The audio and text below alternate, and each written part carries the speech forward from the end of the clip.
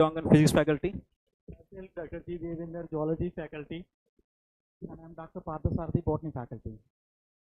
Okay, so how was the paper? I hope it was good. It was great.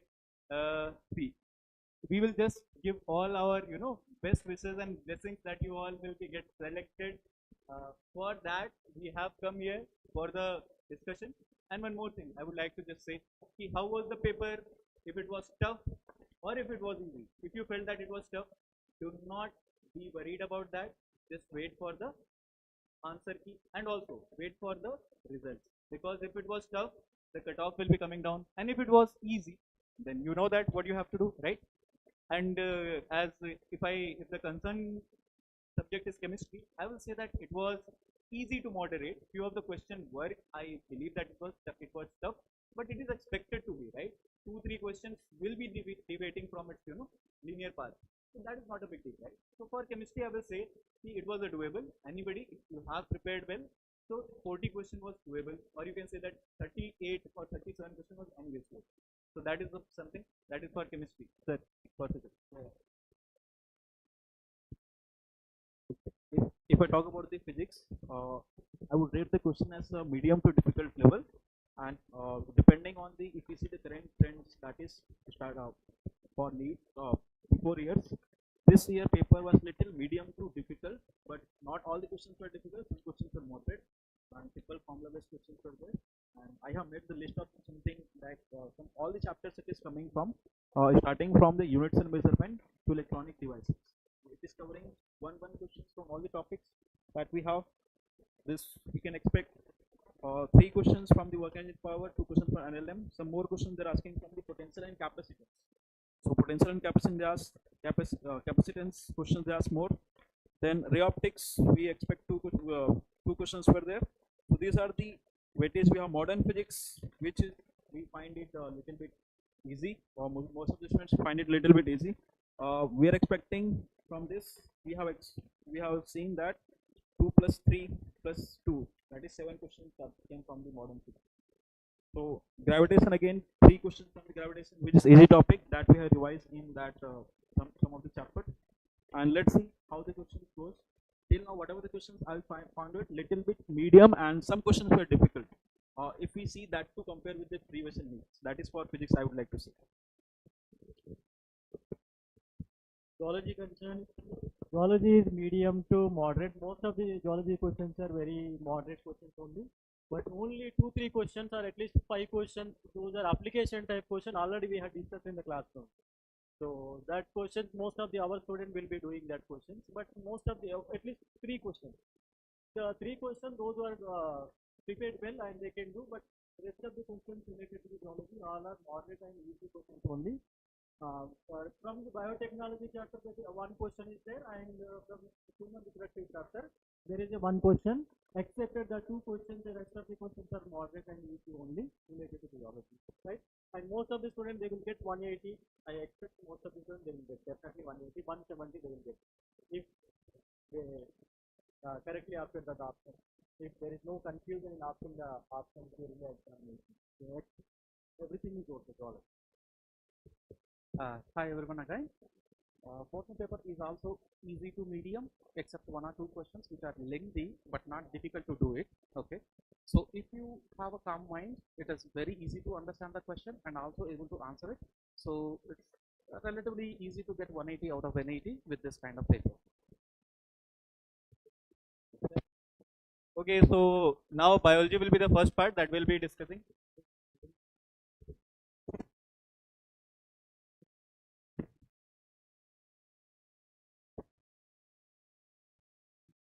Right.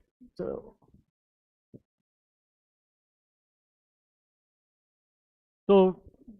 today's question is that we will discuss first geology.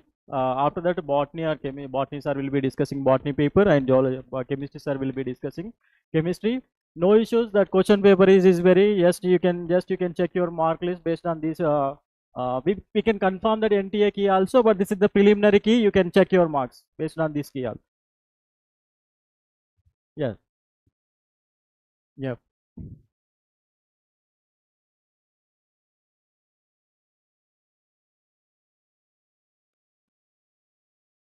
1 minute.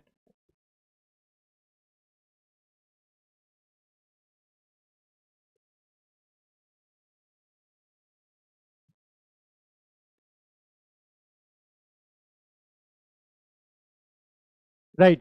So question number 93, this is the question that is given from the reproductive, human reproduction and reproductive health chapter. And most of the students, they feel this is the difficulty question. This is, they will say most of the this round of NCRT. No, it is the NCRT only. And this is the question most of the students, they might have faced some difficulty, but this is very easy. So what are the potential drawbacks in adoption of the in vitro fertilization? In vitro fertilization technique. This is here. High fatality risk to mother, no. Expensive instruments and reagents are, this is required. So most expensive instruments are needed and reagents are needed to achieve this goal. So this is okay. So this is the drawback. And husband and wife are necessary for being donors. No, the donors will be available for in vitro fertilization technology. So this is wrong. And less adoption of orphan, this is right. Less adoption of orphan also, okay. And not available in India, so IVFs are available in India, so this is okay. But possibilities that early embryo does not survive, yes, there is a possibility the early embryo may not be surviving in some cases. So these are the main, that is B, D and F, right? So these are the main reason that are the drawbacks. Expensive instruments and reagents are required, less adoption of orphans, and possibilities that early embryo does not survive, not available in India. This is, it is available. Less husband and wife necessary for being donors, no need of husband and wife, we can take from other person also, those are healthy person we can collect, right? So your option is 1. So next question, this is very easy question. This is most of the student, right? So frag chapter, structural organization. What is the name of the blood vessel that carries deoxygenated blood from the body to the heart in frag? Okay. So aorta is the blood vessel that's supplying oxygenated blood to the body parts. So pulmonary artery, that is right, pulmonary artery and pulmonary vein. Pulmonary artery, that is pumping blood from heart to the lungs. Pumping blood from heart to the lungs. Pulmonary vein collecting blood from lungs to heart. That is left atrium. So vena cava is the right answer. Vena cava. So collecting blood from the different body parts of the body. Deoxygenated blood is collected from the vena cava. Right? So option is 4. So this is the question. I think this is the question most of the students they face. This question is, I think it is related to biomolecule chapter. So which one of the following statement refer to the reductionist biology? Reductionist biology mostly, right? So chemical approach to study the understand the living organism, behavioral approach to the study and understand the living organism, physiological approach to study and understand the living organism, physico-chemical approach to study and understand the living organism, right? So this is the one question most of the students they are face some problems to identify the correct options, okay. So except this question, remaining all questions, those are answerable questions. So your option, chemical approach to study the and understand the living organism. So right, initial key. So final key we will check with NTA. This is the initial key, but third option. So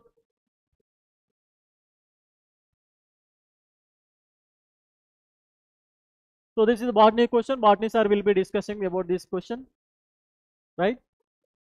Right. This is epiphytic plant. Epiphytes that are growing on mango branch is an example of which of the following? Simple. It is a commensalism.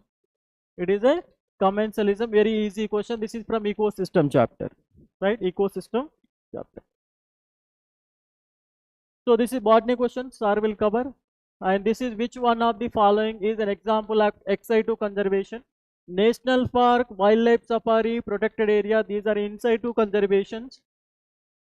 In situ conservation, in situ conservation, zoo parks and botanical gardens are ex situ conservation. Where ex situ conservation, we collecting or we are taking the animal from their original places and we are keeping under a particular area where we are giving protection and we are taking care of those animals, right?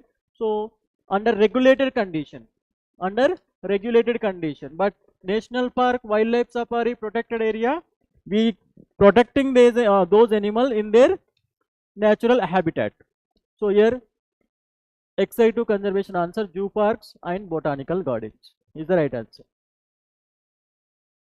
So the primary source of energy in an ecosystem is solar energy. Yes, right? Solar energy is the primary source of energy. Statement 1 is right. The rate of production of the organic matter during the photosynthesis in an ecosystem is called net primary productivity. No. So this is wrong statement because it is a gross primary productivity, not NPP. So that would be that will be the GPPs, right? So because of that, statement 1 is right, statement 2 is wrong. Statement 1 is correct and statement 2 wrong. Statement 1 is right, statement 2 is wrong. So this is the question that is given from the body fluid and circulation chapter. Emphysema, angina pectoris, glomerulonephritis, tetany, right? So emphysema, you know, it is a disorder that related to the respiratory system. Respiration, rapid spasm in muscle due to the low calcium ion in body fluid, that is tetany. 1 is equal D. Emphysema is damage of alveolar valves. So the alveolar valves are damaged. So respiratory surface area will be decreasing. The person will be facing a problem in breathing. So damage of alveoli. A is equal to. Angina pectoris, you know what the symptom of angina? Acute chest pain. Not enough oxygen is reaching to the heart muscles. So angina is 3. Glomerulonephritis, inflammation of the glomeruli of kidney. Glomeruli of kidney. And tetany, I told you that rapid spasm due to the low calcium ion. So option here, A is equal to, B is equal, angina pectoris 3, option 4. D is equal 1.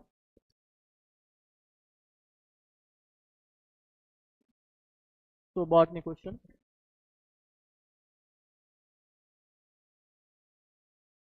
So botany question. So this is botany and zoology. Yeah, okay. Which chromosome in human genome has highest number of genes? That is chromosome number 1, right? 2968, I think, sir. Right? Total number of chromosome, highest chromosomes. Least chromosome, Y chromosome, at 231 genes. So which of the following statement correct about the location of the male frog copulatory fats? Simple question. So present on first digit of the forelimb. First digit of the forelimb. So first digit of the forelimb having amplexary fats or copulatory fats that helps in holding of the female frog during the copulation. So option 4 is the right answer.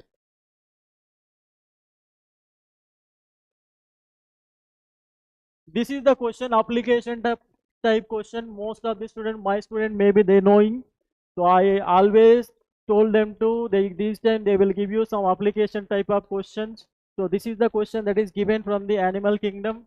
You can see, while trying to find out the characteristics of the newly found animals, a researcher did the histology of adult animal and observed a cavity with the presence of mesodermal tissue towards the body wall, but no mesodermal tissue was observed towards the alimentary canal, right?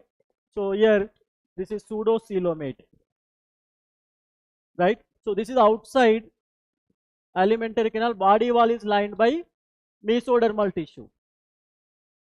So this is gut or alimentary canal is not lined by the mesodermal tissue. So the mesodermal tissue present in scattered pouches. Mesodermal tissue present in the form of scattered pouches, and the mesoderm is lining only the outermost ectoderm layer. So the outermost layer will be muscular, innermost is not muscular, it is not lined by mesodermal epithelium. So it is a pseudo-coelo. Pseudo-coelo is the right answer.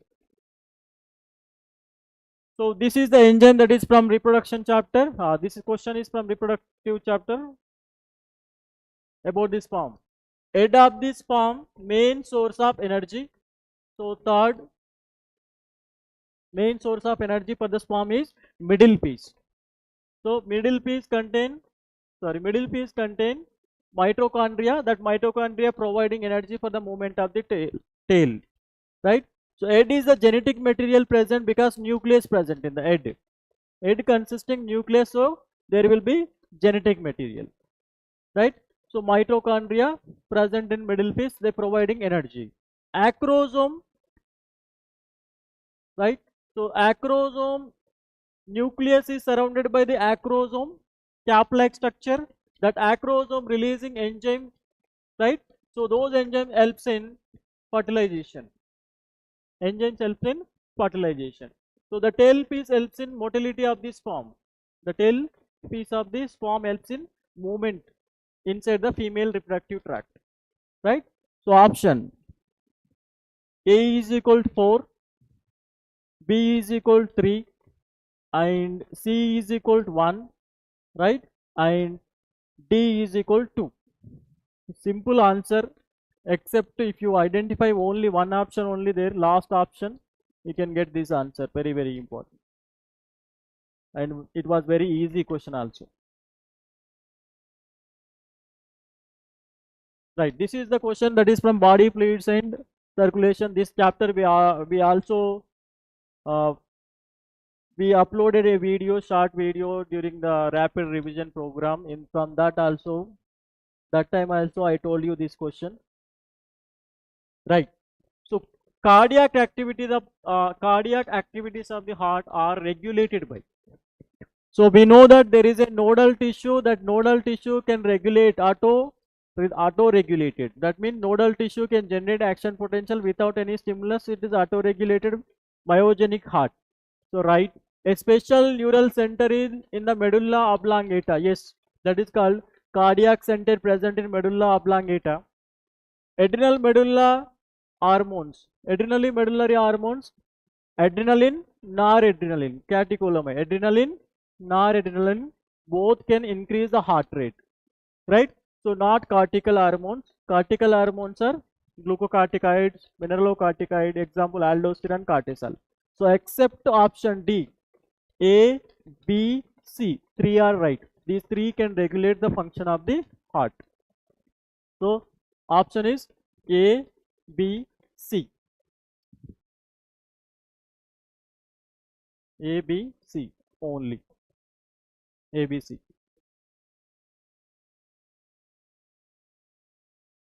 Right.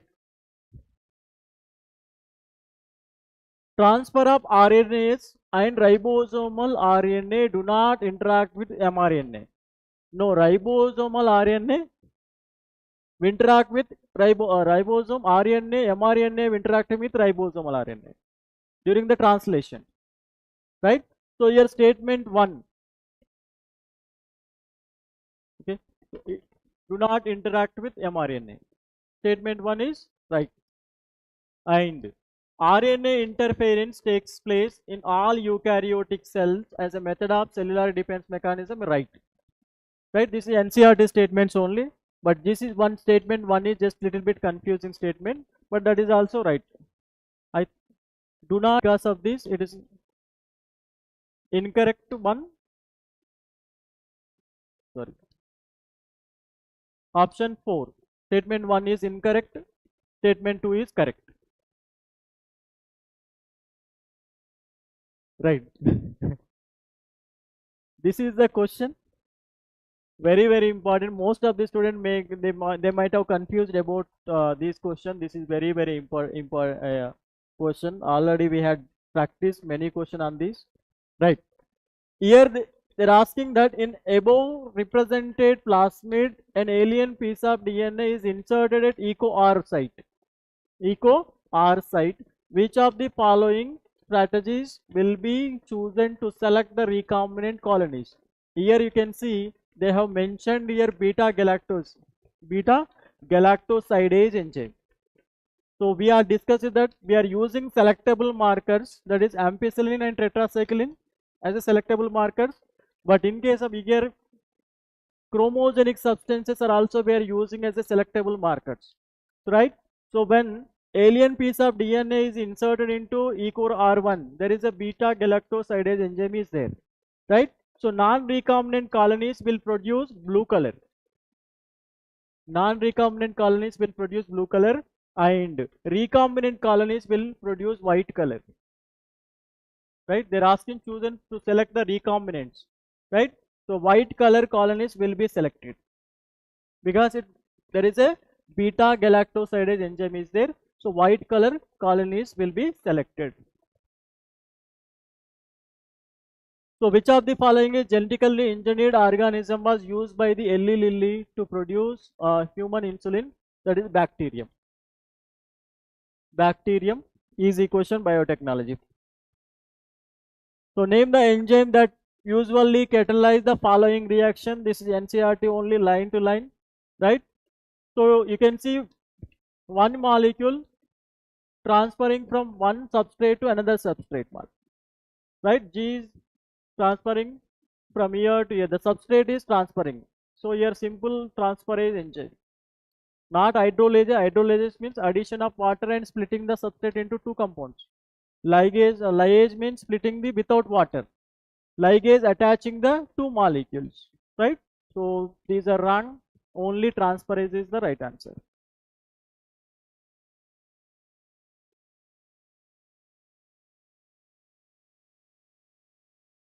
Right. So which are the characters? This is the question that is given from the human health and diseases chapter. Cancer.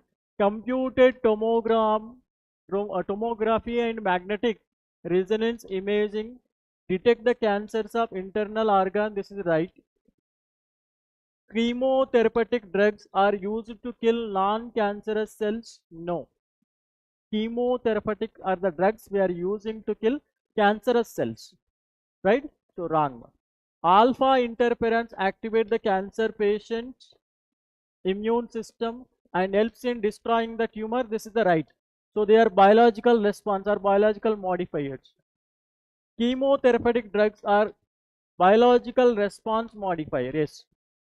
In case of leukemia, blood cells count are decreased. No, it will increase. Right? So here they're asking correct answer from the option below. A and C only. A and C. A and C. So your chemotherapeutic drugs are acting as a biological response modifier. No, only alpha interferons are acting as a biological response modifier. Biological response modifier. So this is the wrong statement, right? So this is the wrong, and A and D only. Sorry, A and C only, right? A and C.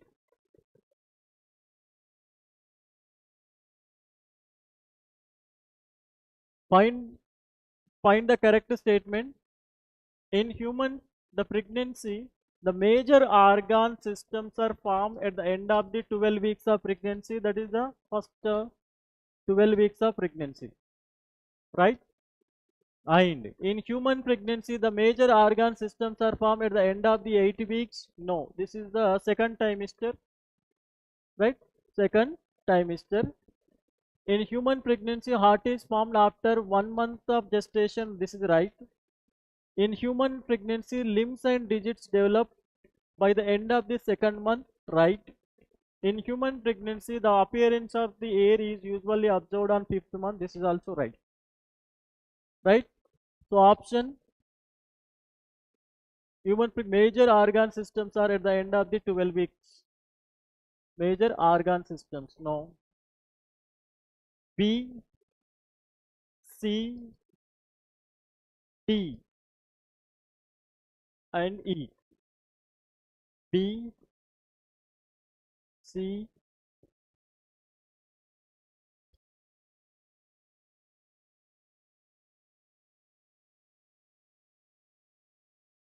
A, C, D, E. A, C, D, E only. A, C, D, E only.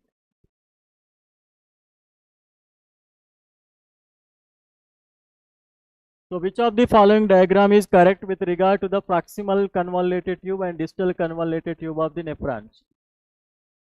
Right, in proximal convoluted tube, we know water is reabsorbed from the proximal convoluted tube and bicarbonates are also reabsorbed. Sodium, majority of electrolytes, 70 to 80% electrolytes also reabsorbed. H plus ion secreted into the tube and potassium also secreted into the tube, but not water. Here water is given, so simply it is wrong. Right? So option 2, you can see bicarbonates are coming out, NaCl is also coming out, water is also coming out, H plus ion secreted into the tube, ammonia also secreted into the tube. This is the right, that is related to the proximal convoluted tube. Here NaCl is also observed, water is also coming out, bicarbonate also coming out, potassium is secreted into the tube, H plus ions are also secreted into the tube. Right? So this is right. So option 2 right, but option 3 you can see NaCl is entering into the tube is wrong. Right? So here ammonia is going inside right, but here this D is wrong. Here again water is moving inside wrong, here again water is moving inside wrong. So simply you can select option B. This is very easy question, but it will take 1 or 2 minutes time, but easy question, lengthy question. So identify the part of a bioreactor which is used as a foam breaker from the given figure. This is simple, easy question. NCERT option C. Option C is the foam breaker. Next one.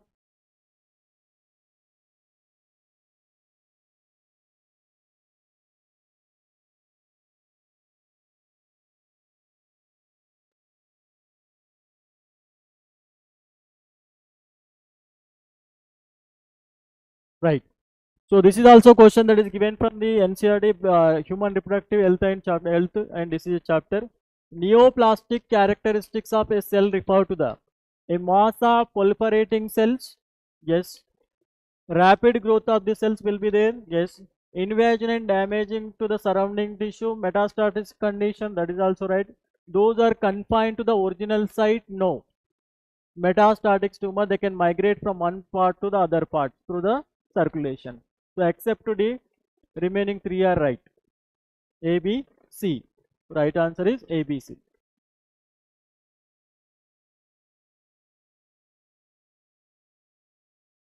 Right. This biotechnology chapter, the DNA fragment extracted from gel electrophoresis can be used in construction of recombinant DNA. Yes. Smaller size DNA fragments are observed near the anode, while larger fragments are found near the well in agarose gel. Right? Right. Statement 1, statement 2, both are right. Statement 1, statement 2, both are right.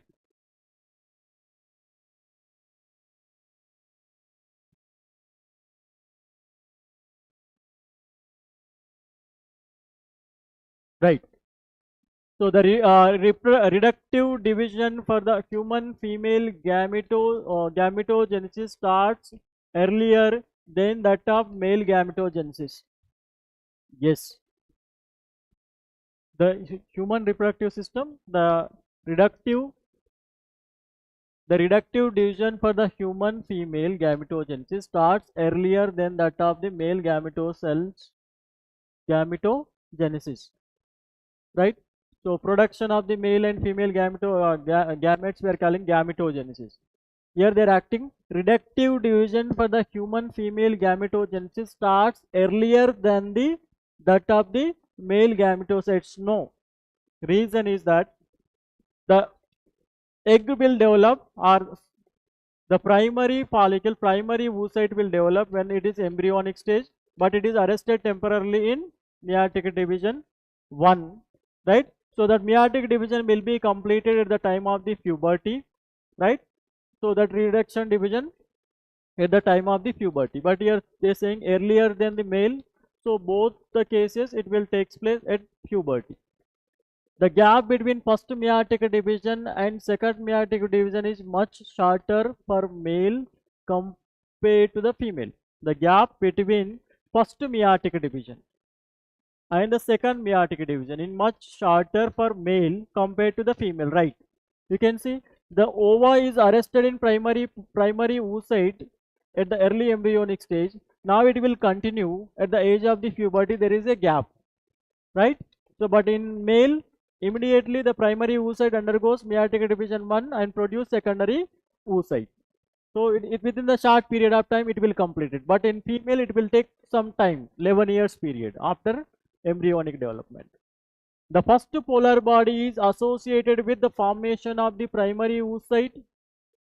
Yes, when primary oocyte present in tertiary follicle, it will undergo meiotic division 1 completing and producing first polar body and secondary oocyte.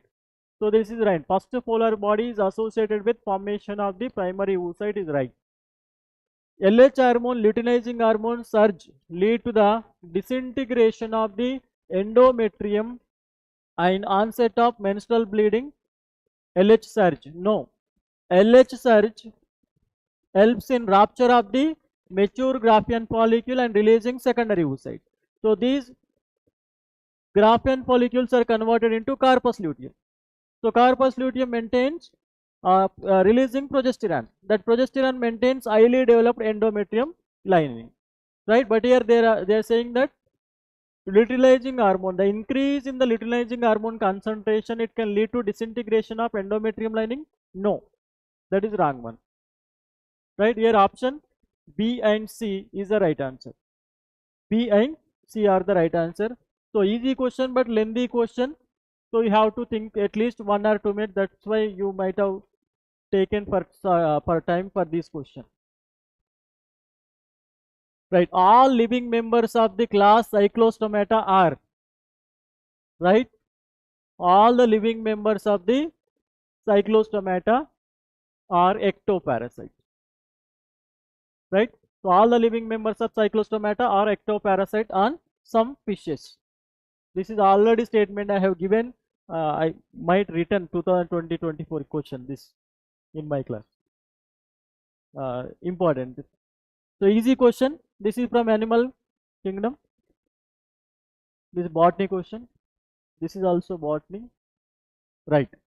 All vertebrates are chordates, but all chordates are not vertebrate. This is also from animal kingdom chordate question. Sir. Right. All vertebrates are chordate. Yes. But all chordates are not vertebrates. Yes. You can see all chordates in their embryonic stage, at least some of the stage, they having notochord in their life cycle. So that's why all chordate. But this notochord is replaced by vertebral column or backbone in some animals. So we are calling them vertebrate. So all vertebrates are chordate, yes, because then early embryonic stage in their life cycle they having notochord. So we are also calling them chordate. But all chordate they having only notochord in their life cycle. It is not replaced by vertebral column or cartilage. So all chordates are not vertebrate, but all vertebrates are chordate. Right statement. The members of subphylum Vertebrata process notochord during the embryonic period. The notochord is replaced by cartilage or bony column in adult. So R right, A right, R is the correct explanation of A. You can see the members of these animal having notochord and which is replaced by the either cartilage or vertebral column. So that's why we are calling them all vertebrates are chordate, but all chordates are not vertebrate. Right. Identify the statement that is not correct. This is the question that is from human health and diseases antibody structure.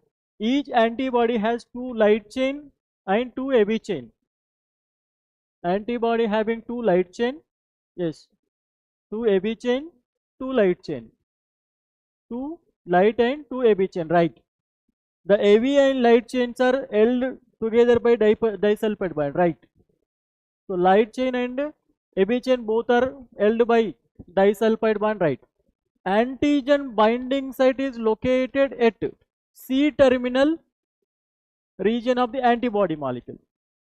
Okay, so this is the C terminal and this is the F terminal. FC terminal, fragment cell binding site, fragment cell surface binding. So your antigen binding site is located at C terminal region of antibody molecule? No. So constant region of AB and light chains are located at C terminal of antibody molecule. This is right. So they're asking not correct. So not correct is option C. Antigen binding site is located at C terminal. This is the C terminal region. This is the FC terminal region. Fragment antigen binding site. Fragment antigen binding site FC. Right? So this C end, this is FC end.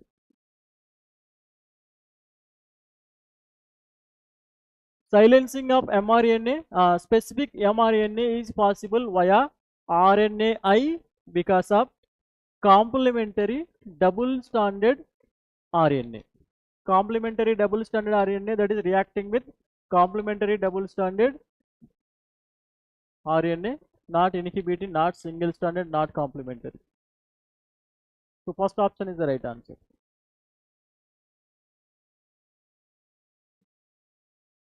So the first menstruation is called menarche. Okay.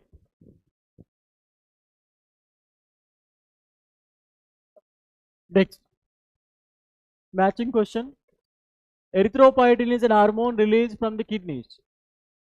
So 1, kidney is equal to 1 erythropoietin. Whenever there is a shortage of oxygen in the body, the shortage of oxygen is recognized by the kidneys and they release erythropoietin hormone. Erythropoietin hormone is stimulating bone marrow.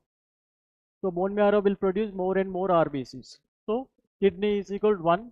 Heart producing atrial natriuretic factor, that is working as a opposite to the RAS, that can decrease the blood pressure. Gastrointestinal tract releasing secretin.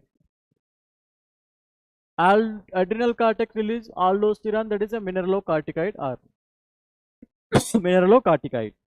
So A is equal to 3, D is equal to 4, C is equal to D is equal to, C is equal to 4, B is equal to 1. This is the right answer. So protein portion of an enzyme is called, simple question, apoenzyme. Right? So non-protein part is prosthetic group, that may be in the form of cofactor or coenzyme. So this is biomolecule chapter. So which of the following is the unit of the productivity of an ecosystem? So botany sir will tell you, but answer is 4, just you can remember. Kilocalories meter square per year. Sweet potato and potato represent a certain type of evolution. Select the correct combination of term to explain this evolution. Sweet potato, potato. Sweet potato is a root modification, potato is a stem modification, right? So morphology. So analogous organ, convergent evolution. Both are different structure but same function, storage of the food. So analogous organ, they show convergent evolution. Homologous organ, they show divergent evolution. So option 1.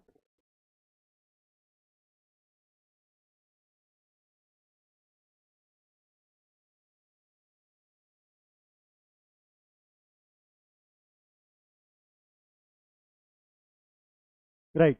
So after maturation in primary lymphoid organ, the lymphocyte migrate for interaction with antigen to the secondary lymphoid organ. Right. So simple, the correct answer for the option given below. They are asking secondary lymphoid organ. So Peyer's patches, spleen, lymph nodes, thymus, and bone marrow. These are the primary lymphoid organ. They, right? So primary lymphoid organ, that is a provide origin and production site for the lymphocyte. Secondary lymphoid organ, they provide site for interaction of antigen with antibody. So here spleen, lymph node, Peyer's patches. C, D, E. C, D, E. Option 4 is the right answer.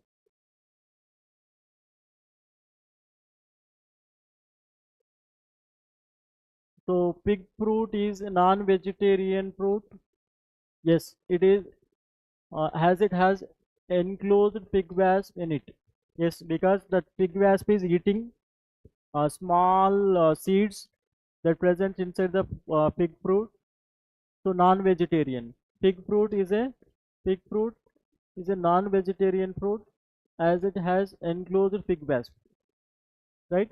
Pig wasp and fig tree exhibit mutual relationship and completes life cycle in fig fruits.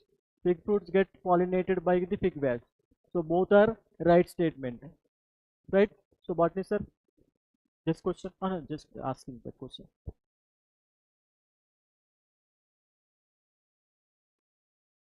Fig fruit, non-vegetarian. Yep.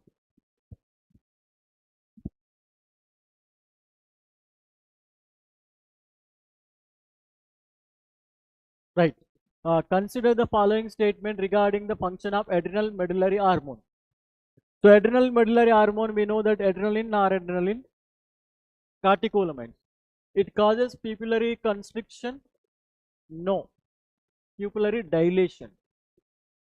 Not constriction, but dilation. It has hyperglycemic hormone. Hyperglycemic hormone, it can increase the blood glucose level, so it is a hyperglycemic hormone, right? It causes piloerection, yes, goosebumps, right?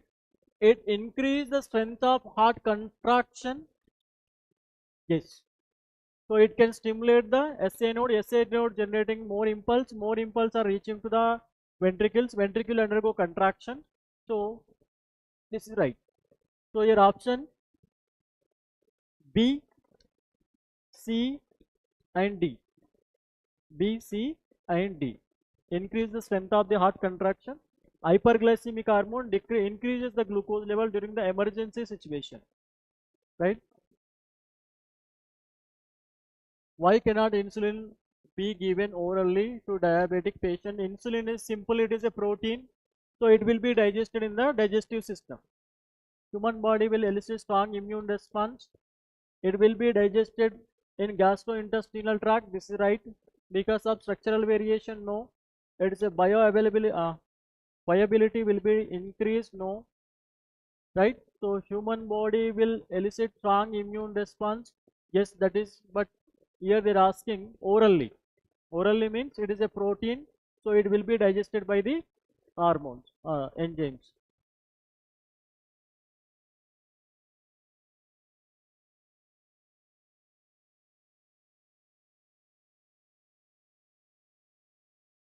So Abel quadrate, there are the 4 reasons for loss of biodiversity, right? Causes of biodiversity, loss of biodiversity, X-I2 conservation, X-I2 conservation example, cryopreservation technology, lantana camera, invasion of alien species, 2, dodo, extincted bird. So 3, 1, 2, 4. Option 2 is the right answer. So which of the following hormone released from the pituitary is actually synthesized in the hypothalamus? Which of the hormone released from the pituitary is actually synthesized in the hypothalamus? Luteinizing hormone it is released from the anterior lobe of the pituitary gland. So antidiuretic hormone, right? So antidiuretic hormone is synthesized in hypothalamus, right? So synthesized in hypothalamus and is temporarily stored in posterior part of the pituitary gland, that is neurohypophysis. Follicular stimulating hormone released from the anterior lobe, but Adenocorticotropic is also released from the anterior lobe, but this is the only hormone synthesized in hypothalamus. Neurosecretory cells, we can say, that is nuclei which producing antidiuretic hormone vasopressin, right? So that is releasing from hypothalamus and temporarily stored here, and again from these it will be released. You can see which of the following hormone released from the pituitary hormone. So pituitary gland, this is the hormone which is releasing from the pituitary hormone, but that production or synthesis of those hormones take place in hypothalamus. That is ADH hormone is the right answer. So role of water vascular system in echinoderms. So that helps in respiration and locomotion, not excretion. Excretory system is absent. Capture and transport of food, yes. Digestion and respiration, digestion and excretion, right? A, C, D. A, C, D. Okay. So respiration and locomotion, right. Water vascular system helps in respiration and locomotion. Capture and transport of food, right. Right? Digestion, not the digestion. Okay. Digestion and excretion, no. Your option A and C is the right answer. Digestion will be taken inside the digestive system, right? Excretory system is absent. Okay, that is the right answer. So which of the following type of immunity is present at the time of birth and is non-specific type of defense in the human body? Simple question, that is innate immunity. Innate immunity, acquired immunity after the birth.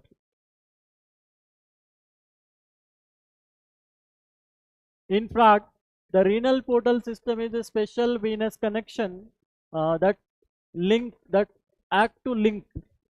So renal portal system, you know, right? Lower part of the body connected to the kidney. Lower part of the body connected to the kidney is called renal portal system. If this lower part of the body connected to the intestine, that is called hepatic portal system. So right option is 4. Hepatic portal system, renal portal system. They're asking about renal portal system.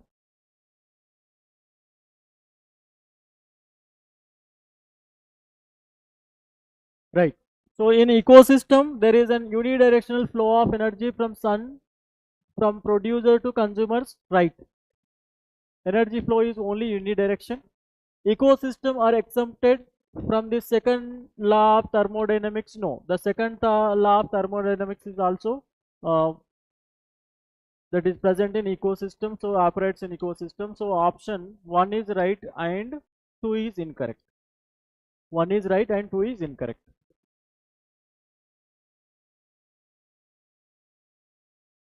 So which of the following are not essential for gene cloning?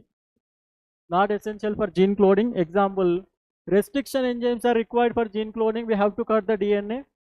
DNA ligase is also important to ligate the DNA after, right? So DNA mutase is not required. DNA recombinase is also not required, but DNA polymerase enzyme is required. So A and B, E. A and B, okay. DNA polymerase. So here they're asking about not required. So option C and D. Option C and D. Option 1. C and D. DNA mutase and DNA recombinase. These are the two enzymes not required. Not required in gene cloning.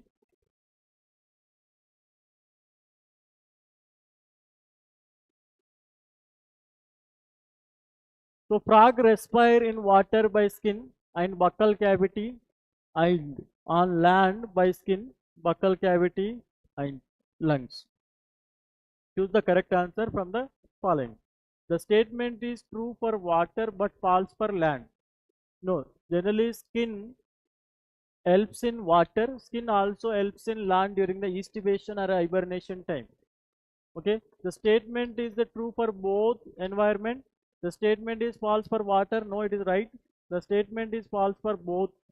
So the statement is true for both, right? So option 2.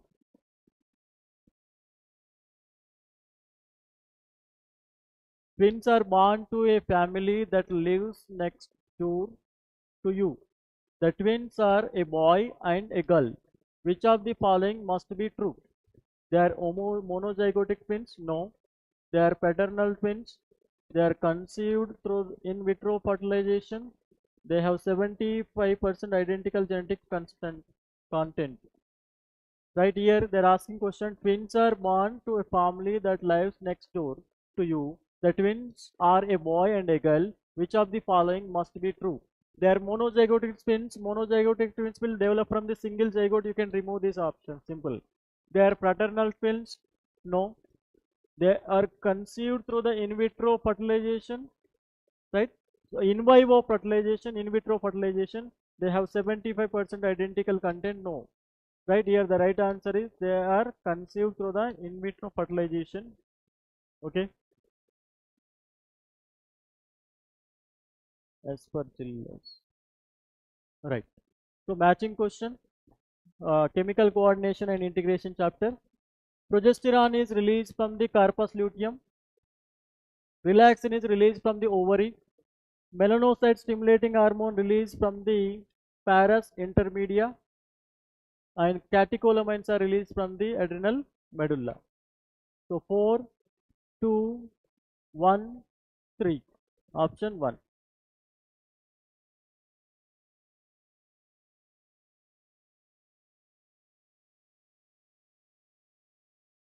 Blue and white selectable marker have been developed which differentiate recombinant colony from non-recombinant colony on the basis of their ability to produce color in the presence of chromogenic substances. Right. Okay.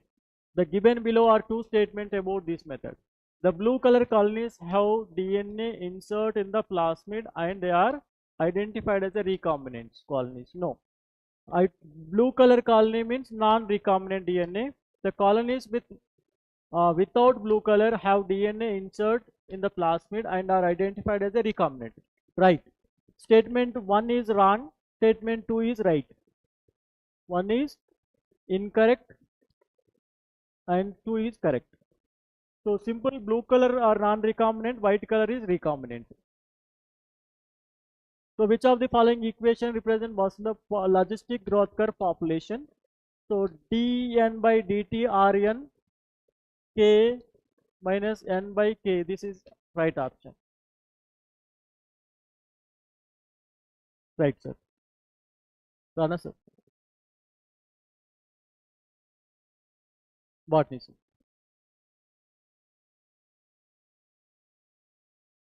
So next botany. So next botany sir will be discussing botany questions. Okay. So okay.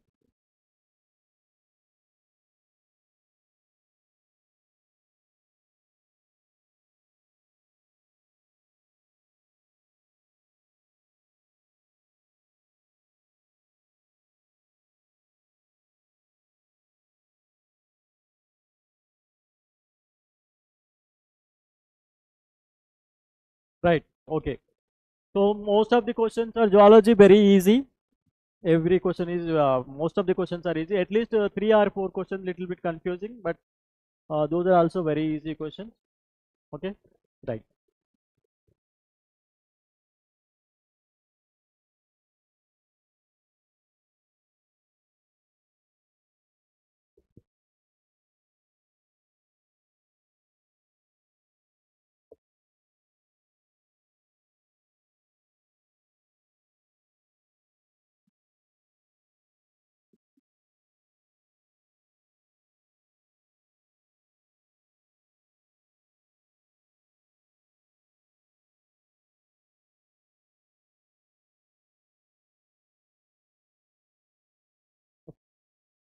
Welcome back. I'm going to discuss the botany questions. Okay, let us see the first question. The complex 2 of mitochondrial electron transport chain is also known as.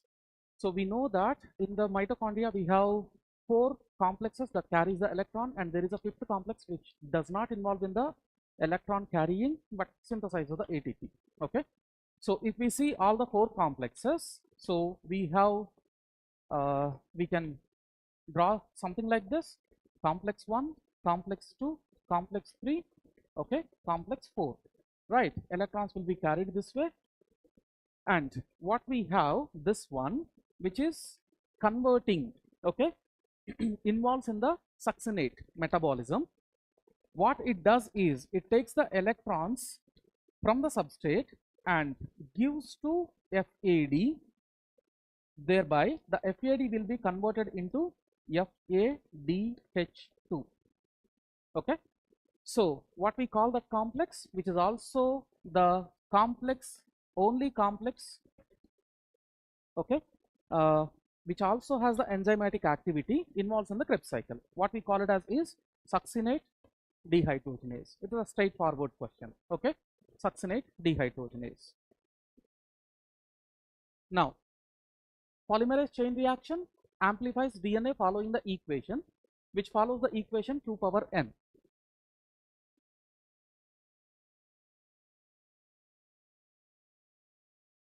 Okay, now this question comes from the molecular biology, molecular basis of inheritance. In the RNA world, RNA is considered the first genetic material evolved to carry out essential life processes. RNA acts as a genetic material, also as a catalyst for the some important biochemical reactions, living systems being reactive. The RNA being reactive, it is unstable. Okay, the statement is true because when the life is originated on the earth, instead of DNA, RNA was the first genetic material. We do have still evidences which comes in the part of the molecular biology which is called as RNA world hypothesis. Okay, so RNA itself is able to do catalysis, itself was able to do protein synthesis. Okay, protein synthesis, it also acts as a genetic material, right? So that is the reason the first formed genetic material is RNA, which also has the capacity to do catalysis. Okay, so in fact we do have RNA molecules that are able to do catalysis even nowadays, which we call it as peptidyl transferase, which is present in the large subunit of ribosome. In fact, when we have amino acids that are there in the ribosome, okay, attached to the tRNA, who is mediating the peptide bond between them? The name of the enzyme is peptidyl transferase. The peptidyl transferase enzyme is not a protein, but it is a RNA molecule, okay, especially 23S RNA molecule if it is a bacterial ribosome, or it is 28S RNA molecule if it is a eukaryotic ribosome. So this is correct. And why nowadays we have, in the process of evolution, RNA is replaced by DNA as a genetic material? It's simply because RNA is chemically reactive, so thereby it undergoes a lot of mutations. If you wanted to make a complex life, you relatively need a stable molecule which carries the genetic information. Okay, so that is the reason RNA in the process of evolution replaced by DNA, okay, as a genetic material, right? So this part is correct. DNA evolved from RNA, okay, and is a more stable genetic material. That's also correct. Okay, it is double helical strands being complementary resist the changes by evolving repairing mechanisms. In the light of the above statements, choose the most appropriate answers from the options given below. If we see the full form of DNA and RNA, RNA is ribose nucleic acid, DNA is deoxyribose nucleic acid. If you just remove one oxygen from the second position of the ribose, what you get is a deoxyribose. So DNA is evolved from RNA, and one advantage of the DNA is usually, at least in the current level of evolution, it is acting as a double helical structure. So when we have a double helical structure and the two strands are complementary to each other, okay, so for example, if I draw a DNA over here instead of double helix for our understanding linear, so let us say we have A and we know that here we have T, okay, for whatever the reason, let's say there is a UV light or something, some mutagen is there which removed the A, there is a breakage of the chemical bond, the A is gone. Now we know what to place it here just by looking at the other strand, right? So because of the double helical nature, it has one more advantage, not only being less reactive compared to RNA, being double helical, it has an advantage. Okay, so thereby the repairing machinery of the cell understands what is there over there. Okay, right. So both the statements are correct. Now, it's already answered. From the statement given below, choose the correct option. The eukaryotic ribosomes are 80S, that is true, and prokaryotic ribosomes are 70S, that's also true, and each ribosome has 2 subunits. Okay, this statement is also correct. Okay, whether it is a eukaryotic or prokaryotic, we have 2 subunits. Let us consider this is eukaryotic, this is prokaryotic, and here what we have is 40S subunit, 60S subunit, and here we have 30S subunit and 50S subunit. Okay, 50S subunit. So both prokaryotes and eukaryotes have 2 subunits in both of them. So the 2 subunits of 80S ribosomes are 60S. They are talking about, okay, 80S ribosome. That means we are discussing about this one. So 60S and 40S. 60S, 40S, right? So this statement is also correct. Correct, correct, and correct. The 2 subunits of 80S ribosomes are 60S and 20S. This is the wrong statement. Okay. And that of 70S ribosomes are 50S and 20S. This is also wrong statement. Of course, this part is correct, but this part is wrong. The 2 subunits of 80S ribosomes are 60S, 30S. This part is wrong over here. And that of 70S are 50 and 30. These 2 are correct over here. Okay. So D and E are wrong. What we have to see is A, B, C that are true. Answer 1.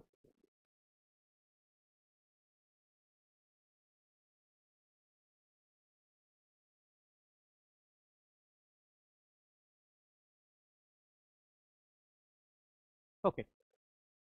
So given below are the 2 statements, assertion and reason. Now, this is from the sexual reproduction in flowering plants. Let us see. Both wind and water pollinated flowers are not very colorful and do not produce nectar. That is true statement. So we see colorful flowers and nectar in the entomophily, the plants which involves insects for the pollination are carrying the pollen, okay, from one flower to another flower. That we see in the entomophily, not in the hydrophily or anemophily, okay, water pollination and wind pollination. So this is a true statement. The flowers produce enormous amounts of pollen grains in the wind and water pollinated flowers. So here what happens is, if we have a biological element involved, like honeybees, they have a directionality. They can move from one flower to another flower. So whatever the pollen they are carrying, most of them will reach there. Whether they are pollinating or not, that is a chance. Okay, each and every pollen do not get rubbed off onto the stigma, but at least there is a huge amount of probability. If it is carried by the wind or water, there are multiple directions where the pollen can spread off. So there is a huge loss of pollen, enormous loss of pollen. To compensate those losses, both the groups, wind pollinated and water pollinated, they have to produce large number of pollen. So the second statement is also correct. Okay, it is the correct explanation also.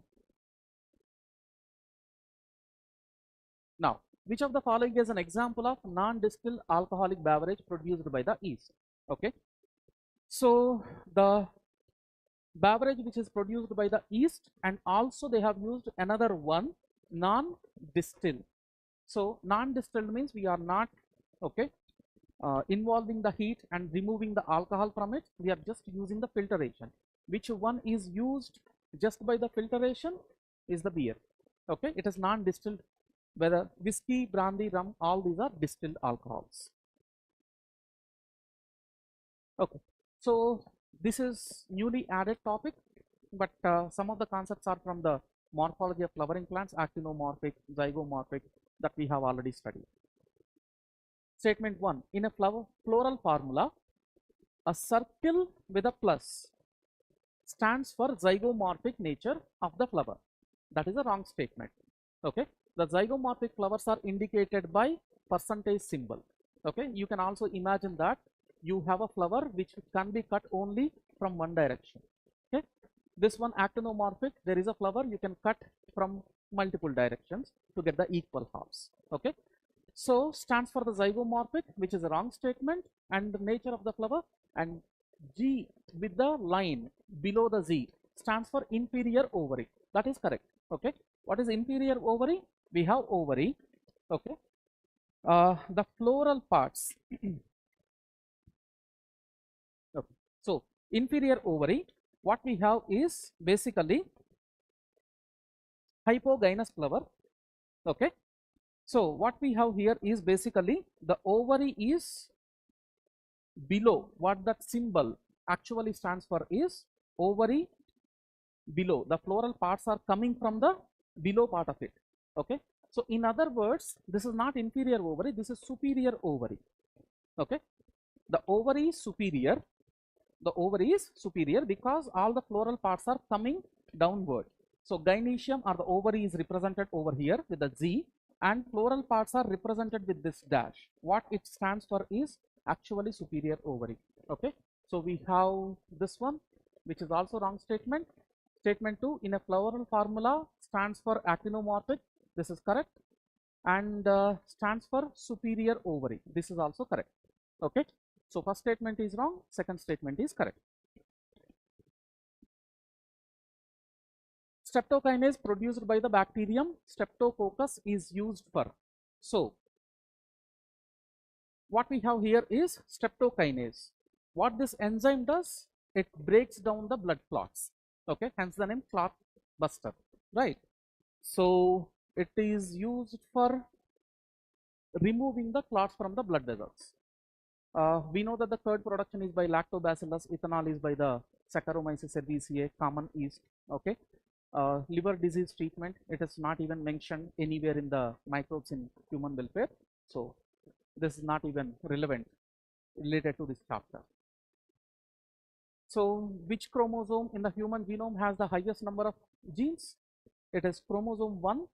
The human chromosomes, at least on average, how they have given the numbers is based on the size of the chromosome.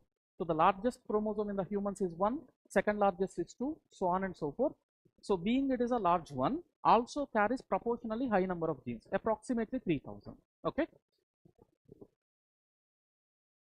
Right. Which of the following phytohormones promotes nutrient mobilization, which helps in the delay of leaf senescence in plants? So what we have is, it is a straight answer. The answer is cytokinins. What cytokinins does is simply, if there is a old leaf which is about to fall off, so it does have proteins, carbohydrates, everything. Instead of letting them go waste, cytokinins hold the leaf onto the plant for a while, and also what they do is they break down all those molecules and send them to the younger parts, so they can be reutilized, which is called as nutrient mobilization, which is carried by cytokinins.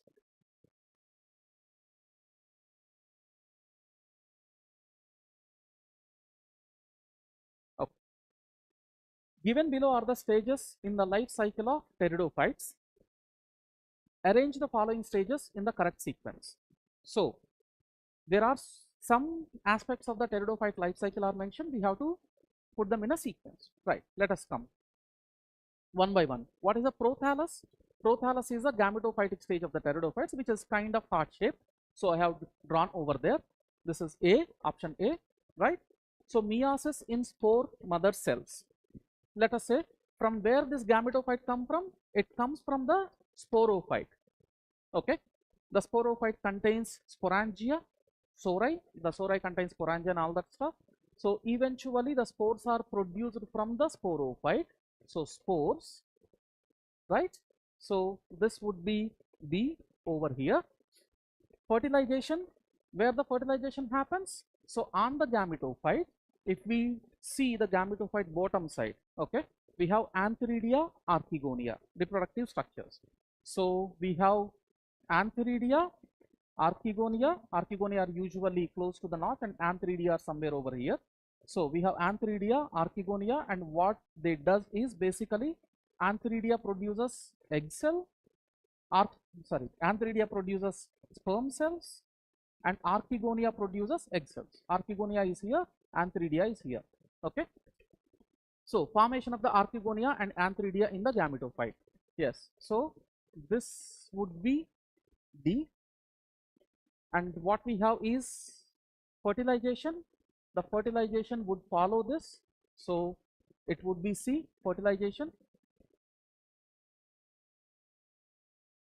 So next one is transfer of antherozoids to the archegonia in presence of water. So that is the event that takes place before the fertilization, but after the formation of antheridia and archegonia. So this would be E somewhere over here. Okay.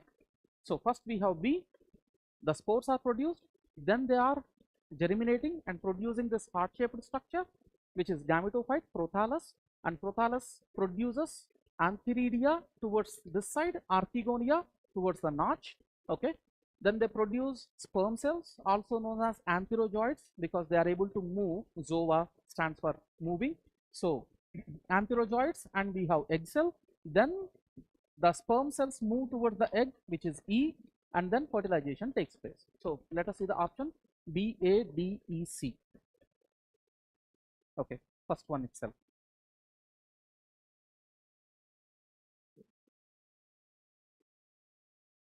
Which of the following organisms cannot fix nitrogen? So if you see here, Azotobacter, Anabaena, Nostoc, Oscillatoria, all these are blue-green algae which are capable of nitrogen fixation, whether by the symbiosis or by the free nitrogen fixation they are capable of. What is not capable is volvox, which is chlorophysi member, eukaryotic algae. Okay, in the plant kingdom we study about this one, which is incapable of nitrogen fixation. So answer is D only.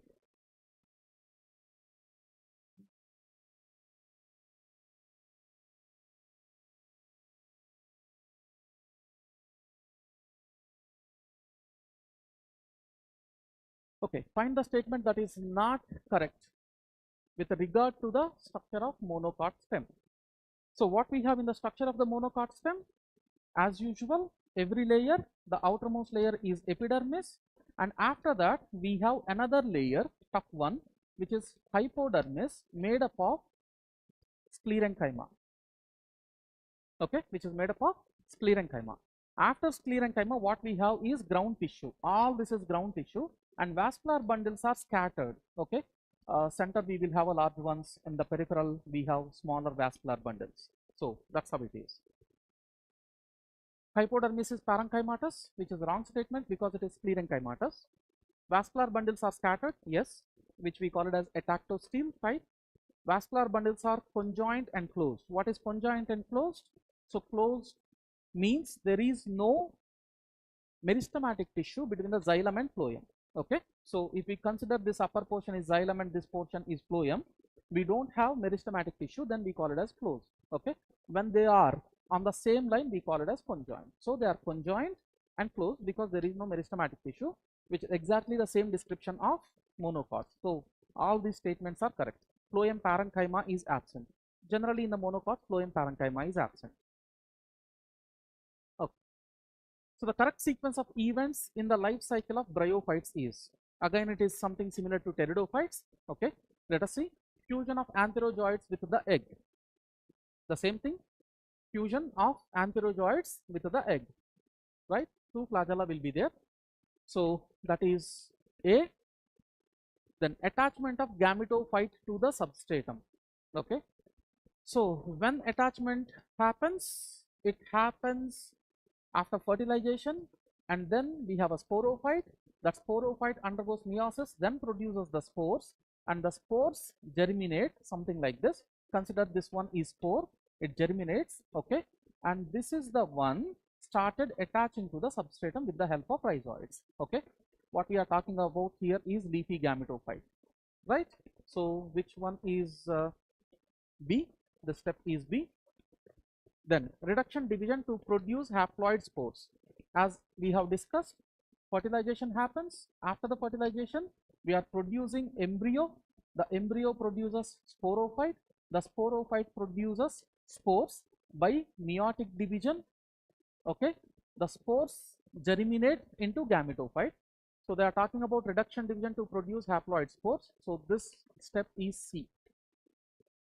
Then formation of sporophyte. So formation of sporophyte is before the meiosis. So this part, embryo formation, and this one, this is B over there. Release of antherozoids into the water. Of course, from here this happens, right? So this is the last step, which is E. So what would be the sequence over here? is very 405. Sorry, this is D. Okay, so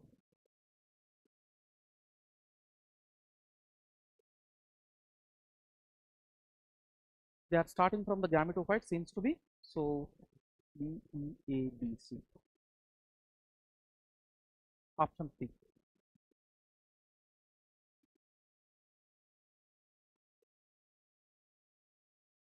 Okay. Match the following. Centromere. Centromere is a part of chromosome where you see this particular thing is centromere, which helps in cell division. Then we have cilium for the cell movement. Cristae is from mitochondria. Cell membrane is a phospholipid bilayer. So A is 2, B is 3, so option 4.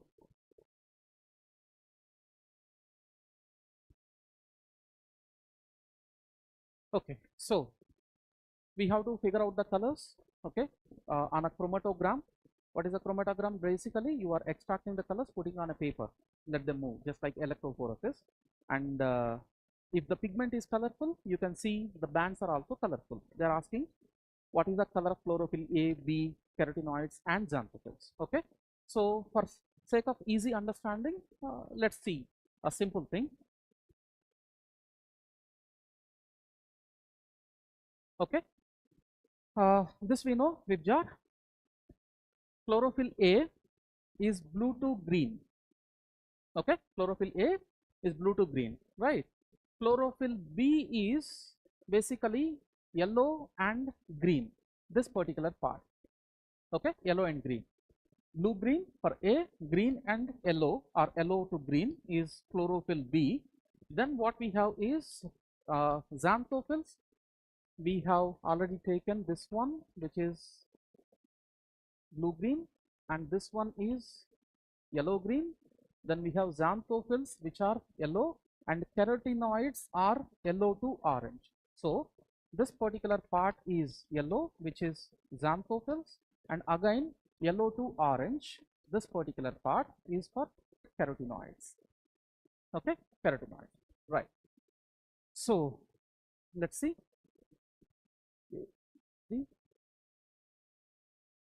B is 1. So we have this option correct.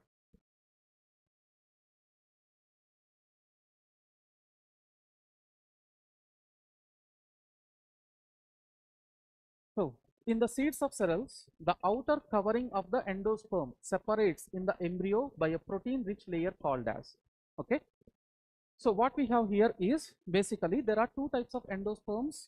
Okay. We see in the cereals, one is made up of starch, the other one is made up of protein layer, which we call it as elluran layer. Okay. If we see the brown rice, what we have, the brown rice contain a brown color layer, and there will be a small notch over there. Okay. And here we have embryo, whatever the biryani rice that you see, which will have a small notch over there. In this location, we have the embryo. Okay. And this is the brown color layer. And what you see inside is white color endosperm. So this white color endosperm is starchy endosperm. This one, okay, this one is a small layer which is brown in color, which is made up of proteins. I mean, actually it is made up of cells. In those cells, we have certain type of plastids which stores the food material in the form of a protein. What we call it as is elluran layer. Okay, elluran layer. So who is separating the embryo from the starchy endosperm or the starch one is this elluran layer, right? So protein rich layer is elluran layer.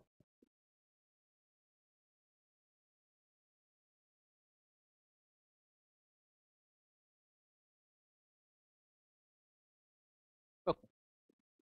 So given below are the two statements. One is labeled as assertion and the other one is labeled as reason. Okay. A typical unfertilized angiosperm embryo sac at maturity is 8 nucleate and 7 cell. So, typical statement everybody knows. I'm not going to explain it much. Next, the egg apparatus has two polar nuclei. Egg apparatus is what? We have embryo sac like this. This side we have egg cell, and here is the synergid. Here is another synergid. We have polar nuclei here, and here we have antipodal cells, 3 antipodal cells. And here what we have is this separate structure which contains one egg cell plus 2 synergids is called as egg apparatus. Okay, egg apparatus doesn't have polar nuclei. So the statement 2 is wrong, whereas statement 1 is correct, because we have 7 cells, 3 here, 3 here. The middle one is called as central cell, 7 cells, but 8 nuclei because central cell contains 2 polar nuclei.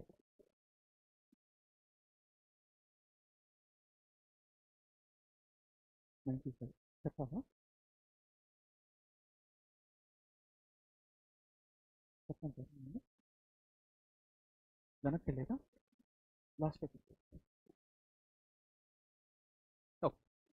A specialized membrane structure in a prokaryotic cell which helps in the cell wall formation, DNA replication and respiration is straight away it is mesosome, which helps in the cell wall formation, DNA replication, DNA segregation, cell secretion, okay, also cell division, right? So that is mesosome. Which of the following are the post-transcriptional events in a eukaryotic cell? Post-transcriptional events. What are post-transcriptional events? So the transcription happens in the nucleus. So this is the nucleus, and from here we are getting RNA, mRNA, rRNA, tRNA, all types of RNA. Okay. So this RNA which is formed will not be transported directly to the cytoplasm because there are certain modifications need to be done. Okay, in order to make it stable, also translatable. That means to sit on the ribosomes, we require certain modifications. Okay, these RNAs do have certain unwanted parts, right? So those parts are called as introns. Those things also we need to remove it. That is the reason we have to do post transcriptional modification. Transcription we know this particular part. Post transcriptional, that means after whatever happens, which is called as post transcriptional modification. This we have to do it. So what we are doing over here, first we are taking RNA which contains unwanted parts mentioned in the box. We will remove them. Okay, that is called as splicing. And once the splicing is over, we are stitching what we call these parts as exons. The useful parts are called as exons. 1, 2, 3. Okay, this box and this box were removed. That is the reason now the RNA length is shorter. And what we do meanwhile is simply we put one group over here, which is 7-methyl guanosine residue, guanosine triphosphate to be precise. Okay, that one over here. And what we do to the 3' is we add multiples of, okay, adenosine residues, adenosine triphosphate residues. So it will be called as polyatyl, okay, and this will be called as 5' cap. Why? If we take mRNA or any other RNA type, one side is 5', the other side is 3'. To the 3' we are adding a, many of them, so poly, and here we are adding, okay, molecule, one particular molecule. Okay, so it is called as 5' cap. Cap is nothing but just like our cap, which is helps in the protection, right? Okay, that is about the background. Let us see which options are correct and which one are wrong.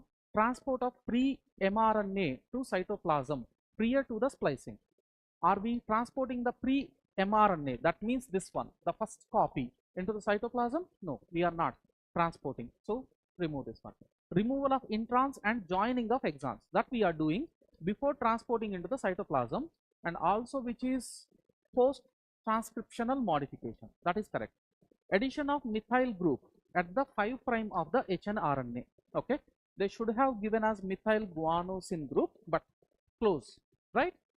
Addition of adenosine residues at the 3rd end of hnRNA. Okay, what we call this first copy as hnRNA, heteronuclear RNA.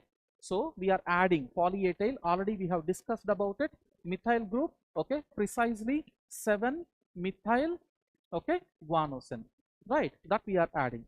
Base pairing of 2 complementary RNAs. Okay, RNA will be synthesized as one strand usually and remains as one strand, except in the case of tRNA, there is an internal complementarity, so we are making that clover leaf model and all that stuff. But usually for the hnRNA, mRNA, we are not doing that. So there is no base pairing or such kind of the thing. Okay. So base pairing of the two complementary RNAs, we are not doing it. Choose the correct answer from the options given below. Okay. So we know that E is wrong. Okay. A is wrong, and the remaining is B, C, D only. Okay, what is the pattern of inheritance for the polygenic trait? What is a polygenic trait? Basically, polygenic trait is if one character, for example, height of a person, intelligence of a person, or the color of a person, okay, all these are different characters, right? So if a character is controlled by more than one gene, then we call it as polygenic inheritance. Okay, it contains two words. What are they? Poly means many, genes, inheritance. Okay, so to inherit one character, we require more than one gene, which is polygenic inheritance, right? So as per the Mendel, when he did crossings with the pea plants, he concluded that one gene controls one character. He never given a statement that one character can be controlled by multiple genes, okay, or we one character, okay, one gene controls the multiple characters. He did not give any the later two statements. He just mentioned that one gene, okay, he did not use the term gene, okay, it was later coined. He used the term factors, but for our convenience, let us use the term gene. One gene controls only one character, right? Anything that deviates from this statement, we call it as non-Mendelian inheritance, also known as extra-Mendelian inheritance, right? Mendelian inheritance pattern. Polygenic inheritance, as mentioned below, many genes are involved to transfer one character. So it is not following the Mendelian inheritance. Non-Mendelian inheritance pattern, that is correct. Autosomal dominant pattern. Okay. So autosomal dominant pattern, again, what happens is there is a dominance and recessive over here. But the thing is, it's not just about one gene, it is about many genes. Okay. So that is the reason. Still it follows, but because it follows many genes, okay, it has many genes to inherit one character, we will not go for this. X-linked recessive inheritance, definitely not. Okay. Right. Which of the following enzymes contains heme as the prosthetic group?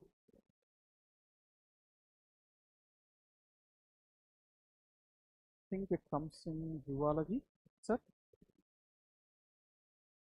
Biomolecules, catalase. Right. Okay. So catalase, Rubisco doesn't contain any of such kind of the group. Carbonic anhydrase, zinc, and succinate dehydrogenase, it contains FAD, okay, not heme group. So catalase, basically catalase is an enzyme which is very huge quantity synthesized in a organelle called as peroxisome. Okay, peroxisomes. So in peroxisomes, we have this in the form of a crystal, okay, which is a single peptide which contains a heme group. Its function is to destroy H2O2 that is produced during the metabolic processes in the peroxisomes. Okay, right. Okay, each of the following characteristics present in a kingdom proposed by the Whittaker. Arrange the following in the increasing order of complexity. Increasing order of complexity. So we have to take something that is simpler in the beginning, complex, okay, as we go. Multicellular heterotrophs with cell wall made up of chitin. Chitin made cell wall is for fungi. Heterotrophs, which tissue organ system level of body organization. So which one have organ system level of body organization is animals. Okay, the last one. Prokaryotes with the cell wall made up of polysaccharides and amino acids. In other words, they are talking about peptidoglycan, which is Monera. Eukaryotic autotrophs with the tissue level of body organization, that is plants. Eukaryotes with cellular body organization. Okay, Eukaryotes with cellular, that means only one cell in the body organization, that is protista. So the simplest among all of them is, of course, we guessed it, Monera, which is 1. Then we have protista unicellular, that is 2. Then we have fungi, which is 3. Okay, doesn't have even a good level of tissue organization, they call it as loose tissue organization. And then what we have is next one, higher complexity is to the plants, and the last one is animals. So it is going to be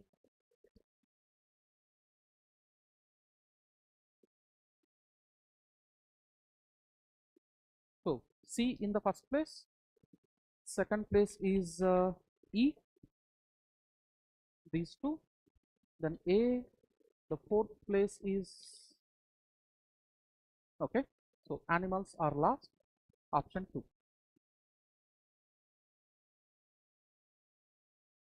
Right.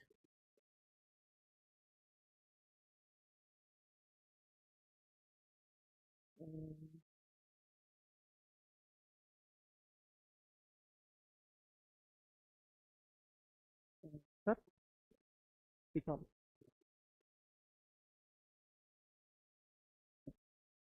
Ramdev Mishra kada? Yeah. Okay. Father of Indian ecology is Ramdev Mishra.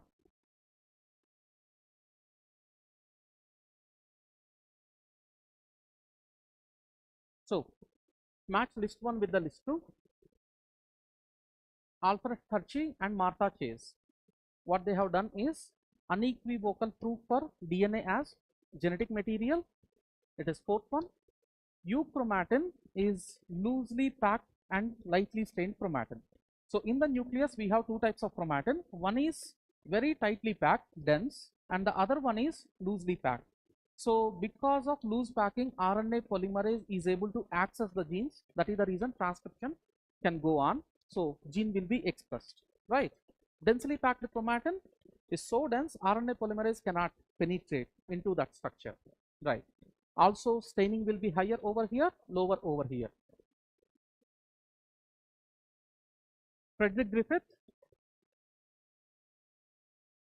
Streptococcus pneumoniae, because he used Streptococcus pneumoniae for the experiments. Heterochromatin, already we have discussed it, it is densely packed, okay, and darkly stained. So A is 4, okay, these two, then B is 3, this one. So answer is 3.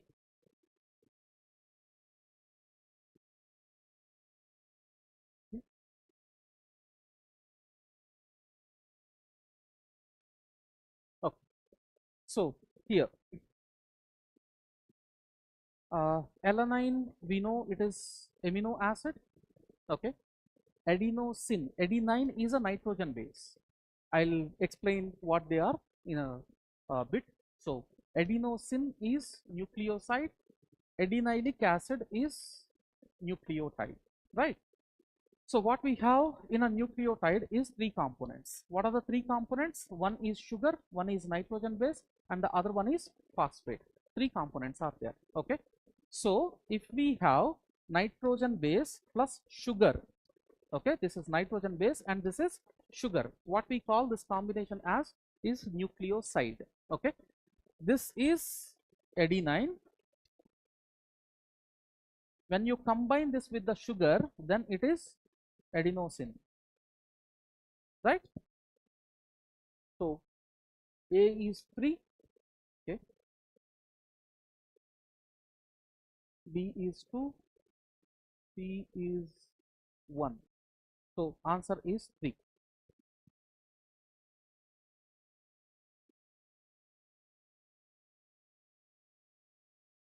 Okay. So again, assertion and reason type. The primary function of the Golgi apparatus is to pack the materials made by the endoplasmic reticulum and deliver it to the intracellular targets and outside the cell. Let's analyze this statement first. So what we have is eukaryotic cell. Here we have endoplasmic reticulum. Uh, Rough endoplasmic reticulum helps in the synthesis of proteins, whereas smooth endoplasmic reticulum helps in the synthesis of lipids. Both will be aggregated to some area and will be packed into the vesicles. Okay, these vesicles go and fuses with the Golgi apparatus, which is called as cis side. Okay, the one which is same side with the nucleus is called as cis side. The other one is called as trans side. Okay, to the cis side they are going to fuse and delivering those proteins and lipids into the Golgi lumen, and there what happens is the proteins will be attached to carbohydrates, lipids also will be attached to carbohydrates, we call it as glycosylation. Once the glycosylation is over, it packs again those proteins and lipids into vesicles. Some of them becomes lysosomes and some of them becomes secretory vesicles. Okay, that is backstory. So intracellular, that means lysosomes, and extracellular, which is secretory vesicles. So this statement is correct.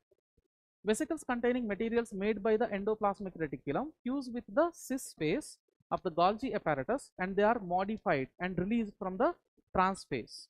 That is also correct. Okay, apparatus, they are modified and released from the trans phase. Okay, of the Golgi apparatus. Correct. In the light of the above statements, choose the correct answer from the given options below. Both A and true are correct and R is the correct explanation. Okay, so here they have given the primary function of Golgi apparatus is packing the material. What is packing the material here? Whatever the proteins and lipids that are coming from the endoplasmic reticulum into Golgi apparatus, okay, it is packing them into two different types of vesicles. It's not packing everything into one, sorting, and then it is packing into different vesicles. So sorting and packing is the primary function of Golgi apparatus. That is true. Okay, by the end. But from where they are coming from? They are coming from endoplasmic reticulum, and it is delivering those targets into intracellular as well as extracellular. That already we have discussed. How it is able to do that? It is able to do that by the fusion of these vesicles. Okay, so it is explaining the mechanism how these proteins and lipids are entering into Golgi apparatus. Usually when there is a mechanism, okay, we consider that as a correct explanation, right? So it is the correct explanation for the A. So match list 1 with the list 2. So what we have? Scutellum. Scutellum is in the monocots. This is considered plumule, and here is the radical, hypocotyl radical, both were combined over here. We have one functional cotyledon and one rudimentary cotyledon. Okay, the functional cotyledon is called as scutellum and rudimentary cotyledon is called as epiblast, right? So scutellum is cotyledon of monocots. Non-albuminous seeds. What is albuminous? Endosperm. If endosperm is present, we call it as albuminous. If it is not there, then we call it as non-albuminous. So which one is an example of non-albuminous? Is groundnut. Groundnut doesn't have endosperm at maturity. Epiblast, as we have discussed, it is rudimentary cotyledon. Perisperm is the nucellus that is persistent. So nucellus usually consumed by the time of embryo sac is mature. If it is still there, even during the seed formation and seed maturation, we call it as, okay, perisperm. Okay, persistent nucellus. So let us see the options.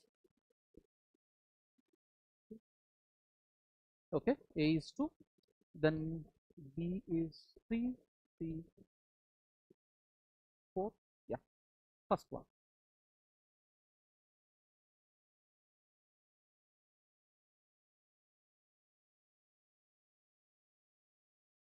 Okay, so straightforward question again. Genes R and Y follow the independent assortment. That means they are on the different chromosomes. If this one dominant homozygous R, dominant homozygous Y produce round yellow seeds, typical Mendelian dihybrid cross. And here what we have is the other seed is small r for both and small y in both the places. Produce wrinkled green seeds. What will be the phenotypic ratio of F2 generation? They are simply asking Mendelian dihybrid cross what is the phenotypic ratio? We know that the typical Mendelian dihybrid cross ratio is 9331. Okay.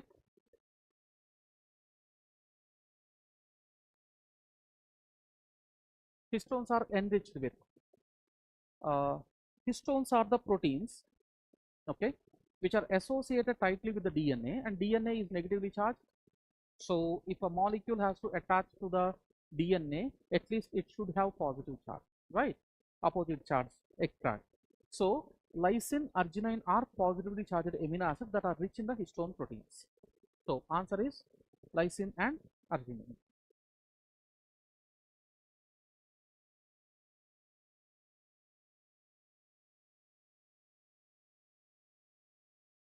Okay.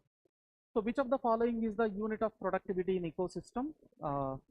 It is measured in terms of how many calories, okay, kilocalories to be precise, per square meter area or meter square area, and the duration of is 1 year. Okay, per year in a meter square area, how many calories are produced? Okay. So here it is, slightly deviated from the NCRT, because in the NCRT they did not mention how to represent the carrier. Okay, here they have given the carrier, but we know the concept of the carrier, which have the damaged allele or the allele which is responsible for the deviation of the disease, okay, generally speaking, but that person is not showing the symptoms. They are called as carriers. So instead of going through everything, what we have to focus on is only this particular part and this particular part. If we observe here carefully, there is a carrier who is a female, but there is no carrier male. Okay, there is no carrier male. What it means is basically this is X-linked inheritance. In the X-linked inheritance, it is not possible to have a male who is a carrier. Okay, to be a carrier, the person should carry 2 alleles belongs to 1 gene. Okay, but in the case of the X chromosome, all the genes contains in the male only one copy. Okay, we don't have the second copy of the gene, so they can't be carriers. So they are talking about X-linked inheritance, in other words. So with the help of the given pedigree, find out the probability for the birth of a child having no disease and being carrier. Okay, so here we have 2 conditions. They should not have disease, okay, and they should be carrier, disease mutation in 1 allele of the gene. So in the F3 generation, this one is F3 generation. So what we have here is, because already we have figured out based on the hint given below, it is X-linked inheritance. If we draw genotype for these 2, the female is a carrier, the male is affected individual. Okay, so of course it is a marriage within the family, and what we have here is 4 children, right? So if we figure out the genotype over here, what we have, because she is a carrier, it is X dash, the dash is to represent the gene or allele is affected. Okay, and here it is the person is already affected, that is the reason we have to put a dash over there, and Y chromosome is normal. If we draw the pedigree analysis simply for this, not pedigree analysis, sorry, checkerboard for this, what we have, X dash X, and here we have X dash Y. Okay, so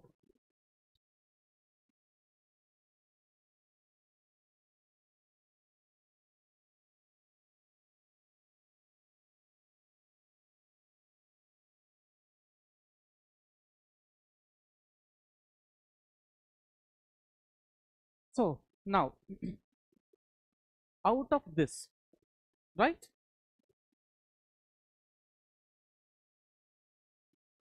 out of this 4 children, out of this 4 children, how many of them are carriers? Basically these 2 are carriers. So out of 4 children, 2 of them are carriers, which means the ratio is half, 1/2, which is this one, 1/2. Okay, they did not specify whether it is a girl child or a boy child. That is the reason we don't have to narrow it further. We just have to simply say out of 4 children with the equal probability of male child and female child. So half of them can be carriers, right? Okay. Cells of the tapetum possesses dense cytoplasm and generally have more than one nucleus. This is a correct statement. Okay.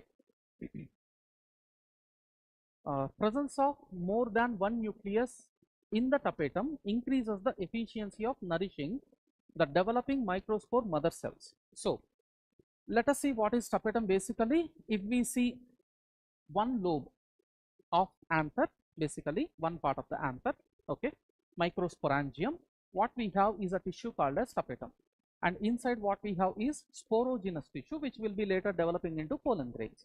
And here what we have is basically who is nourishing this sporogenous tissue? The adjacent one, which is nothing but the tapetum. This circle and the cells of this circle represents the tapetum, right? So the function of them is to nourish.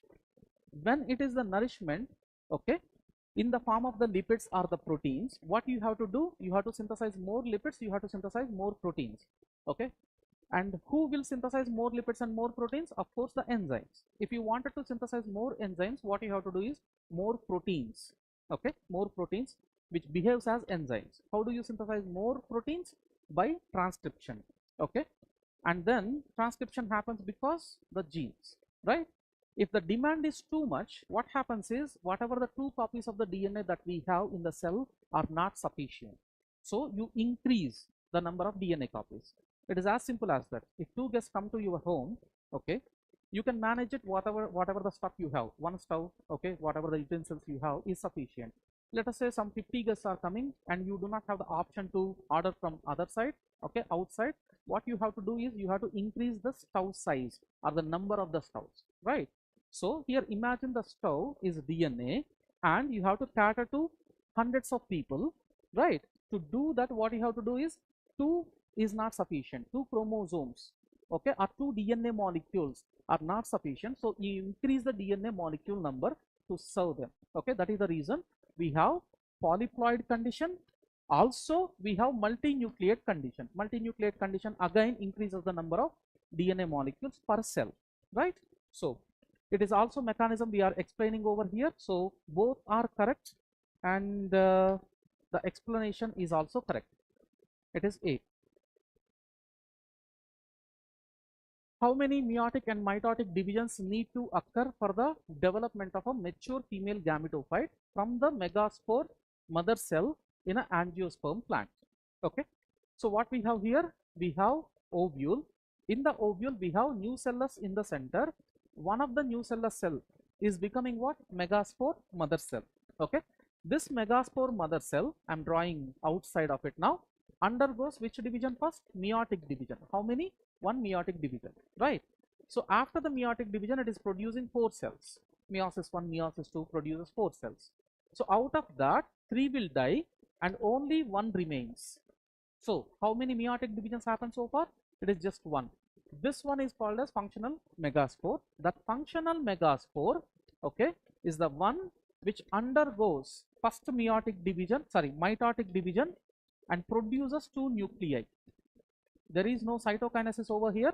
It's only karyokinesis. And which division this is? Mitosis. The ploidy is not changing. It's already haploid. Haploid cells will never ever undergo meiotic division. So second meiotic division is not possible. Okay. So 2 nuclei over here and it undergoes 1 more division. Then what we get is 4 nuclei. And then what we get next with the third mitotic division, what we get is 8 nuclei. These 8 nuclei later get cellularized and produces whatever the embryos are that we have discussed before. Okay. So how many mitotic divisions happen? From here to here, mitosis 1. Okay. And here to here, it is the second mitotic division. From here to here, this is third mitotic division. And of course, we have discussed first meiotic division. So 1 meiotic division and 3 mitotic division. In the case of the pollen development, it is 1 meiotic division, okay, for the formation of 1 pollen and 2 mitotic divisions, right? So answer is 1 meiosis and 2 mitosis. Sorry, 3 mitosis, not this one. So third option. Okay, Which of the following is an example of a zygomorphic flower? What is a zygomorphic flower? You can cut the flower in one direction to get equal halves. You can't cut in any plane, only one plane is available. So Petunia, Datura, Chili, all these are Solanaceae members. Solanaceae members. In the Solanaceae, the symmetry is actinomorphic. That means that you can cut the flower equally in more than one direction. Okay. What is pea plant? Pea plant belongs to Fabaceae. So we know in the Fabaceae the estribation of the petals is okay vexillary. So if it is vexillary, you can cut the flower only in one direction because we have a bigger petal and two small petals. Within that two more small petals, to get equal halves you have to cut only in one direction. Okay, so answer is P.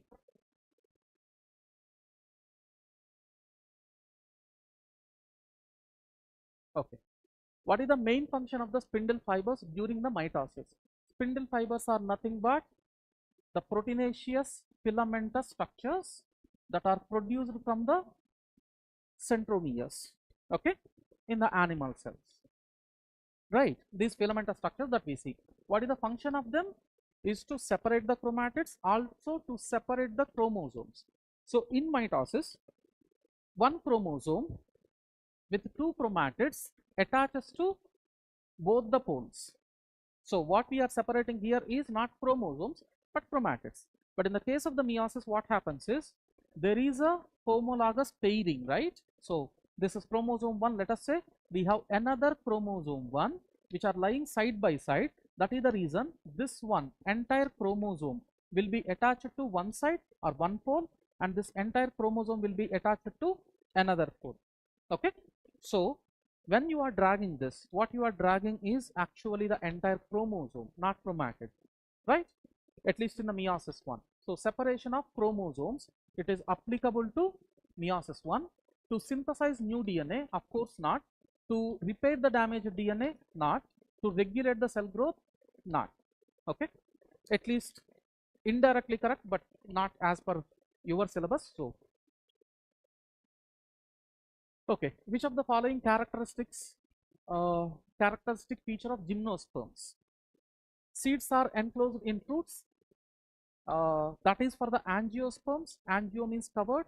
Okay, sperma means seed. The seed is covered by the fruit.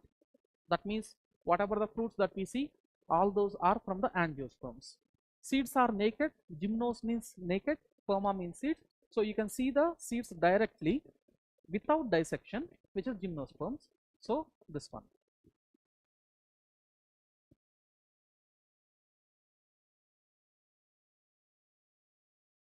Okay.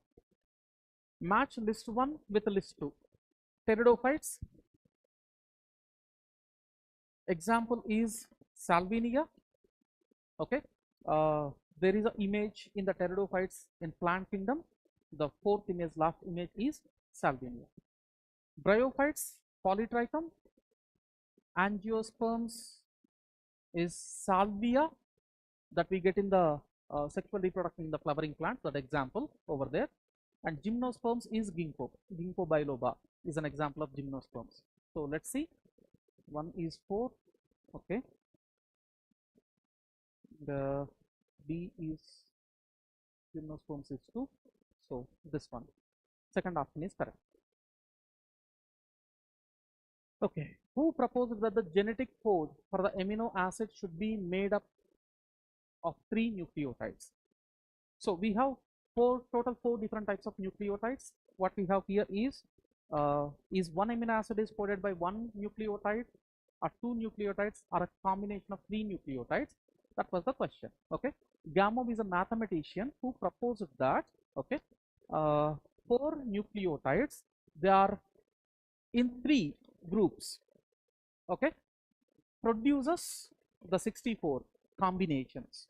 Right now we are calling them as codons, right? So 64 combination, then only we can explain the presence of 20 different types of amino acids in the protein. So theoretically he mentioned that it is 3 nucleotides together coding for 1 amino acid. Okay, George Gamow.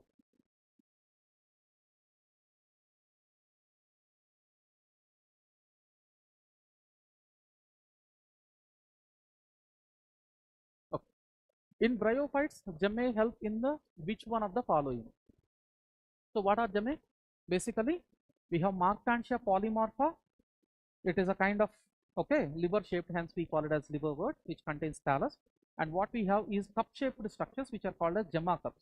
Inside the gemma cups, we have vegetative structures which helps in the reproduction, which are specialized structure.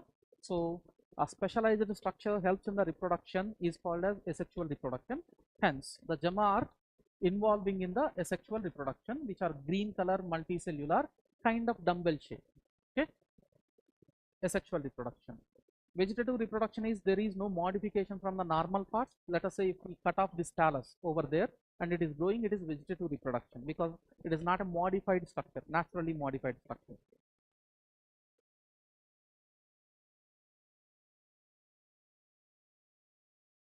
Okay.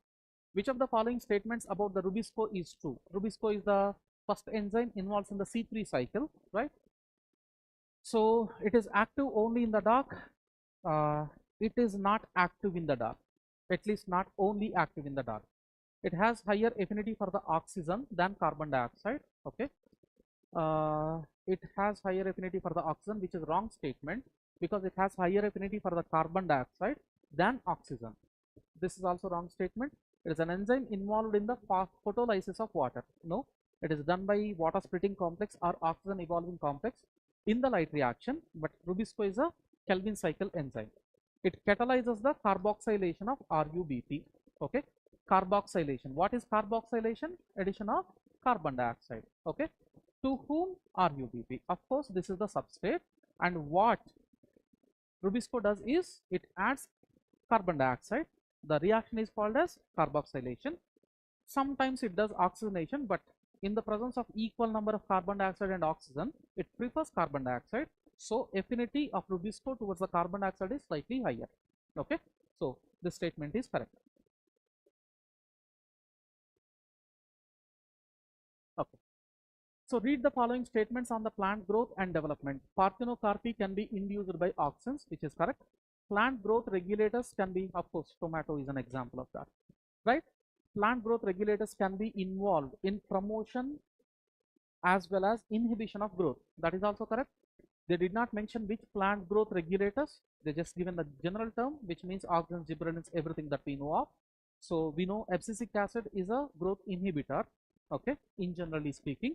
So both groups are present over there. So this is correct. This is correct.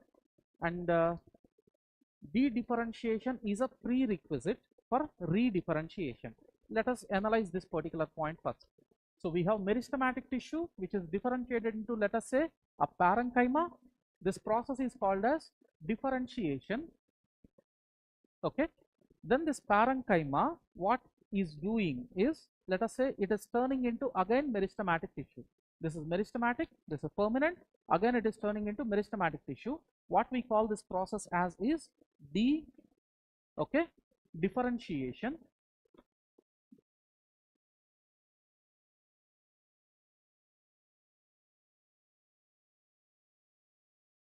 De-differentiation, and this can convert into any other cell like xylem, phloem, cortex, whatever it is, depends upon the requirements.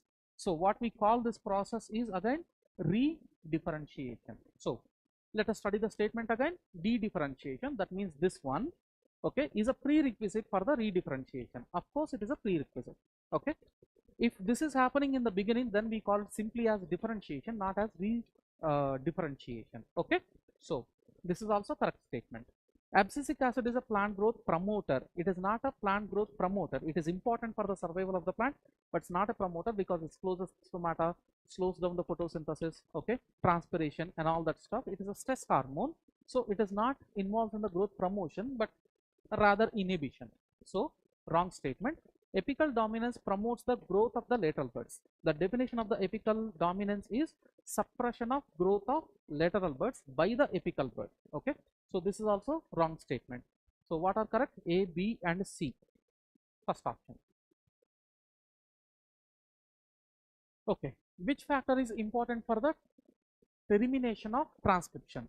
So the transcription begins because of a protein called as sigma factor. Okay, sigma factor, this one.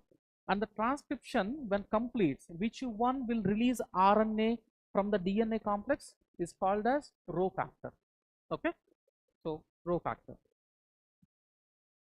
right? Okay. Which of the following microbes is not involved in the preparation of household products? Not involved in the preparation. Okay. We use lactobacillus for the curd formation, and Saccharomyces cerevisiae also for the bread making. Propionibacterium shermani is for the cheese preparation, not household as such. Okay, in case if we want, we can add. Definitely what we don't use is A, Aspergillus niger for the citric acid formation, and Trichoderma polyspora. Okay, this is for microbes in the human welfare produces other types of compounds. So we don't use this one, we don't use this one. So A and C, option 2.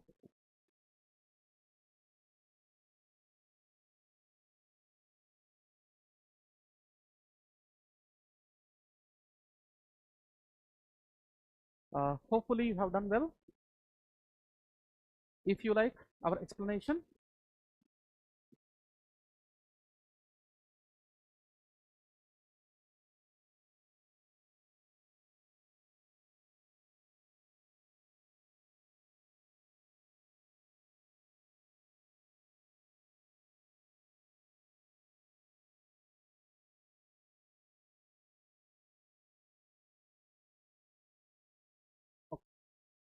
uh, right.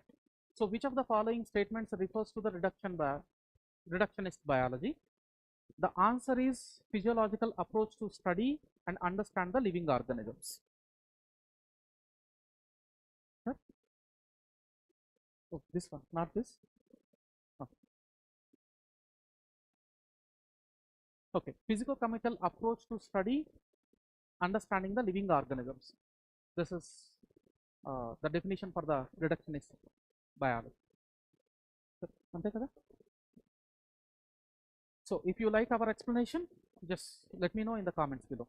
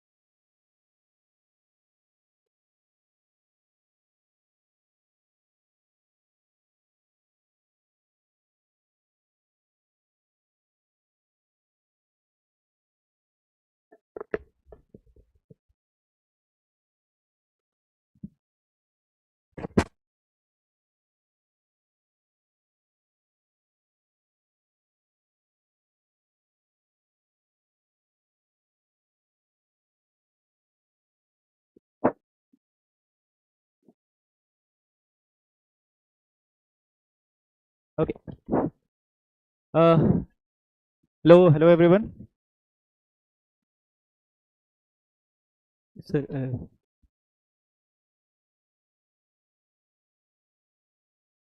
hello. Yeah. Hello everyone. So welcome for the chemistry part. Now I hope chemistry you have seen that it was which kind of question paper it was. Of course it was doable, but of course I can say that it was lengthy at the same time. So if you have just solved botany and zoology in time, you could give time to physics and chemistry. I will not say that it was an easy question, as I have told you, the moderate part was very much. Sorry.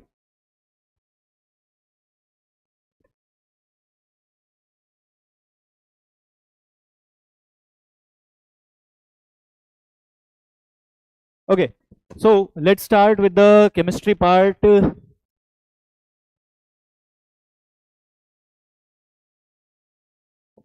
Okay, so without wasting any time, chalo.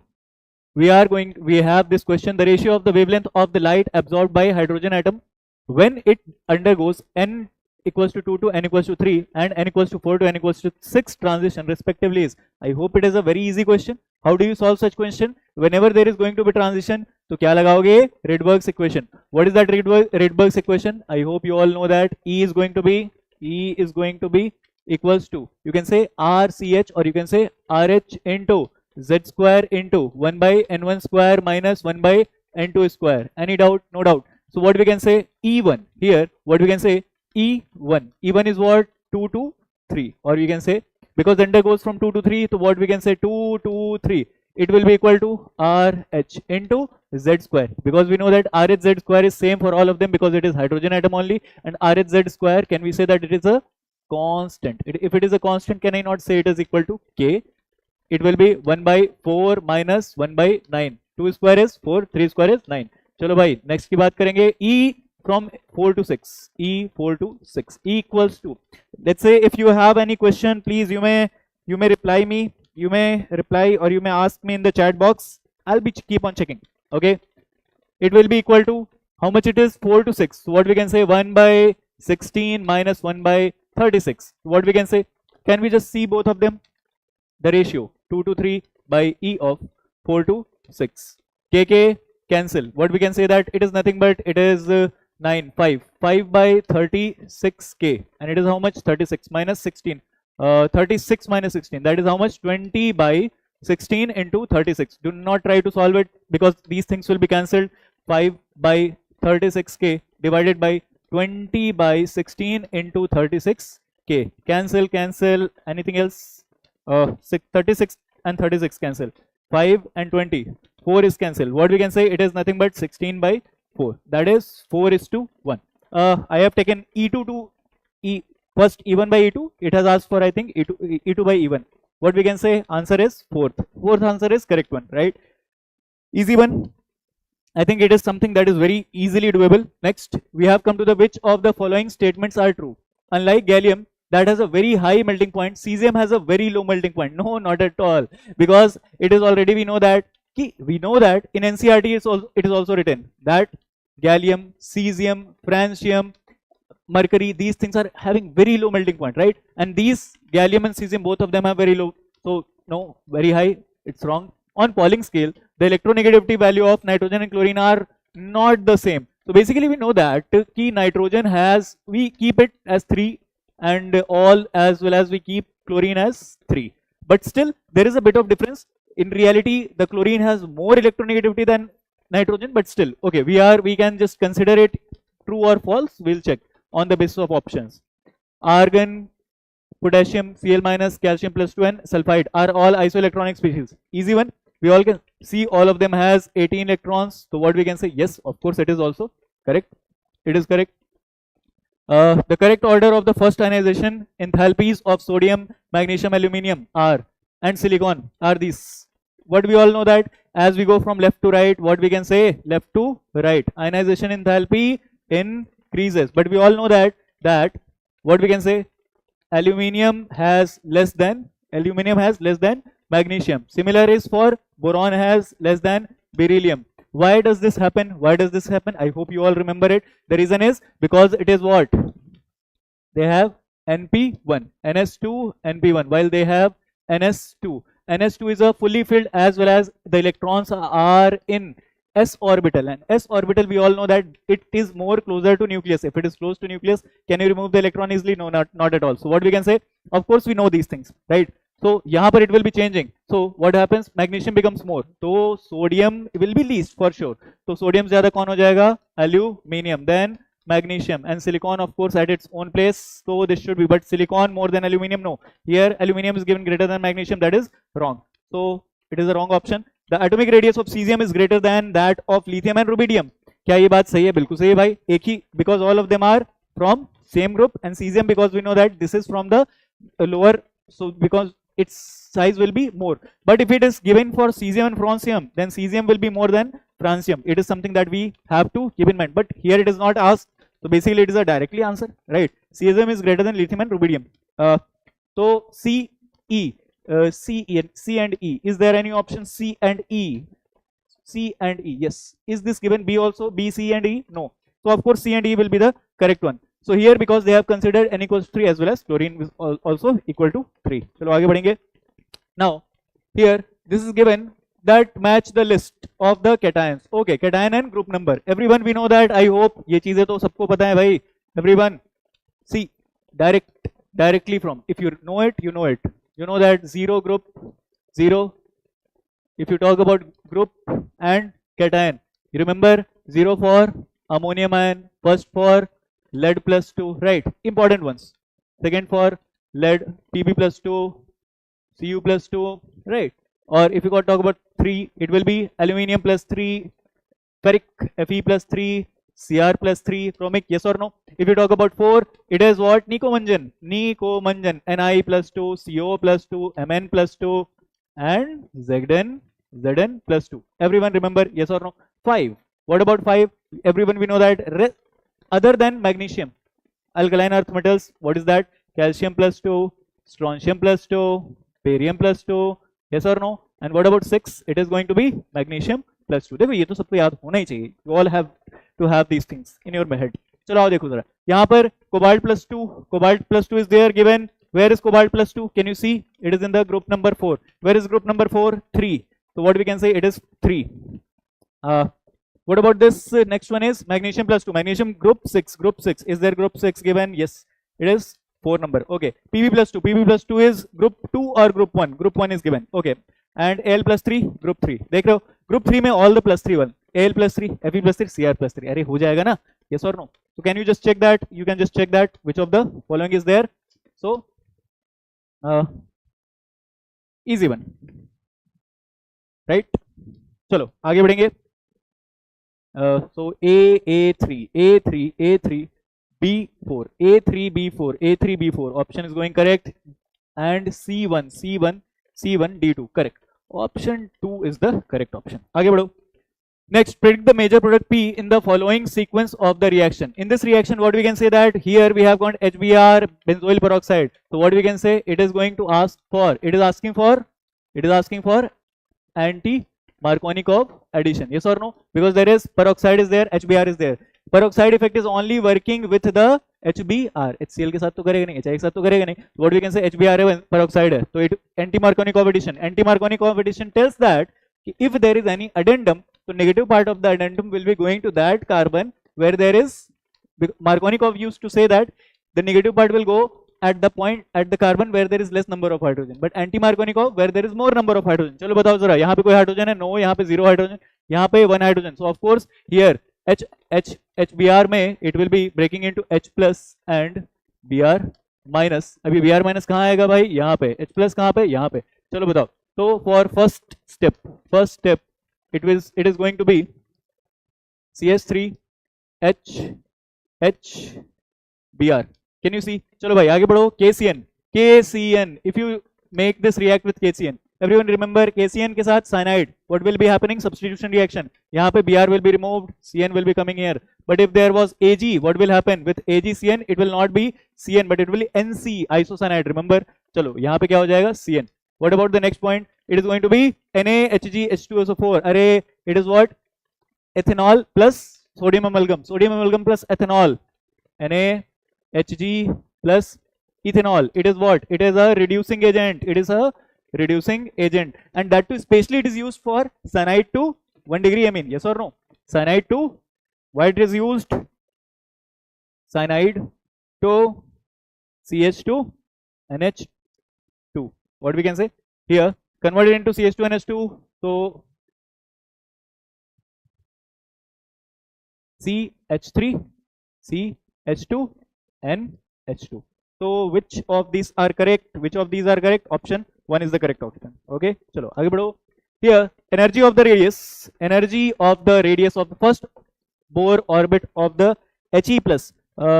Is if there is any question, students, you may ask here. चलो, energy of the radius of the first Bohr orbit of the He plus 1 or Li plus 2 r. अच्छा ठीक है. चलो, energy and radius. I hope you all remember these formulae. What is that? En for energy. En nth orbit के लिए what is the formula? E naught. What is that? E naught. Especially we know that here. I think it is given also. Okay, RH की value is given. RH की value I hope you know about what is RH. RH जो बात कर रहा है it is nothing but RCH, जिसकी value कितनी होती है, it is equals to 13.6 electron volt, और here it is given 2.18 into 10 to the power minus 18 joules, yes or no, and per atom, okay. So this is something I hope you are remember. चलो आओ जरा ध्यान से देखो. RH is given and A naught is given 52.9 picometer. It is given in picometer. Okay, not a big deal. So let's see. Can you find out for lithium En for Li plus 2? For Li plus 2, Z is equals to 3. Acha. What about En of He plus? Here Z is equal to 2. ठीक है. चलो देख लो भाई. Here it will be given in joules na, 2.18 into 10 to the power minus 18 into for lithium it will be, for energy it is Z square by N square, so it is 9 that is 3 square, that is 9 by N square. So it is for first Bohr orbit only, so it will be 1 square, that is 9 by 1 only. Okay, चलो आओ भाई इसके लिए जरा देखो 2.18 into 10 to the power minus 18 into 4 by 1, because 2 square is what, because we know that E is directly proportional to Z square by N square. चलो ठीक है, वही चीज मैंने यूज कर रखा है. Is there any 2 fours are 8 point something. For lithium it should be 8 point something. Energy of lithium should be 8 point something. Energy of helium should be 8 point something. Energy of helium is minus 8 point something. Correct है, बिल्कुल सही है, कोई दिक्कत तो नहीं है. अरे of course negative part is there, of course, so here it is correct.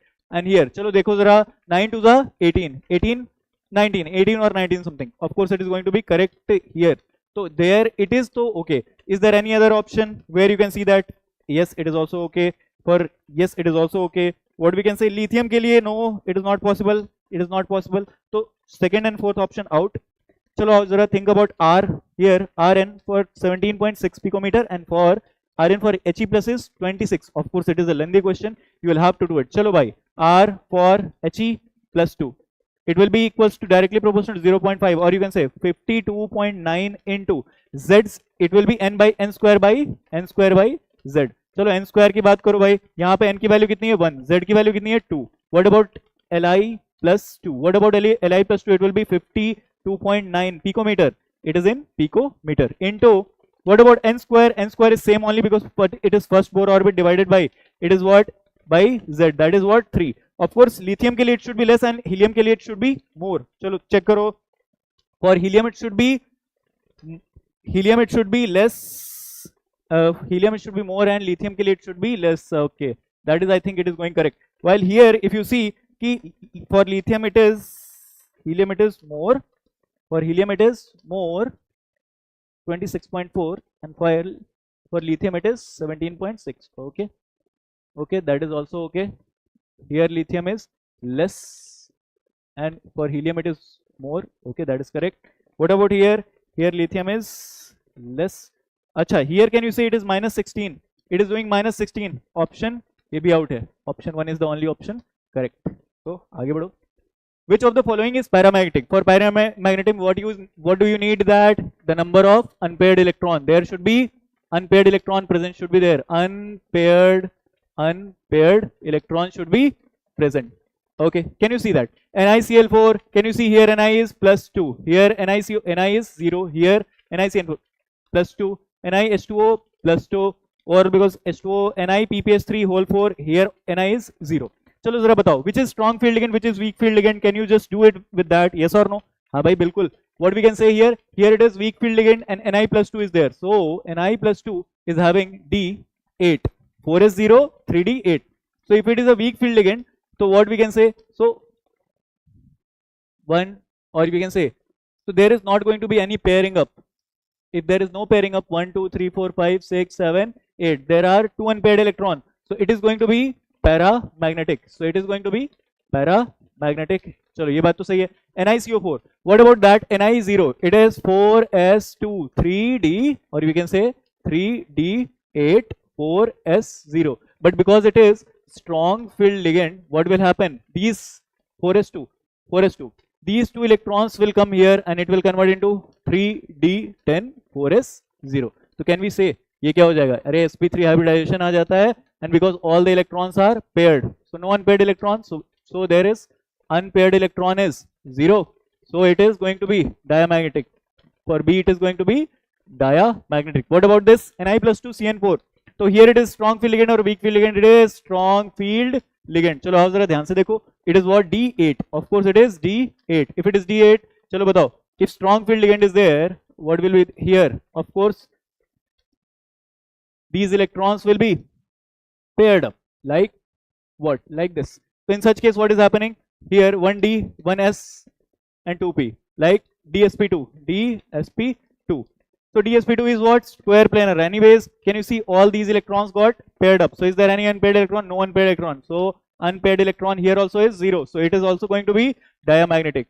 It is also diamagnetic. Chalo, let's talk about this Ni plus 2 H2O. Ni plus 2 H2O, it is a weak field or strong field ligand? It is weak field ligand. अच्छा, D8 में weak field ligand, D8 के लिए weak field ligand, there will be 2 unpaired electron. 2 unpaired electron means D is also going to be paramagnetic. NiPPS3, it is what, D10, and it is strong field ligand or weak field ligand? PPS3 is a strong field ligand, and Ni0 is D10. D10 का मतलब all these electrons will be, I hope you all you understand it, 4s2, these two electrons will be coming to this, so it will also be sp3, so it is also going to be diamagnetic. So which are paramagnetic? A and D, A and D, A and D, like option 3 is the correct option. चलो आगे बढ़ो. Like nitrogen can form ammonia, arsenic can form arsine. Is it correct or not? अरे हाँ भाई. Like nitrogen can form ammonia, arsenic can form arsine, AsH3. Now question in such kind of, देखो, in such kind of question, how do you have to do, and what else can be asked? It may be asking that of the reducing nature, though it is not asked, so leave it. So here we all know that yes, both of them are what? Yes, both of them can be present. Antimony can form antimony pentaoxide. Yes, it can form. Please remember that all the pentaoxides can be formed other than Bi2O5. Only Bi2O5 is non-existent. All other is existent. Why it is so? Because of Bi plus 3 is more stable. Why it is so? Because of, I think you all know that it is nothing but inert pair effect. Inert pair effect. So of course it is also, it is cannot. Acha, it is telling no, cannot. No, it can. So statement 2 is wrong, statement 1 is correct. Statement 1 correct, statement 2 is wrong. Statement 1 is correct, is incorrect. Chalo aa jao, aage badho. Which among the following electronic configuration belong to the main group elements? Main group elements means S and P block elements. S and P block elements. Can you see? Just after what to say? Neon is what? It is a noble gas. Just after noble gas there will be S for sure. It is what? S block. So yes. 4s2 3d3, last electron in D. Wrong. Here it is what? It is D block element. Yes or no? D block क्या है? Transition elements है. No. Here चलो इसके बारे में बात करो. 5s2 5p5 and 4d10. Okay. So last electron is going into NP. NS n minus 1d NP. So it is what? P block. It is what? P block element. So of course C is also correct. Okay. Argon 4s1 3d10. Can you see? 4s1 3d10 means what we can say? The electron first of all come to S and then the rest of the electron. अरे ये सीधा copper से भाई. It is copper element. So of course it is what? D block element. So it is also wrong. B is also not wrong. What about this? Radon के बाद 7s2, उसके बाद 3d1 5f. Of course it should be what? It is a F block element, but electrons coming in the D. So therefore D block element. Anyways it is not S or P. So what is that? It is also wrong. So A and C are the correct option. So Dalton's atomic theory could not explain which of the following. देखो यार, Dalton's atomic theory बड़ी simple thing है कि mass, जहाँ पर wherever there is mass is going to be conserved, Dalton's atomic theory can talk about that. But here it did not talk anything about the volume. So law of gaseous volume, it is the correct option. Consider the following compounds KO2, H2O2 and H2SO4. The oxidation states of the underlined elements. Potassium always so +1, doesn't matter इसके साथ में कौन है, it is always going to be +1. What about here oxygen? H is here oxygen is what? Peroxide. Peroxide means oxygen is going to be overall -2 and one oxygen will have -1. Of course, I hope you all understand it. +1 -2. Here sulfur is going to be +6. Array H2SO4 by +1 -1 +6 +1 -1 +6. Array, it is directly from the notes. Such kind of question we have solved so many, na? Right? Easy one. If the half-life T half of the first order reaction is 1 minute, then the time required for 99.9% of the array are very easy. Yes or no? T half is given. Array, ऐसे question के लिए I have already told you. T75 equals to 2 times of T half. T87.5 equals to 3 times of T half. T90% equals to, it is 3.33 times of T half. T99% equals to 6.66 T half. T99.9% equals to, it is how much? Almost 9.99 T half. Array 9.9 is nothing but 10 into T half. T half की value कितनी है? 1. So 10 into 1 is how much? 10. 10 is the correct option. Easy. देखो, अगर तुम्हें ये नहीं याद है, मान लो consider करो, it is not remember. Even anyways, you all know that K into T, KT equals to 2.303 log of, it is what? C0 by CT. चलो देखो जरा. So what we can say that K की value कैसे आ जाएगी? It will be 0.693 divided by, what is the T half की value? T half की value कितनी दी हुई है? T half की value is given 1 into T. This is only, it is asking for time. It is equals to 2.303 log of C0 की value, चलो consider करो जो भी है. C0 की value मान लो कितनी है? 100 divided by CT. If it is talking about 99.9%, अरे 99.9% is used. So how much is remaining? Remaining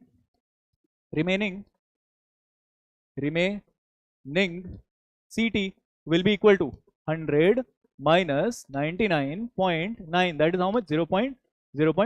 So divided by 0.1. You can just solve it. It will be how much? 10 to the power 3. It will be 2.303. Log 10 to the power 3 will be into 3. It will be almost equal to 10. ठीक है? अरे easy है भाई, not a big deal. आगे बढ़ो. The correct order of the here just one log of into divided by 0.693. It will be equal to 10. चलो आगे बढ़ो. The correct order of the wavelength of light absorbed by the following complex. अभी इस पूरे में I hope you all remember that absorbed wavelength. What is there? We all know that here it is asking for DD transition. DD transition में हमने देखा था, the more that this part will be there. ठीक है? This delta will be more. So therefore, what will be there? The electron will be absorbing more amount of light to go from lower to higher energy state. Yes or no? So therefore, what we can say? Ki energy is directly proportional to the splitting. Splitting को हम लोग क्या बोलते हैं भाई? CFSE. Splitting energy. देखो, अब ये कैसे? How do you define that? Or what it depends on? CFSE depends on CFSE. It will depend on directly. I hope you all remember these things. Few of the things. First of all, क्या यहाँ पे are all the different? All of these are having different ligands are there? Yes, ligands are mostly all different are there. Only water is same. And everyone we know that one more thing is there. Delta of the splitting in octahedral is going to be more than in tetrahedral. And tetrahedral से भी octahedral से भी ज़्यादा किसका होता है? Square planar. अगर कहीं square planar होगा, it will be maximum. If octahedral is there, it will be more than tetrahedral. चलो आओ जरा ध्यान से देखो. तो it is what? It is octahedral. चलो. It is also octahedral. It is also octahedral. It is what? It is what? Tetrahedral. Tetrahedral तो ये तो क्या हो गया? इसमें splitting is minimum. Splitting is minimum. Here, splitting is minimum. Now where the splitting will be maximum? Here, because all of them are octahedral. तो फिर ये देखो कि it will be splitting is directly proportional to strong filled ligand or strength of the ligand, where the strongest ligand is there. Can you see that cyanide is strongest? We all know that Cn minus is more than NH3 is more than water. ठीक है, ये तो पता है ना. It is what? Sorry, spectrochemical series. चलो check करो. So here what we can say, it is going to be more. Here delta is going to be maximum. So which will be less? In ammonia and water, of course, here it will be less, ammonia will be more. Now we know that because if energy will be more, what about lambda? Energy is inversely proportional to lambda. If energy is more, then lambda will be less. Vice versa, if energy is less, lambda will be more. where the energy is least, can you see that energy is least here? Yes or no? So lambda will be most in C. So C should be maximum. Where C is maximum? Here. So other options, chalo, wrong ho gaye. Chalo, let's talk other things. Where it is maximum? It is maximum in B. Delta is maximum in B, so lambda will be minimum in B. So where is this? B is minimum here also. Acha, talk about A and D. Where delta is less? Here, delta of A is more than delta of D. Why? Because D mein there is water, while here it is ammonia. So what we can say? Lambda of A will be less than lambda of D. So lambda of A should be less than lambda. Option 2 is the correct option. Okay, आगे बढ़ो. Which of the following compounds can exist cis trans isomers? चलो आओ देखो जरा. Pent 1 in 1 2 3 4 5. Pent 1 in. Is there any possibility? No, because there is 2 hydrogen here and here. Not a possibility. हटाओ. 2 methyl hex 2 in. 2 methyl hex 2 in. Hex 1 2 3 4 5 6. 2 methyl. Methyl. आ जाओ भाई. 2 methyl and hex 2 in. Is there any possibility here? No, because here also it is different. It is hydrogen, but here both of them are same. No cis trans. हटाओ. Geometrical isomers is not possible. Here 1,1 dimethyl cyclopropane. 1,1 dimethyl cyclopropane. Okay.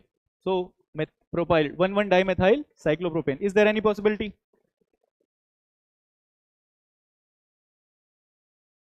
Chalo.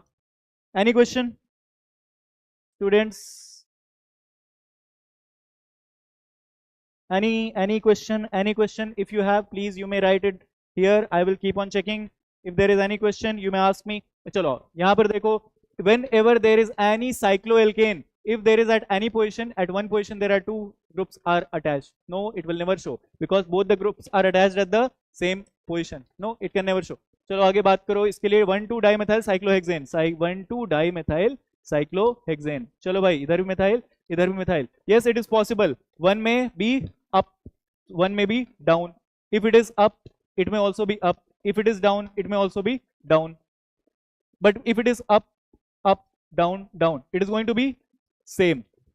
Why? अरे भाई दोनों के दोनों same तो हैं. It is all complete. But basically what is that? One up, one down. Both are up and both of them down. There is a possibility. So of course two possibilities there. If both the methyl are at the same up, so it will be cis. If up down, it will be trans. Yes or no? Sure. So here of course option 4 is the correct option. आगे बढ़ो. Phosphoric acid ionizes in 3 steps. Their ionization constant values are Ka1, Ka2, Ka3. See, directly from my notes, I have just given these points directly. Though this point of question or these kind of question where there is ionization, यहाँ पर pH find out करने का तुम्हारे form case तुम्हारे syllabus नहीं है. Though still these points are there whenever there is polyacidic or polybasic acids or bases are there. Always remember, like H3PO4, how H3PO4 ionizes, it will first of all give you 1H plus and H2PO4 minus, while when H2PO4 minus is taken, it will breaking into H plus and HPO4 2 minus, and HPO4 2 minus breaks into H plus and PO4 3 minus. Yes or no? कोई दिक्कत? चलो देखो, अब यहाँ पे it is given that it is Ka1, here Ka2, here Ka3. I am writing K directly, K1, K2, K1, K2, K3. So what is given? While K is the overall ionization constant. Overall ionization constant मतलब इन सबको add कर दो. What it will convert into? H3PO4 break into 3H plus PO4 3 minus. Is there any दिक्कत? No दिक्कत. It is इसके लिए क्या है? K. What we can say that let's say that this is reaction 1, it is reaction 2, and it is what? Reaction 3, and it is the master reaction, that is reaction 4. What we can say? Reaction 4 equals to reaction 1 plus reaction 2 plus reaction 3. In such case, what happens? K, this K for K4, or that is something that is given that इसके लिए last, while K is the overall ionization constant. So in such case, K will be equal to K1 into K2 into K3. It is given, no, it is given in the log form. अच्छा, log form के लिए क्या करना? दोनों का log ले लो. So what will be there? Log of K will be equal to log A into B, log A plus log B. So log A into B into C, log A plus log B plus log C. What we can say? Log of K1 plus log of K2 plus log of K3. Okay, चलो. So of course it is correct one. H3PO4 is a stronger acid than H2PO4 and HPO4 2-. Always remember as a rule कि first one is always going to be very more than second one is always going to be very higher than K3 as a rule. So what we can say, which wherever the K1 is more, so more dissociation will be there, means stronger acid. So of course H3PO4 is a stronger acid than this and this. Of course B is the correct. K1 is greater than K2 is greater than K3. Of course it is also correct. K1 is equals to K3 plus K2 by 2. No, not at all, because they will never be in the same order. No, K1 will always be more. Chhod do, leave it. D, hatao. So A, B and C. A, B and C is the correct option. Is there any option? Yes, C. Option D. आगे बढ़ो. Which one of the following reactions does not give benzene as the product? Here soda lime is there, heat is there. What will be there? Decarboxylation. Decarboxylation. बताओ जरा क्या हो जाएगा भाई? Plus benzene plus sodium carbonate. Here what is there? N-hexane, MO2O3 or Cr2O3. Chromium oxide हो या फिर molybdenum trioxide हो. In the 7th, it is also 500 degrees Celsius. भाई 500 degrees Celsius and 10 to 20 degrees Celsius is ATM. What happens here? Cyclization, or you can say aromatization. Aromatization से क्या हो जाता है? I hope you all remember it is what? Benzene will be formed. अरे acetylene, RHT, red hot tube. We have solved many times, you know. Iron, red hot tube at 873 degrees Celsius Kelvin. What will be there? It will be benzene formation. Basically what used to happen here? Cyclization. Here what is happening? Benzene diazonium chloride in the presence of water, in the presence of warm water, what it converts into? I hope you all remember, because nucleophile is here, OH. So therefore it forms phenol. No. So here benzene is not forming. Fourth, if the molar conductivity lambda m for a 0.05 mole per liter solution of monobasic weak acid is this much. Okay.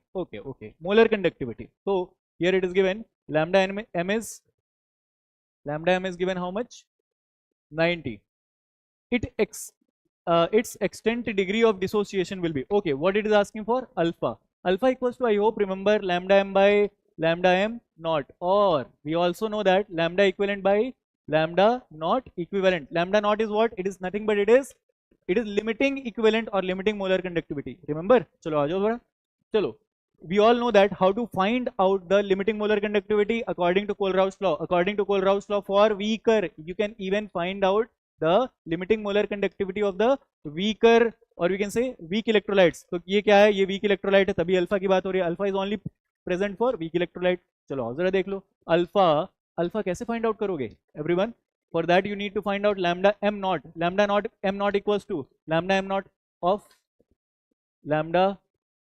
of cation and lambda of anion. Cation के लिए कुछ दिया है क्या? Yes, it is given. How much it is? 349.6 plus इसके लिए कुछ दिया है क्या? Yes, 50.4. It will be how much? I think it is 400. It is 400. चलो देखो, ये आ गया lambda m naught. So what is alpha? Alpha will be equal to 90 by 400. Cancel 9 by 40. That is I think 9 by 4 is how much? 2.2 something, 2.25. Option 3. Easy है, कर लोगे? अरे हो जाएगा भाई. It was such kind of question we have solved in our notes. चलो, I hope everyone studies these things. Next, statement 1. Statement related question. A hypothetical diatomic molecule with bond order 0 is quite stable. Okay, चलो ठीक है. Is it correct or not? No, never. Always remember, if bond order is equal to 0 means non-existent. So it is quite stable की तो बात ही गलत है. Unstable or in non-existent. As bond order increases, the bond length increases. No, because bond order is inversely proportional to bond length, directly proportional to bond strength. Remember? चलो आ जाओ जरा. So both of them are wrong. So option 3 is the correct option. Out of following complex compound, which of the following will be having minimum conductance in the solution? देखो जरा minimum conductance के लिए what we can say, minimum और maximum के लिए क्या कहते हैं? More ions means more conductance. Okay, chalo.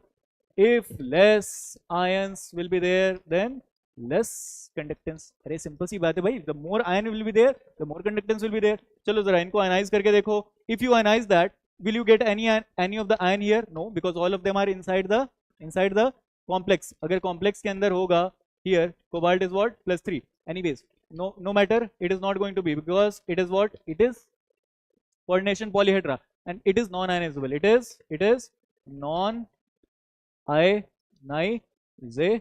अगर ये नॉन आयनाइजेबल है मतलब कितने हो गए, 0 आयंस, 0 आयंस. अगर कोई आयन ही नहीं आ रहा है तो व्हाट विल बी इट्स, तो it will be no, nothing. तो इसका कंडक्टेंस विल बी लेस. इनकी बात करो, CONH3 whole 4 Cl2. Okay, here also, okay, here also it is going to be non ion. It will non ion. देखो ये भी क्या है, all of them are inside the polyhedra. तो non ionizable.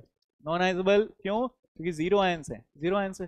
तो of course it should be either. What about this, here it is going to be 4 ions, 1 +3 and this 3 chloride, 4 ions are there, here 2 ions are there. Okay, so either 1 or 2. Here this is a, then this is a question that is going to be problematic question, because there is more than one option correct. So option 1, option T, both are correct. So what we can say, that this is going to pakka, it is going to be wrong question, or we can say that options are 2 options correct, 2 options correct.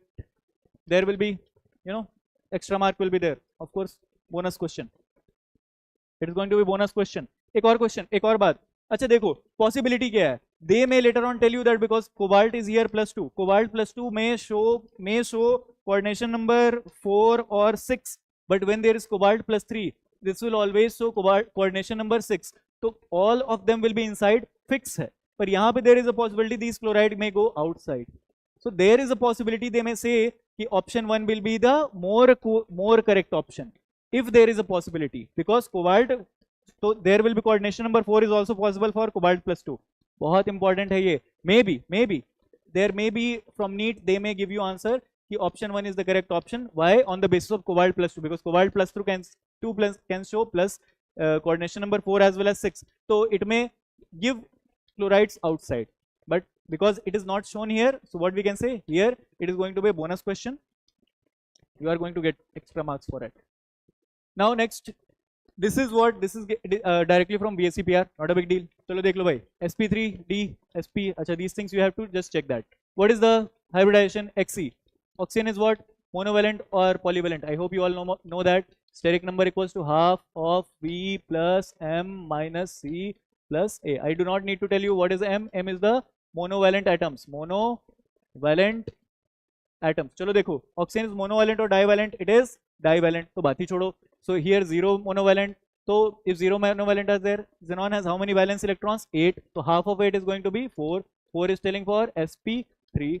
अच्छा बताओ कितने oxygen है? 3. So is it 4? No. So therefore it will be like XeOOO and there will be one lone pair. So it is what? Pyramidal. It is what? Trigonal pyramidal will be there. Trigonal pyramidal sp3 pyramidal. Option A के लिए 2. XeF2. Xe is how many? 8. Fluorine 1 2 10. It is what? sp3d.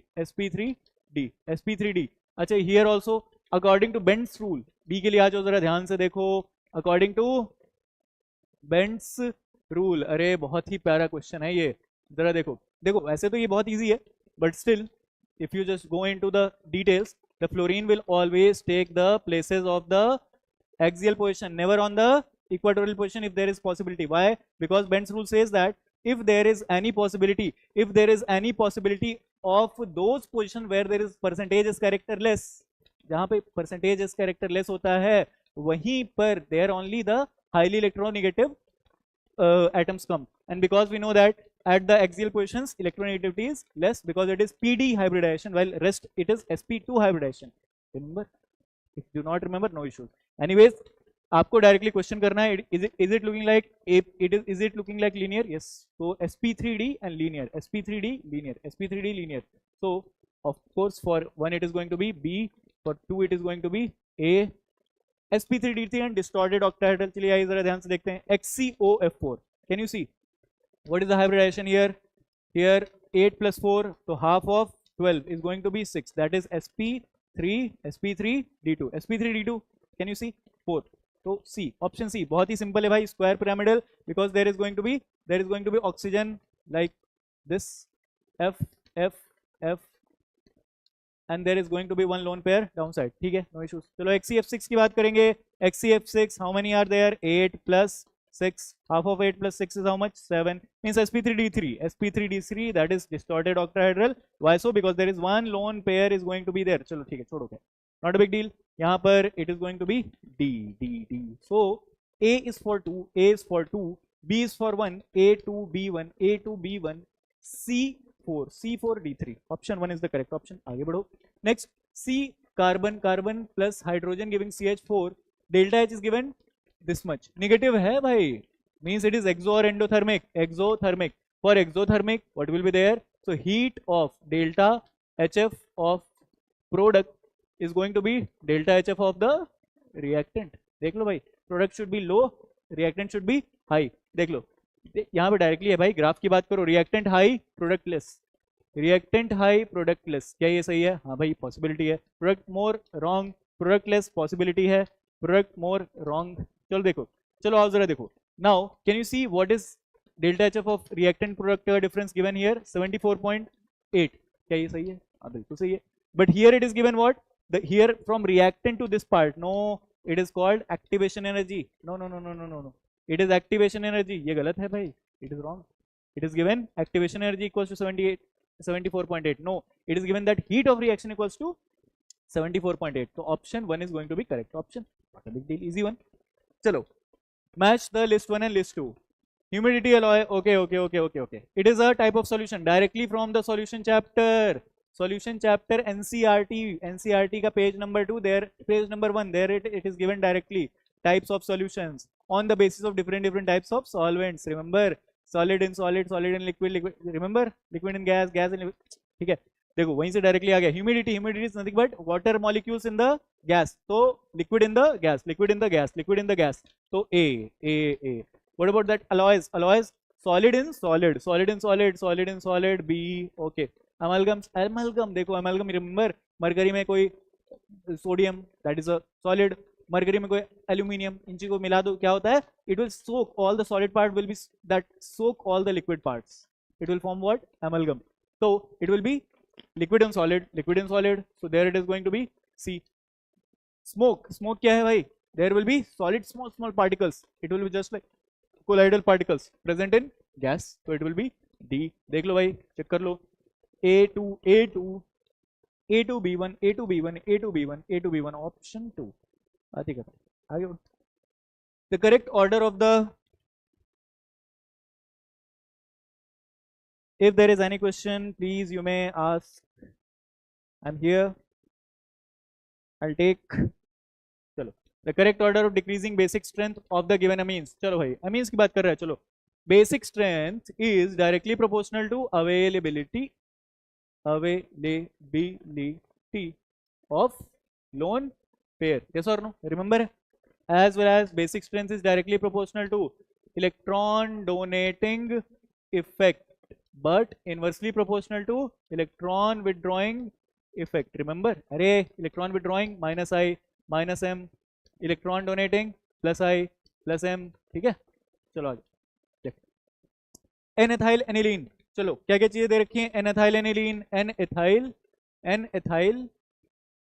aniline. अच्छा, aniline की बात करो भाई. aniline, N-ethyl aniline. चलो और देखो बेंजामीन. अरे बेंजामीन कुछ नहीं है भाई, इट इज एनिलीन. ओके, चलो आगे. Next ethanamine, ETNH2. What about this N-ethyl ethanamine? N-ethyl ethanamine. Yes or no? So in such case what we can say, there are possibilities of, देखो यहाँ पे क्या है? यहाँ पे there is lone pair is going in the resonance, means availability of lone pair becomes less. अरे हो गया कि नहीं? तो यहाँ पर availability of lone pair, but here there is plus I effect. Here there is completely, it is taking part in the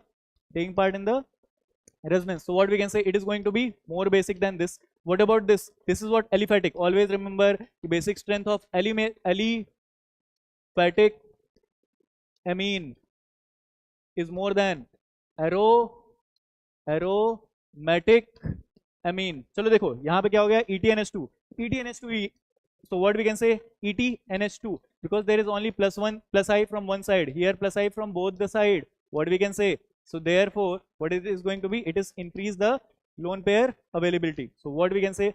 It is going to be more than this. So Diethyl N-ethyl ethanamine is going to be more than, ethanamine is going to be more than, it is going to be more than N-methyl. Yes, correct hai. Benzamine. Option 3 is the correct option. You can go with it. Easy. Okay. Among the following, choose the one which with equal number of atoms. Equal number of atoms. चलो यहाँ पे directly number of moles find out करते जाओ. Easy है. Just for a bit of calculation. Can you find out the number of moles? Number of moles of salt here. It is going to be given mass by molar mass. Given mass कितना है? 210. Molar mass. It is 2 moles. How many number of atoms are there in one Na2CO3? There is going to be 3 plus 1, 4 into 6. That is how much? 12 moles. 12 moles of atoms are there. चलो next की बात करो. यहाँ पे number of moles are how many? It is given moles 240, given mass is this and molar mass 62. Cancel करो. How many times? 4 times. How many of the number of atoms are there in Na2O? There is 2 plus 1, 3. 4 3 12 mole, 12 moles of atom. चलो यहाँ बात करो. Here 240 grams of NaOH. So number of moles is 240 divided by 40. That is how much? 6 moles. 6 moles multiplied by how many number of atoms are there? 1, 2, 3. 6 3s are 18 moles of atom. चलो यहाँ बात करेंगे 12 grams of hydrogen. So number of moles will be equal to 12 by 2. That is how much? 6 moles. कितने atoms हैं in one hydrogen molecule? 2. That is how much? 12 moles of atom. What about this? 220 grams of CO2. That is number of moles will be 220 divided by 44. That will be 4 moles. That is 4 moles. 4 into how many number of atoms are there in one carbon dioxide? That is 3. 4 3s are 12 moles of atom. अरे यार ये तो सारे के सारे same हो गए इसको छोड़ करके. Rather than C, so A B D E, A B D E, A B D E, A B D E. What about that? Na2. 2 plus 1, 3 plus 3, 6. Okay, 2 into 6, 12 moles. Correct है. तो A B D E, A B D E. तो B C तो सही नहीं है कहीं भी नहीं. A B D, A B C, no. A B D, B D E. अरे here how many moles? 44. ये this is sorry. It is 5. 5 3s are 15. 5 moles. Huh? Okay. 15 moles. Sorry. So it is 15 moles of atom. 15 moles of atom. So how? Which of them are same? Which of them are same? It is going to be 12, 12, 12. So A B D, A B D, A B D. Option 2. Option 2. A very calculative, not very beautiful, but it is easy one, but doable question. Calculation mistakes is a possibility. List of this. Okay, vitamin and vitamin deficiency question. Array directly. I have taken all the one shot. In those one shot, I have told you directly to take the screenshot of this page because question may come from here. Directly question came from there only. Vitamin B12 for pernicious anemia. Of course, it is A. What about that? Rickets. Rickets is for D. Vitamin D. B. Conversion. That is for vitamin B6. देखो vitamin B6 कहाँ पे है? Option D. Chelosis. Chelosis is for vitamin B2. Vitamin B2. That is C. ठीक है? कोई दिक्कत तो नहीं है. अरे riboflavin and here it is what? Remember कुछ बातें pentatonic याद आ रही हैं? C, B6, B2. These things I told you to remember all the scientific names and all the deficiency what to say diseases. चलो देख लो भाई. तो C, A के लिए 4, A4, B3. Okay, same आ रहा है. C1. Option 2 correct. ठीक है? आगे आओ. The correct order of the decreasing or acidity of the following aliphatic acid. See, I think it is the question directly. I have whatever one shot I have taken directly from there only.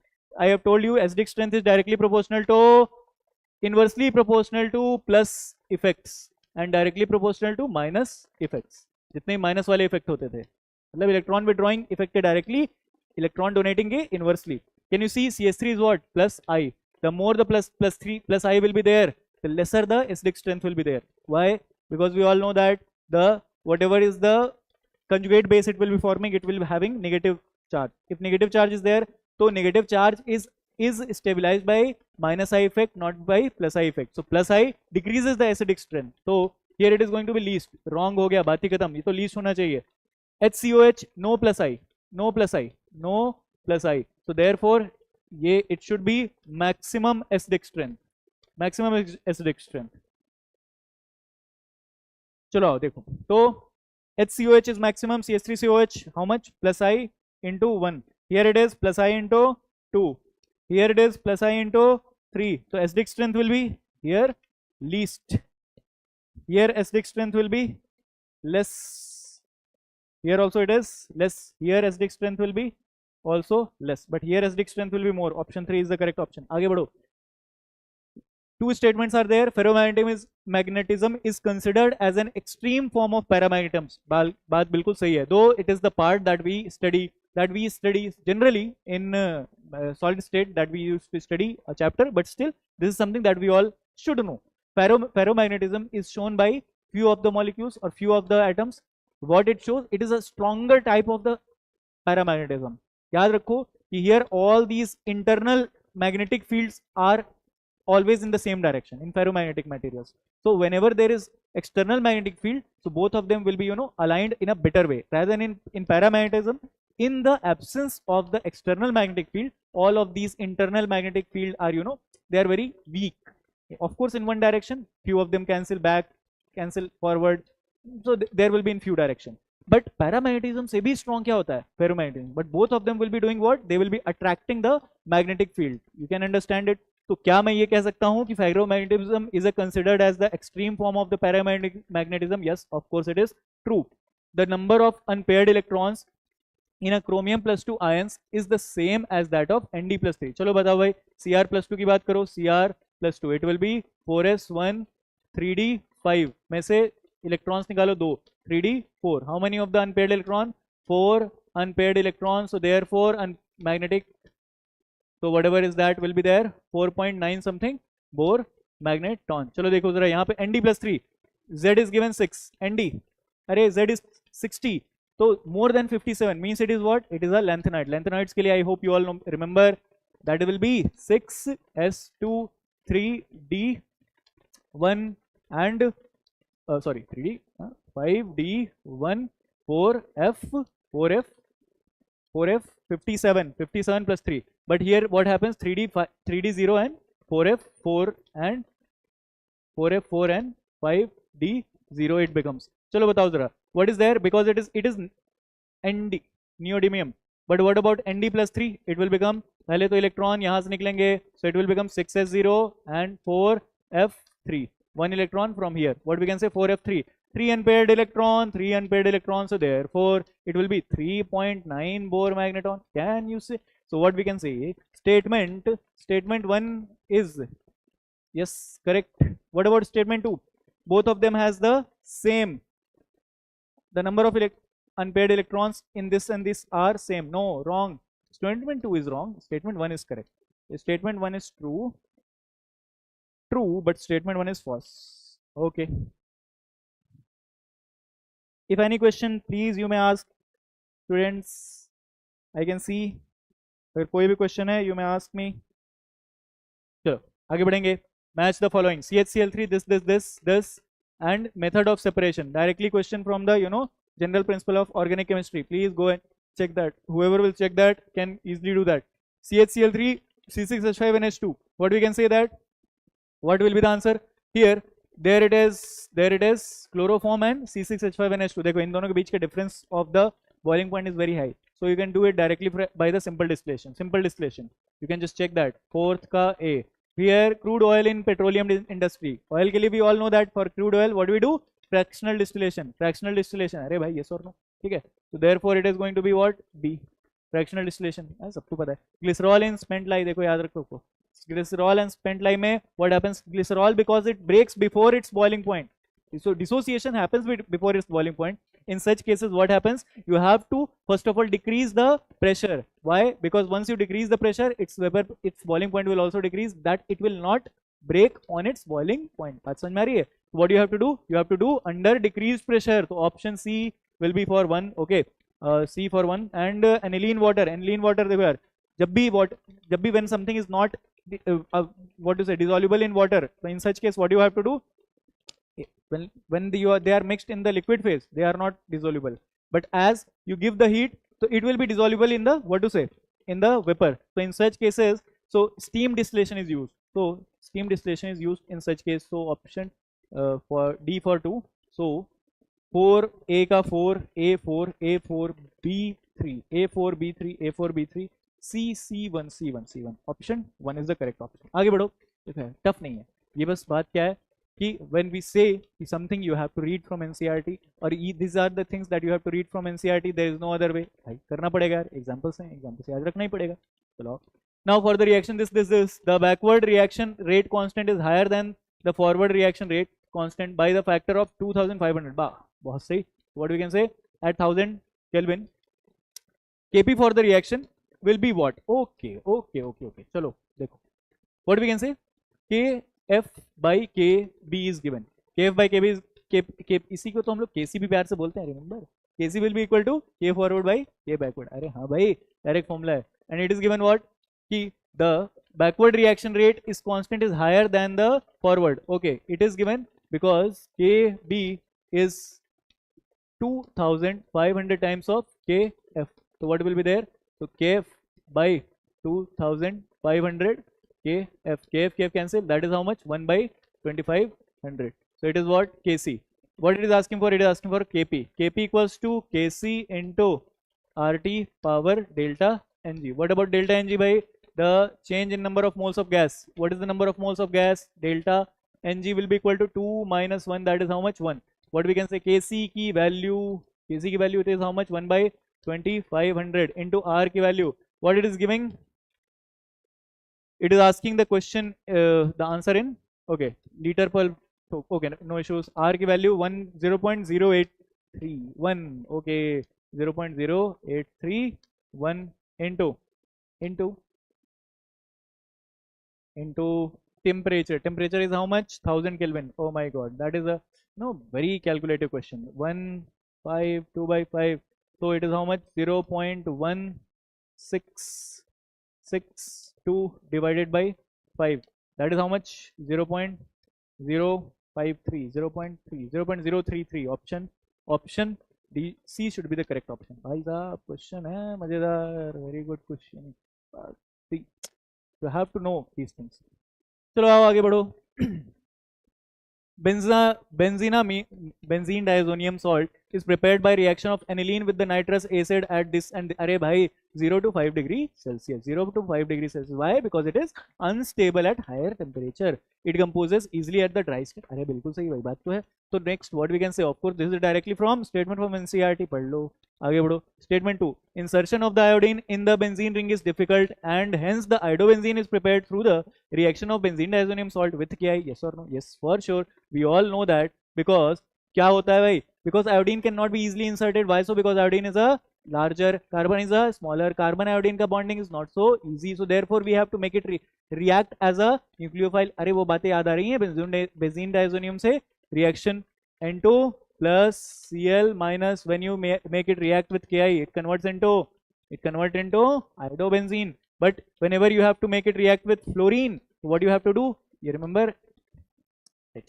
NaBF4 से react करा देते हो, it will convert into, अगर वही NaBF4 से react करा दोगे, it will convert into fluoride. चलो एक्स्ट्रा हो गया पर इसकी कोई जरूरत नहीं थी, चलो छोड़ो. तो this one is going to be correct for sure. Statement 2 insertion, ये भी correct है, तो statement 1 and 2 both of them are correct. चलो आगे बढ़ो. Next, how many products including stereoisomers are expected from monochlorination of the following compound? Just I will tell you, please go through my one shot video में directly I have solved such kind of question. बहुत बार कराया है भाई. In my classes also I have taken it so many times. I have made it solve so many such kind of question. बहुत easy but बहुत important question. Okay. Next, here what you have to do? You have to just check that how many different types of hydrogens are there. Check different types of hydrogen in the molecule. Okay, चलो check करते हैं. Can you say CCS3? It is a type A. Of course, this kind of hydrogen is different from this kind of hydrogen. Type B of hydrogen, type C of hydrogen, type D of hydrogen. It is also type D of hydrogen क्योंकि इसका जो both of them are symmetrical position. Both of them are at the no, तो फिर कोई difference नहीं है. तो कितने टाइम के आपके हो गए? 4 types of hydrogen are there. तो what it is giving? Including stereoisomers. अगर including isomers नहीं होता तो directly answer होता 4. But it is telling that including. So no, Now you will have to make all of these, एक एक hydrogen हटाते जाओ, एक एक क्लोरीन लगाते जाओ, and check that whether there is D and L or R and S are possible or not. चलो देखो, so C I am first making at A, so CH3 C CH3 CH CH2 CH2 Cl. Can you see यहाँ पर is there any chirality? No, no chirality मतलब कितने सारे possibility, only one possibility, no DL और no RS. चलो talk about B, ये तो अपने ए के लिए हो गया. चलो बी के लिए बात करते हैं. बी के जगह पे एक हाइड्रोजन हटाओ और एक सीएल लगाओ. चलो चेक करो, ME C H ME C H C L C H three. Can you see that? Yes और नो? अरे भाई यहाँ पर तो I think everyone can see that, understand it very easily that यहाँ पर ये क्या है, this carbon is what, this carbon is getting chirality. If this is getting chirality, यहाँ से क्या हो जाएगा, RS, 2 isomers will be possible. चलो आ जाओ, B का हो गया. Let's talk about C के लिए C कार्बन पे हटाओ, CH3 that is methyl, C methyl, C Cl, CH2 CH3. अरे CH2 CH3 प्यार से इसे क्या बोलते हो, ET. What we can say, यहाँ पर आ रहा है, अरे आ रहा है नहीं आ रहा है, no, C Cl ET, because two groups are same, so no chirality. यहाँ पे भी कितना possibility, only one. चलो आओ बात करते हैं D की CH2 CH2 छोड़ो, CH3 CH3 CH2 Cl CH2 CH3. Can you see, is there any chirality? हाँ भाई, I can see that there is a chirality. How many? Why? Hydrogen CH3 CH2 Cl ET सब different है. If there is a chirality, there will be R and S. So how many possibility are there? 2. 2 plus 2 4, 4 plus 1 5, 5 plus 1 6. Total number of isomers will be 6. Total number of isomers will be 6. कोई दिक्कत? no दिक्कत. आगे बढ़ो. Next question अच्छा था. It was, it is time taking question. So I say please solve such kind of questions at last. Never ever at the same. पहली नजर में मत करना ऐसे भाई. आगे बढ़ो. Among the given compounds 1 2 3, the correct order of dissociation energy of CH bond marked with is. देखो, अब मैं जानता हूं कि most of you students would be doing what? Directly तुमने देखा sp sp2 sp3 में कार्बन तुमने सोचो percentage is characterless, so therefore CH bond will be smaller CH bond. तो सिंपल से बोल दो बॉन्ड स्ट्रेंथ. ऐसे मत करना, ध्यान से देखो. यहाँ पे एरोमेटिसिटी वाला गेम चल रहा है, एरोमेटिसिटी वाला गेम होगा या फिर स्टेबिलिटी वाला गेम होगा, तो थोड़ा सोच लेना. हमेशा ब्रेक करोगे तो कैसे, होमोलिटिक फ्यूजन करोगे. यहाँ पर जो बात कर रहा है bond dissociation energy of CH, तो always do the homolytic fusion.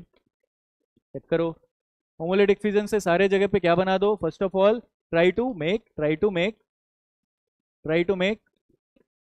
Free radicals. चलो यहाँ पे बताओ, फ्री रेडिकल यहाँ, फ्री रेडिकल यहाँ पे फ्री रेडिकल यहाँ, फ्री रेडिकल यहाँ. व्हाट हैपेंस, ऑलवेज रिमेंबर, कोई भी why any reaction goes in the forward direction, if there will be more stability. ठीक है, and if less stable product is going to be there, reaction will not go in the forward. क्या ये बात समझ में आ रही है? तो ये CH के ब्रेक करने के बाद क्या बन रहा है, it is going to form free radical. Okay, if it is going to form free radical, wherever there will be more stable free radical, the dissociation will be easy. So what we can say, so if or we can directly saying bond dissociation energy is inversely proportional to stability of free radical formed. क्या ये बात कह सकते हैं? बिल्कुल कह सकते हैं भाई. अब यहाँ पे बॉन्ड चेक करो, यहाँ पर ये क्या बन जाएगा, this will be something like this. यहाँ पे this will be something like, it will be something like C triple bond C and this. What about this ट्यू and here it is going to be.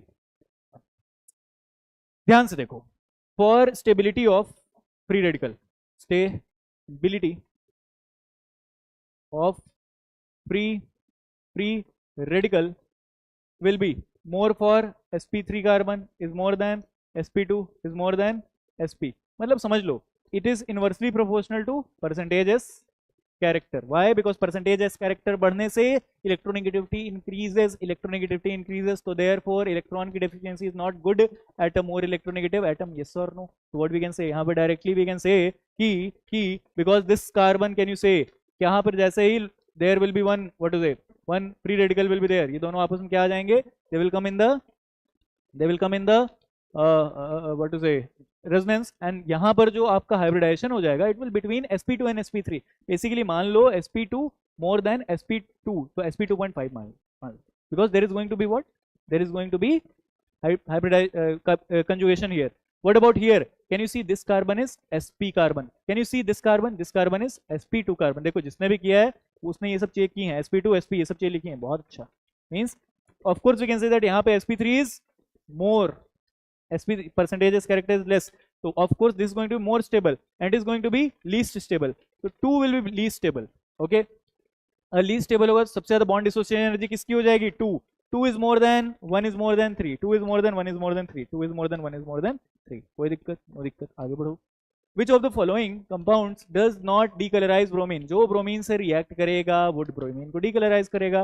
Those who do not react with bromine, they will not decolorize the bromine. चलो आओ, bromine water की बात हो रही है, क्या ये कभी ब्रोमीन वाटर से रिएक्ट करेगा? No, it will react with bromine in presence of HNO. It will only react with bromine in presence of HNO. Why so? Because it is alkane. Alkane only reacts with bromine in presence of HNO. That is, समझ रहे हो? ठीक है, तो यहाँ पर यही बात सही है यार. यहाँ पर देख रहे हो OH, of course it is what, यहाँ पे यस और no, electrophilic aromatic electrophilic substitution reaction क्या बना देगा?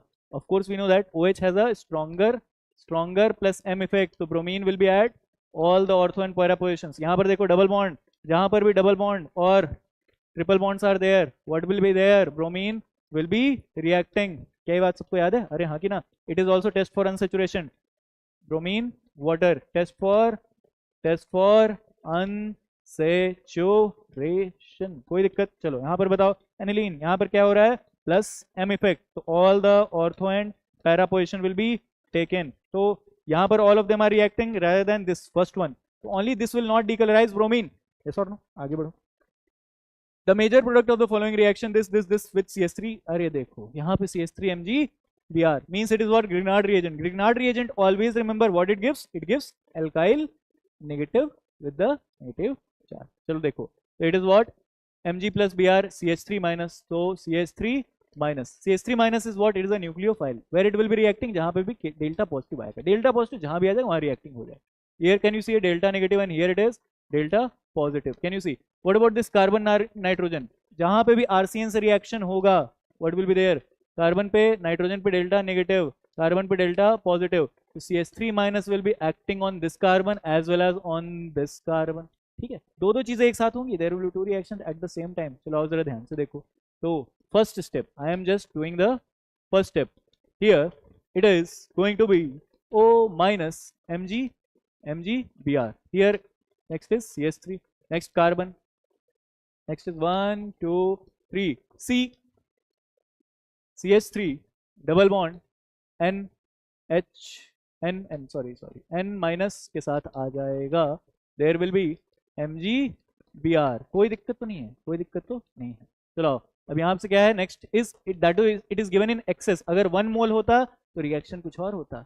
You will see that where it is more delta negative वहां पे रिएक्शन कराते हैं, पर यहाँ पे एक्सेस है, तो it will be acting at all those points where there is जहां पे भी nucleophile can attack. So there is 2 possibilities of attack. चलो आओ चेक करो, आगे बढ़ो. वाटर दे दो H3O plus, that too acidic water. Acidic water से क्या हो जाएगा भाई? सीधी बात है, MgBr जो प्लस था वो हटाओ, H प्लस लगाओ. What will be there? It will be following into alcohol, it will converting into OH. साथ में क्या है? CH3. Next 1 carbon 2 carbon 3 carbon. See हमेशा याद रखो यहाँ पर क्या होता है, you will break it. How do you break it? यहाँ पे how do you break it? यहाँ पे भी आपको क्या कर देना होता है? 2OH दो, यहाँ पे क्या कर दो? यहाँ पे H प्लस OH माइनस में ब्रेक करो. तो इसे कितने? 2H plus. इसे क्या करोगे? 2OH minus. Why? Because it is what? 2 positive. देखो I am telling you direct method.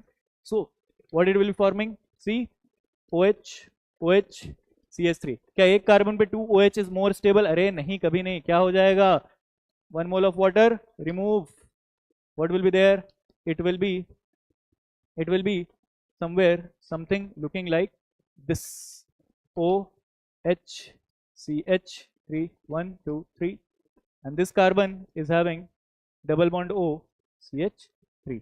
चलो देखो कोई ऐसा दिख रहा है क्या, कोई ऐसा दिख रहा है क्या, CH3OH, of course second carbon पे CH3OH, 3, 4, 5, fifth carbon COCH3. Option 2 is the correct option. You can go with that.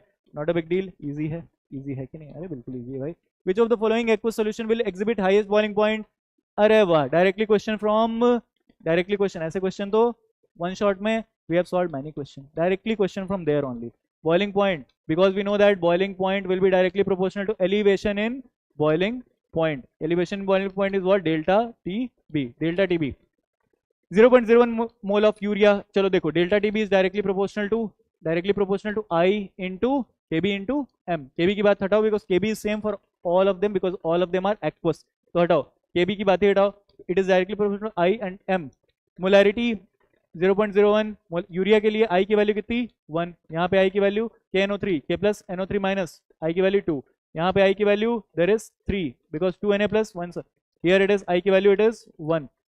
चलो देखो 1 into 0.01 that is 0.01, 2 into 0.01 0.02, 3 into 0.01 0.03, 1 into 0.015, which is more. I think everyone can see that option 3 is going to be correct option. Not a big deal. अरे वहीं से तो आ रहा है भाई, I into M.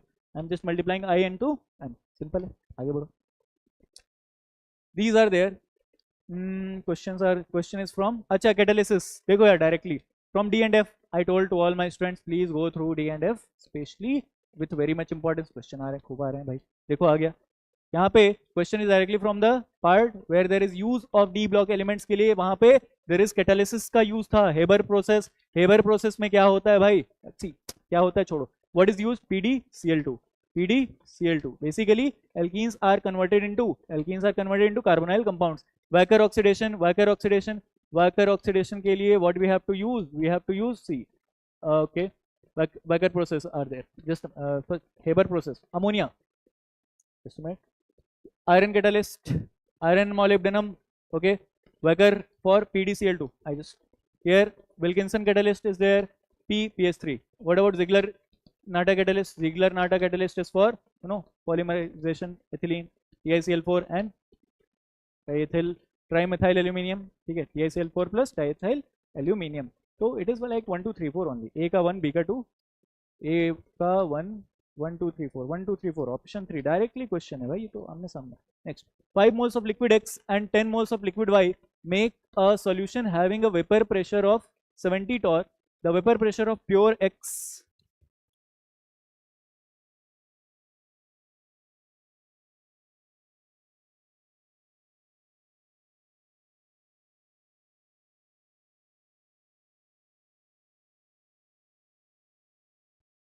if there is any question, students, again I'm asking, you may please note it down, or please question ask me there in the comment box, I'll be answering. 5 moles of liquid X and 10 moles of liquid Y makes a solution having a vapor pressure of 70 torr. Okay, the vapor pressure of X and Y are 63 and 78 torrs respectively. Which of the following is true regarding the described solutions? ध्यान से देखेंगे. चलो, so what we can say in such kind of question, it is asking for, first of all, the solution shows positive deviation. Okay, see, very beautiful question. If it is going to show the positive deviation, remember something, if there are any positive deviation solutions के लिए what happens, always remember कि जो भी आपका P that is calculated is going to be less than P whatever you have done experimental. P experimental. Negative deviation के लिए P calculated is going to be more than P experimental or P actual. देखो actual की value दे रखी है. What is the actual? Actual is 70. It is what? P experimental. But what about this P calculated? P calculated is from the Raoult's law. What do? You from the Raoult's law. What is Raoult's law? P is equals to P naught A into XA plus P naught B into XB. P naught A की value कितनी हो गई भी भाई? P naught A की value is given. It is given how much? 63 into XA. What is XA? Basically I am considering A as X. चलो छोड़ो, तो मतलब X of X कर लो, X of X into PB की value छोड़ो, PY of XY, PX xx, ठीक है.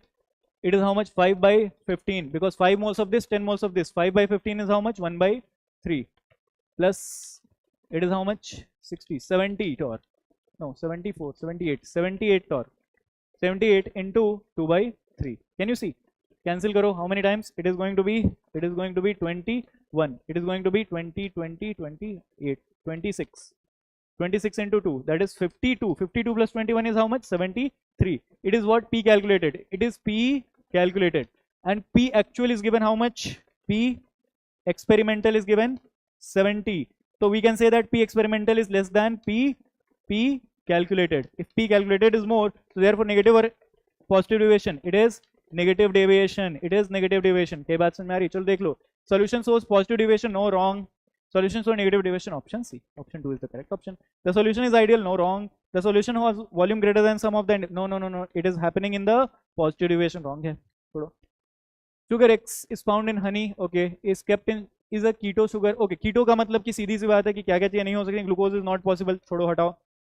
और exist in alpha and beta anomeric forms, ठीक है. Glucose तो ऐसे बाहर हो चुका है. is a levo rotatory, fructose होगा directly. Levo rotate exist in alpha beta keto sugar found in honey, छोड़ो बात ही हटाओ. Sucrose is a positive, it is negative नहीं है भाई, dextro है. Glucose and sucrose both of them are dextrose. Maltose की बात ही छोड़ो, it is not there in honey, it is not found in, maltose is found in, you know, maize, rice, these things. Okay, आगे बढ़ो. Identify the suitable reagents for the following conversion. इस conversion के लिए COCH3. It is what? It is ester. Ester going to aldehyde. Ester going to aldehyde के लिए you are going to use a reducing agent, but reducing agent should be, you know, not so strong कि ये directly इसको alcohol तक लेके जाए. It should stop at the aldehyde. But you know that LiLH4 क्या करेगा? It will make it directly reach to alcohol. तो ये तो नहीं हुआ. Next, ALH.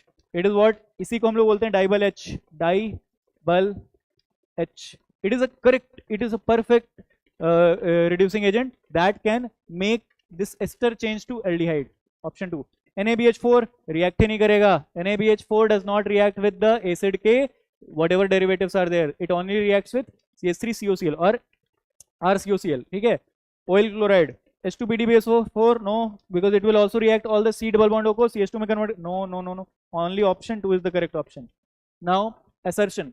This iodobutane undergoes SN2 faster than this chlorobutane. Yes, for sure, because there it is weaker, it can easily be broken. अगर easily broken हो जाएगा तो of course if there is any nucleophile is there, it can easily attack and I will be left. यहाँ पे जो nucleophile होगा, it cannot so easily knock the chlorine out because chlorine is going to be smaller than iodine. Here this bond is weaker. Always remember, always Ri is more than RCl. Either it is SN1 or SN2. तो बात ही खत्म, छोड़ो. तो faster than option बिल्कुल सही है. Iodine is better leaving group because of its larger size. Yes, बात बिल्कुल सही है. Because of its larger size, because as the larger size there, I minus will be more stabilized. क्योंकि negative will be, it will be separate, or you can say present in a bigger area or bigger volume. It will make it more stabilized. So what we can say, assertion, reason, both are correct and correct explanation. So both A and A are true and correct explanation. Correct. Now standard heat of formation in this of barium ion. Okay, barium ion formation. Now standard heat of formation of SO4 is this much. Standard heat of crystallization of barium is okay, and barium sulfate is this much. Standard heat of okay. It is a very good question. देखो barium sulfate के, how do you form barium sulfate? You have to take everything. Barium sulfate में whatever is the element, you have to take it in their you can say reference states. Barium, sulfur has what? 1 by 8 S8.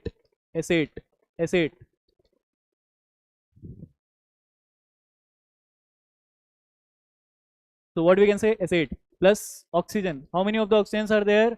2 O2. It will convert into BaSO4. What is the delta H value? Delta H value is how much? It is given here. Barium sulfate बनाने के लिए minus of 349. What about barium? Barium converting into barium plus 2. What is this value? It is asking for.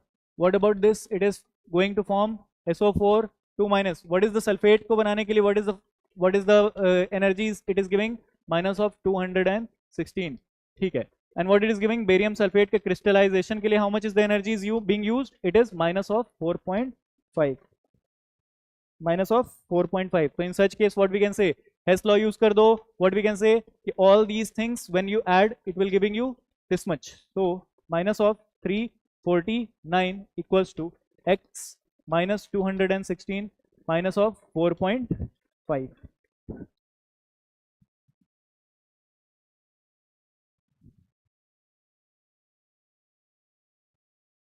So what we can say? X equals to minus of 349 plus, it is how much? Plus 220.5. It will be minus of 128.5. Option 1 will be the correct option.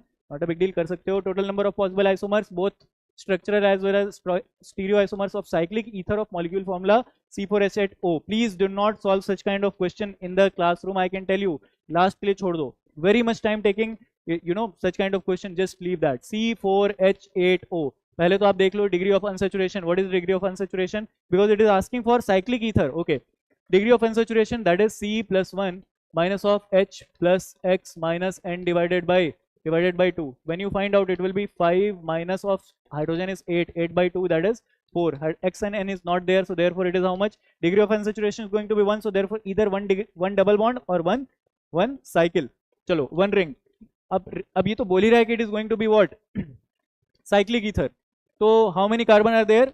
4.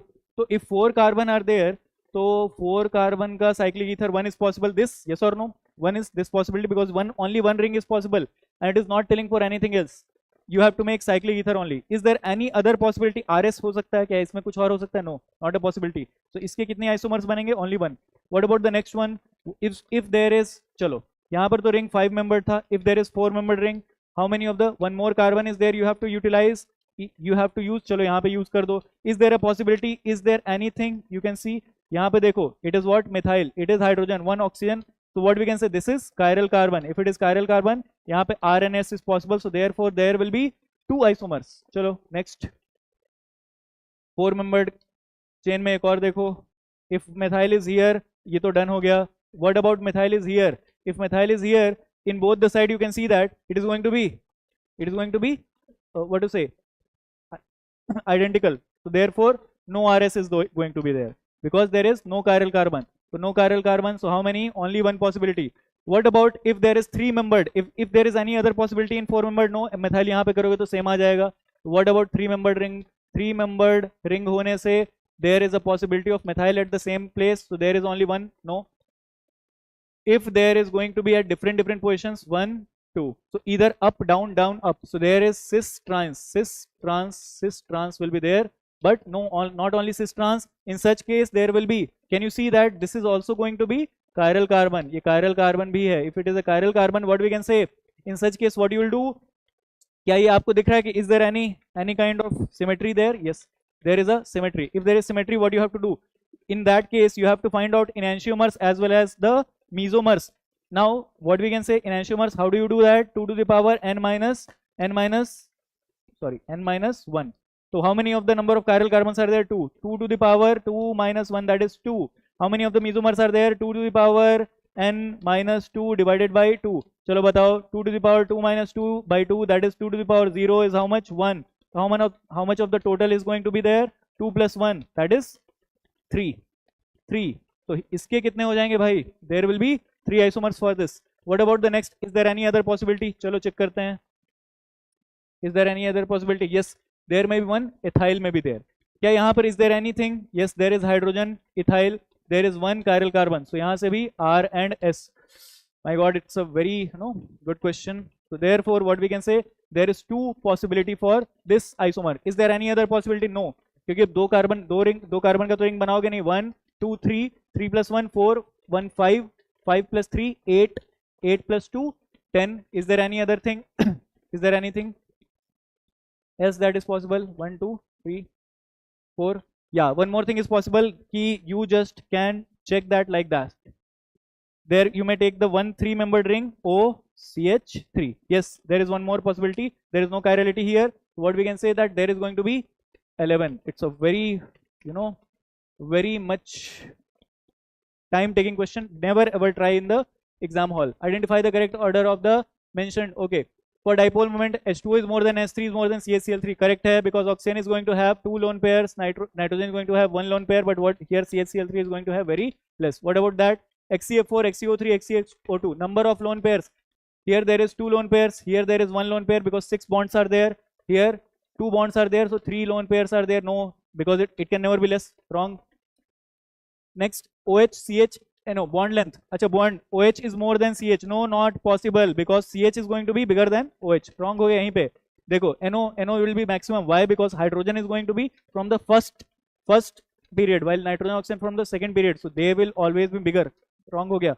N2 is more than O2 is more than bond enthalpy. Of course, because N2 ke liye everyone you know that bond order is 3. O2 ke liye bond order is 2. Hydrogen ke liye bond order is 1. Of course, we can say that option D is also correct. Which of them are correct? A and D. A and D. A and D. Option 1. आगे बढ़ो.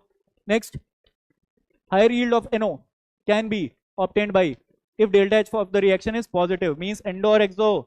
Endothermic reaction. If endothermic reaction is there, temperature high. Temperature should be array, of course. Say lower temperature, wrong. Higher concentration of N2. If the reactant are more, product will be more. Yes, correct hai. Higher concentration of O2. Yes, because O2 is also what? Reactant. So A, C, D, A, C, D, A, C, D, option 4. आगे बढ़ो. If the rate constant of the reaction is 0.03 per second, how much of the, देखो, per second means it is telling that it is first order reaction. From the rate constant, you have to remember how to find out that which order reaction. How much time does it take for 7.2 mole per liter of concentration to react to get. Okay, देखो ऐसे question हमेशा कैसे करो. K की value है, T half find out कर लो. T half will be equals to 0.693 divided by K. That will be 0.693 divided by 0.3. That will be 69.3 divided by 3. 69.3 divided by 3. That will be 23.1. 23.1. So T half is these many second. चलो देखो. What is there? 7.2 is going to how much? 0.9. पहले half करो. In one T half it will go to 3.6. In next T half it will go to 1.8. In next T half it will go to 0.9. How many of the T half is there? 3 T halves. The total time will be 3 T half. That is 3 into 3 into 23.1. That is 69.3. Not a big deal. You can easily do that. Either you can use the integrated rate law expression. It's up to you. I always tell to go for that. Which of the following reaction does not belong to Lassane's test? Always remember Lassane's test. Try to convert the covalent compounds into ionic. So Na plus C plus N converting into cyanide. Yes. Yes or no? Nitrogen is given test only whenever there is carbon nitrogen bond is there. And what it converts into? Cn. Correct hai? NaS converting into Na2S. Yes, it is also giving. NX converting into NX for sure. For halogen we do this. U2O carbon, no. Is there any of the ionic compound is forming? No. So 1, 2, 3 not belongs to Lassane's test. Okay, not belongs to Lassane's test means option 4 is the correct option. Okay, so that is all for chemistry. Now physics. For physics, I will be calling Narayan Devangan sir. He will be just dealing with physics. Sir, please, you may come.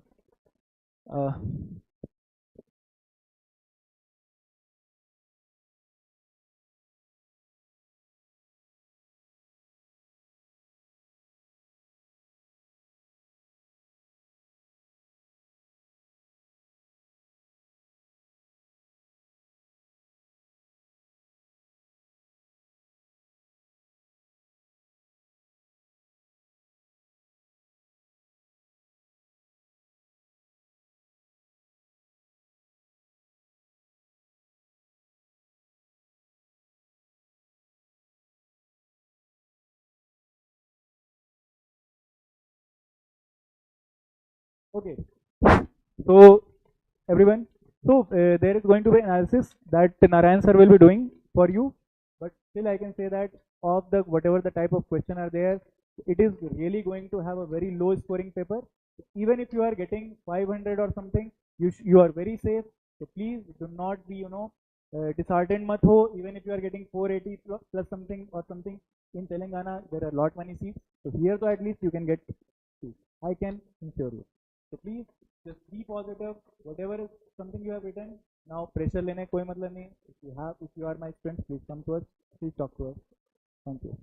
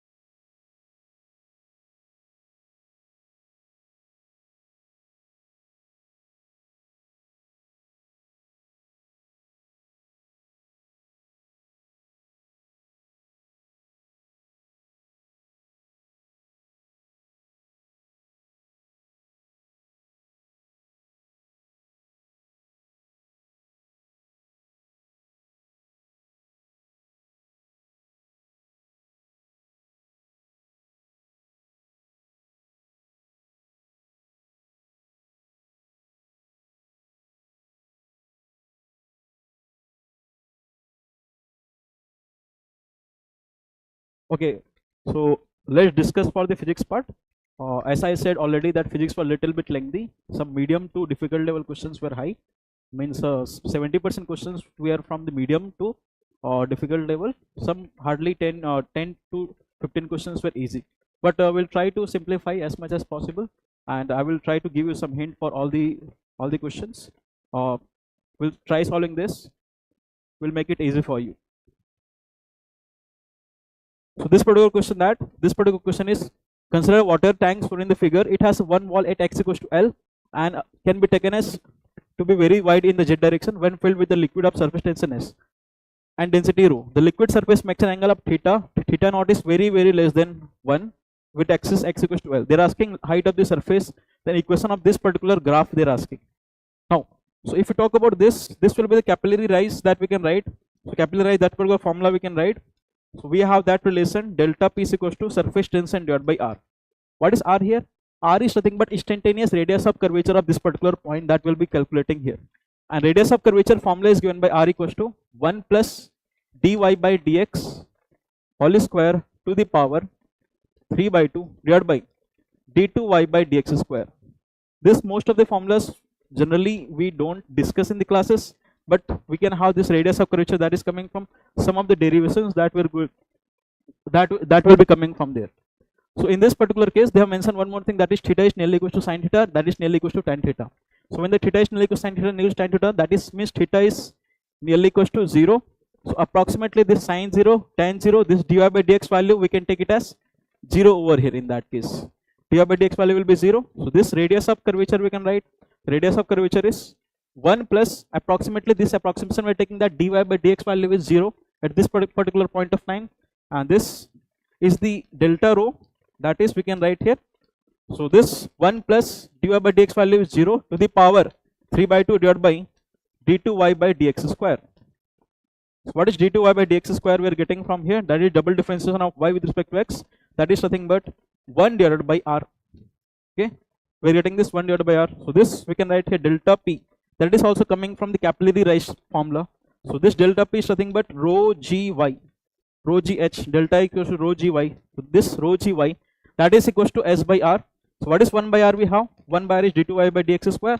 So this d2y by dx square into surface tension. So from here we are getting that relation, that is d2y by dx square equals to rho gy divided by r.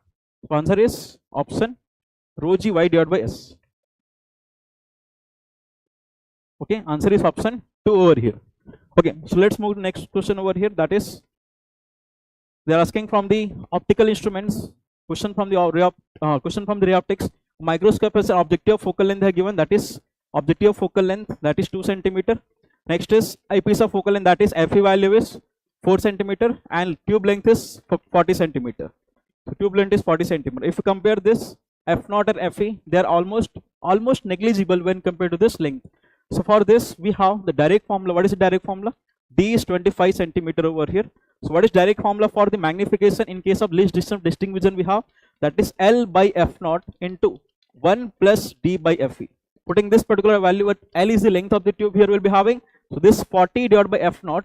What is F0? That is 2 centimeter. Multiply by this 1 plus D by Fe. 25 divided by Fe. Fe value is 4 centimeter. So after solving this particular case, we are getting 20 into this 1 plus 25. This is 29 by 4. So this approximately 1, and this will be 5. So this is 29 to 5, 145. The nearest value you can put, that is 150. We are taking some approximation. What is approximation? This particular formula will be used when the approximation is there. So answer is 150 over here. Next, electron of mass and charge. They are electron is having some mass and charge, moving with the speed of c by 10. So c by 100, that is the speed of the electron. Its in magnetic field is also there, as well as electric field is also there. So electrons will move in a continuous path, that is together with the magnetic field, so that the electron does not deflect from its path. When the electron has to move in a continuous straight line, so that it's not deflect from its path, in that case we'll be writing this. V is given by, that is E divided by B. And this particular condition is satisfied, then we can say that when this condition is satisfied, then we can say that electrons will be continuously moving in a straight line without any deviation. And one more condition is that E should be perpendicular to B. the B should be perpendicular to E, and V should be perpendicular to E. Next we have E should be perpendicular to B, E perpendicular to B, B perpendicular to V, and V should be perpendicular to E. All three should be mutually perpendicular to each other. So from here what they're asking, E ka magnitude they're asking. What is E magnitude? We can write here B into V. So B value is how much? B value they have mentioned is 9 into 10 to the power minus 4. 9 into 10 to the power minus 4 into C by 100. So if you solve this, we'll be getting this 27 into 10 to the power 2. Answer is option D, option 2. So this 9 into 10 to the power minus 4 into C by 100. C is the speed of the light over here. Going to next part of the question. Over next question here, there are two inclined surfaces of equal length. The first one is smooth and first one is rough. One of them is rough and other is smooth. Given body. So this one is, let's say this one is smooth, and second, this particular point, this one is rough. So first one is smooth, second is rough. In that case, what they're asking, other is perfectly smooth. A given body takes 2 times as much time to slide down on the rough surface than on the smooth surface. So suppose they are traveling by same distance over here. This distance is s. So if it is smooth, we know that acceleration. What is acceleration on the smooth surface? We have only g sine theta. And what is acceleration in this particular case? The acceleration a1, and this acceleration is a2. That is g sine theta minus mu k g cos theta. Okay. So as what they're asking, in this case time will be less. Obviously this one is smooth. In this case time will be less. In this case time will be more. So here I will be writing this t2 and this will be t1. What they mention is that t we know that is under root 2h divided by a1.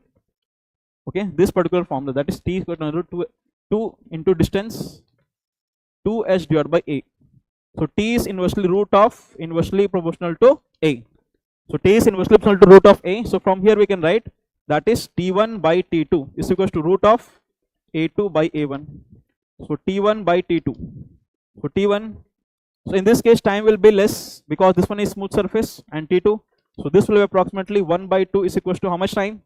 Because t2 rough surface, it will time will be more. So t2 equals to twice t1. We'll be writing this. So 1 by 2 is equal to under root a2 by a1. What is a2? We'll be writing this g sine 45 minus mu k g cos 45 divided by again g sine 45. So after solving this particular case, again calculation part you do. I'm just telling the what to do, what we should do in this particular case. So after solving this, we know g sine 45, mu k g cos 45. So from here directly mu k value that we are getting is directly 0.75. Answer is option 4. Right.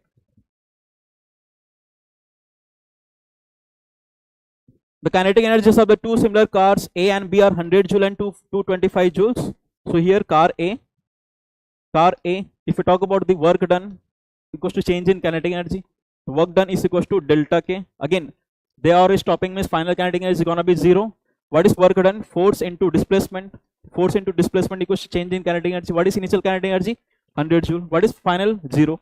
So obviously this will be, I will be writing this. If you talk about the magnitude, this will be 100 only. So F into S1. So what is the force that is acting here?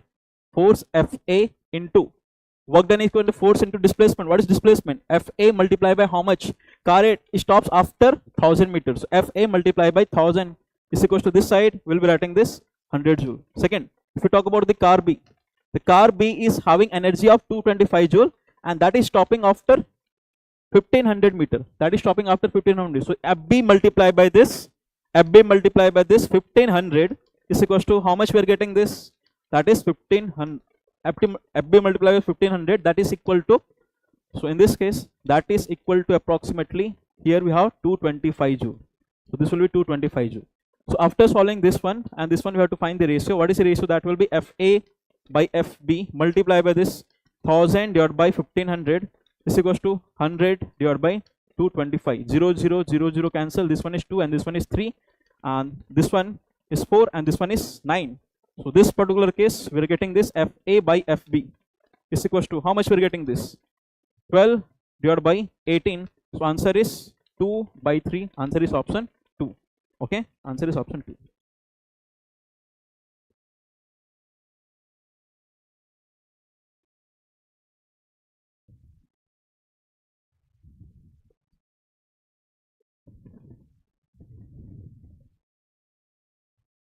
Right. So moving to the next question over here. So this particular question, the question is coming from this circuit problem over here. If you see carefully, this one 5 by 3 is equals to 2.5 by 1.5. So 2.5 by 1.5 and this 5 by 3. So this is what condition of Wheatstone bridge. So this particular will be neglected. Okay. So this particular things will be neglected. If we draw the circuit over here, this will be 5 ohm. This one is 2.5 ohm. This one is 3 ohm and this is 1.5 ohm. So this one is 5 ohm. This is 2.5 ohm. So this resistance, that is 5 ohm by 2.5 ohm divided by 3 by 1.5. This is 1 by 2. This also 2. This also 2. So this middle resistance is that fifth resistance in case of Wheatstone bridge, that has to be neglected over here. And this is connected to this side, how much? 1.5. This is connected to how much? This side, that is 5.5. And this is connected to this side, how much? 1 by 3. And it is connected to the battery. The battery is having how much? 5 volt we are getting. So that's it. So now this one, if you solve this one are in series. This one will also be in series. So this is 3 ohm, this is 1.5 ohm. This combination of this one and this one will be in parallel combination. Okay, so this I'll be writing this. So we'll be getting this. Wait. So this sorry. This one and this one will be in series. So this, if we say this 5 plus 3 in series and this 2.5 and 1.5 will also be in series. So if we make the diagram like this,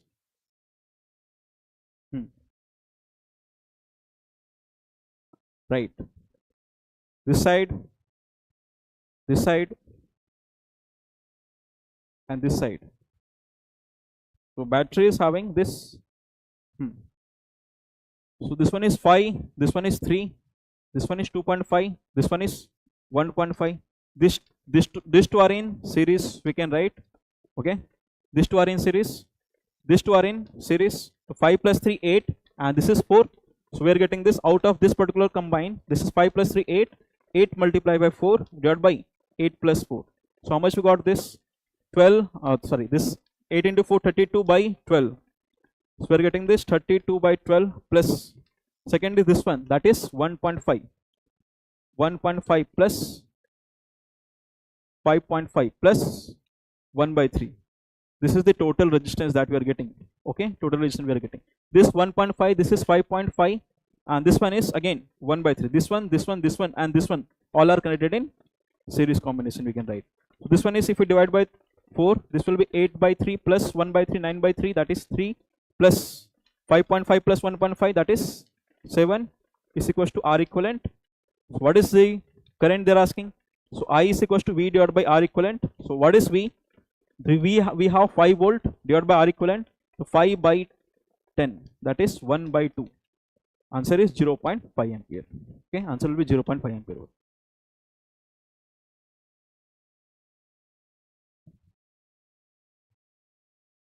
So this particular questions requires a little bit idea from the mechanics we have. So at this particular point, velocity is V0, and this height we have to calculate at this particular point. What is this height we have to calculate? This will be R. What about this one? This will be R cos theta. This will be R sin theta.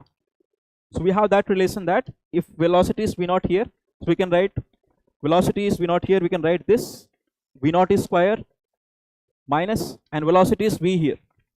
Okay, velocity is V here. V0 is square minus V is equals to 2g into h. So V0 is square minus V square equals to 2g into h. What is h?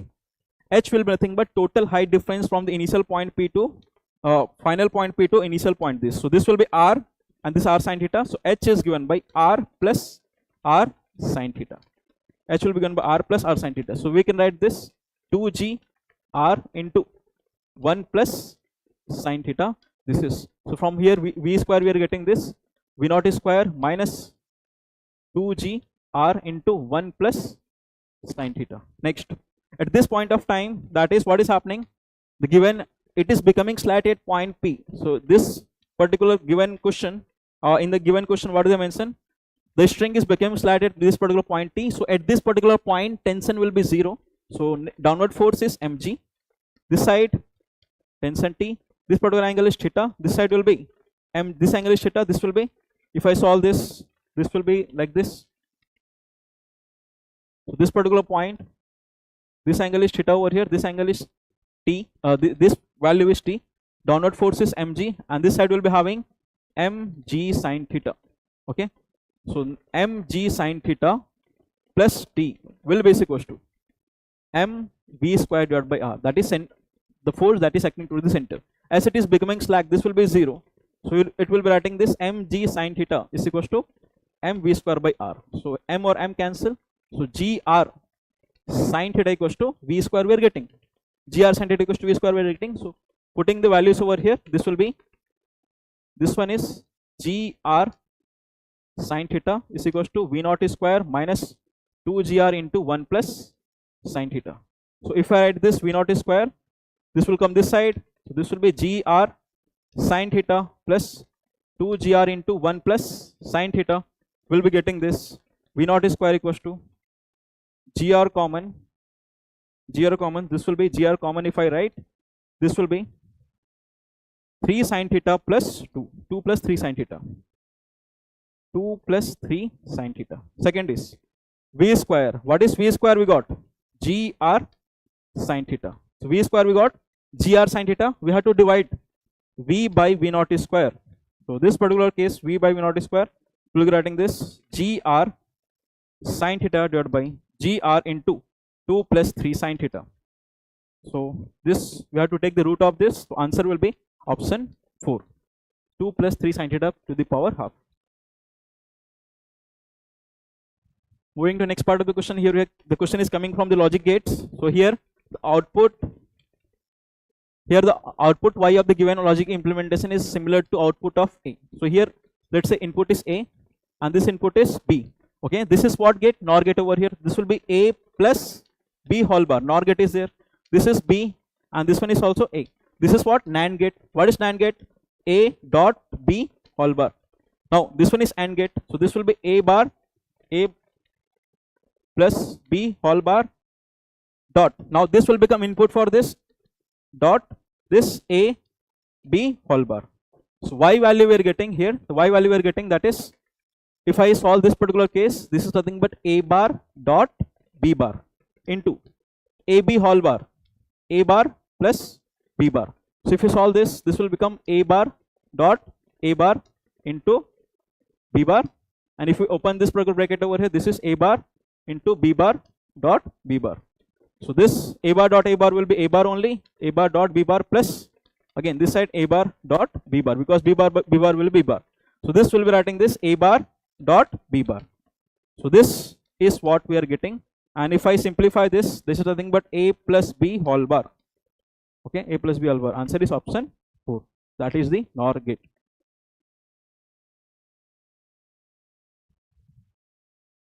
Right. So yeah, question is coming from electromagnetic waves. So they have given the electric field value. They're asking the magnetic field value. Economically backward class. Economically backward class. E reference the electric field. D magnetic field. And this is the direction of the wave. What is direction of the wave? The coefficient of x. This one and this one both are positive, means it is moving along the negative x direction. So what is E direction? What is direction of E? They mentioned over here. Electric field plane are given by expression for the corresponding magnetic field will be given by this. So this is Ez. It is oscillating on z direction. This will be z direction, means k cross something should be equals to c. What is c? Speed of the wave, velocity of the wave in which direction? Both are having positive sign, means it is in negative y direction. So this will be minus I cap. This is minus I cap. So obviously this has to be k cap. Sorry, this has to be j cap. K caps dot j cap. So magnetic field will belong by. That is for sure.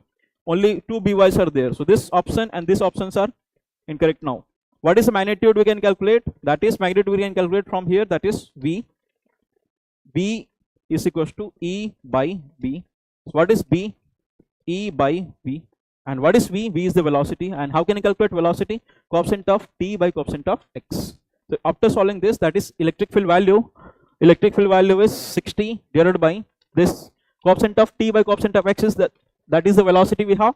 So 1.5 into 10 to the power 9 divided by this is pi. So we are getting this particular case, that is 0.3 approximately. We are getting directly, I am writing the answer over here, 2 into 10 to the power minus 7. That is the magnitude of the B.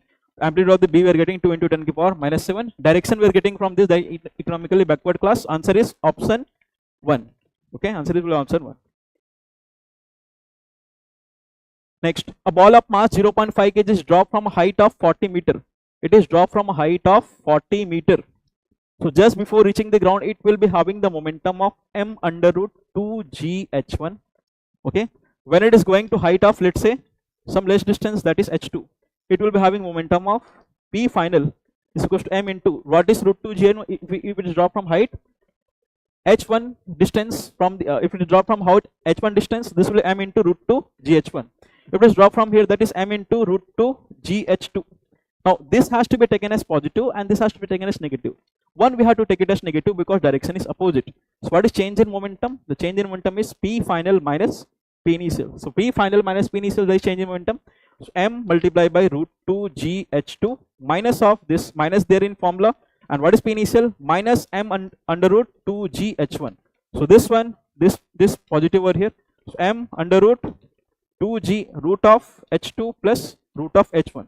Solving this particular case, what is the mass they mentioned is 0.5 into root of 2 into 10, that is root of h2. So root of h2 is 10 and root of h1 is, it is initially final height is 10 meter and initial height is, so this is 40 plus 10 or root 40, root 10 plus root 40.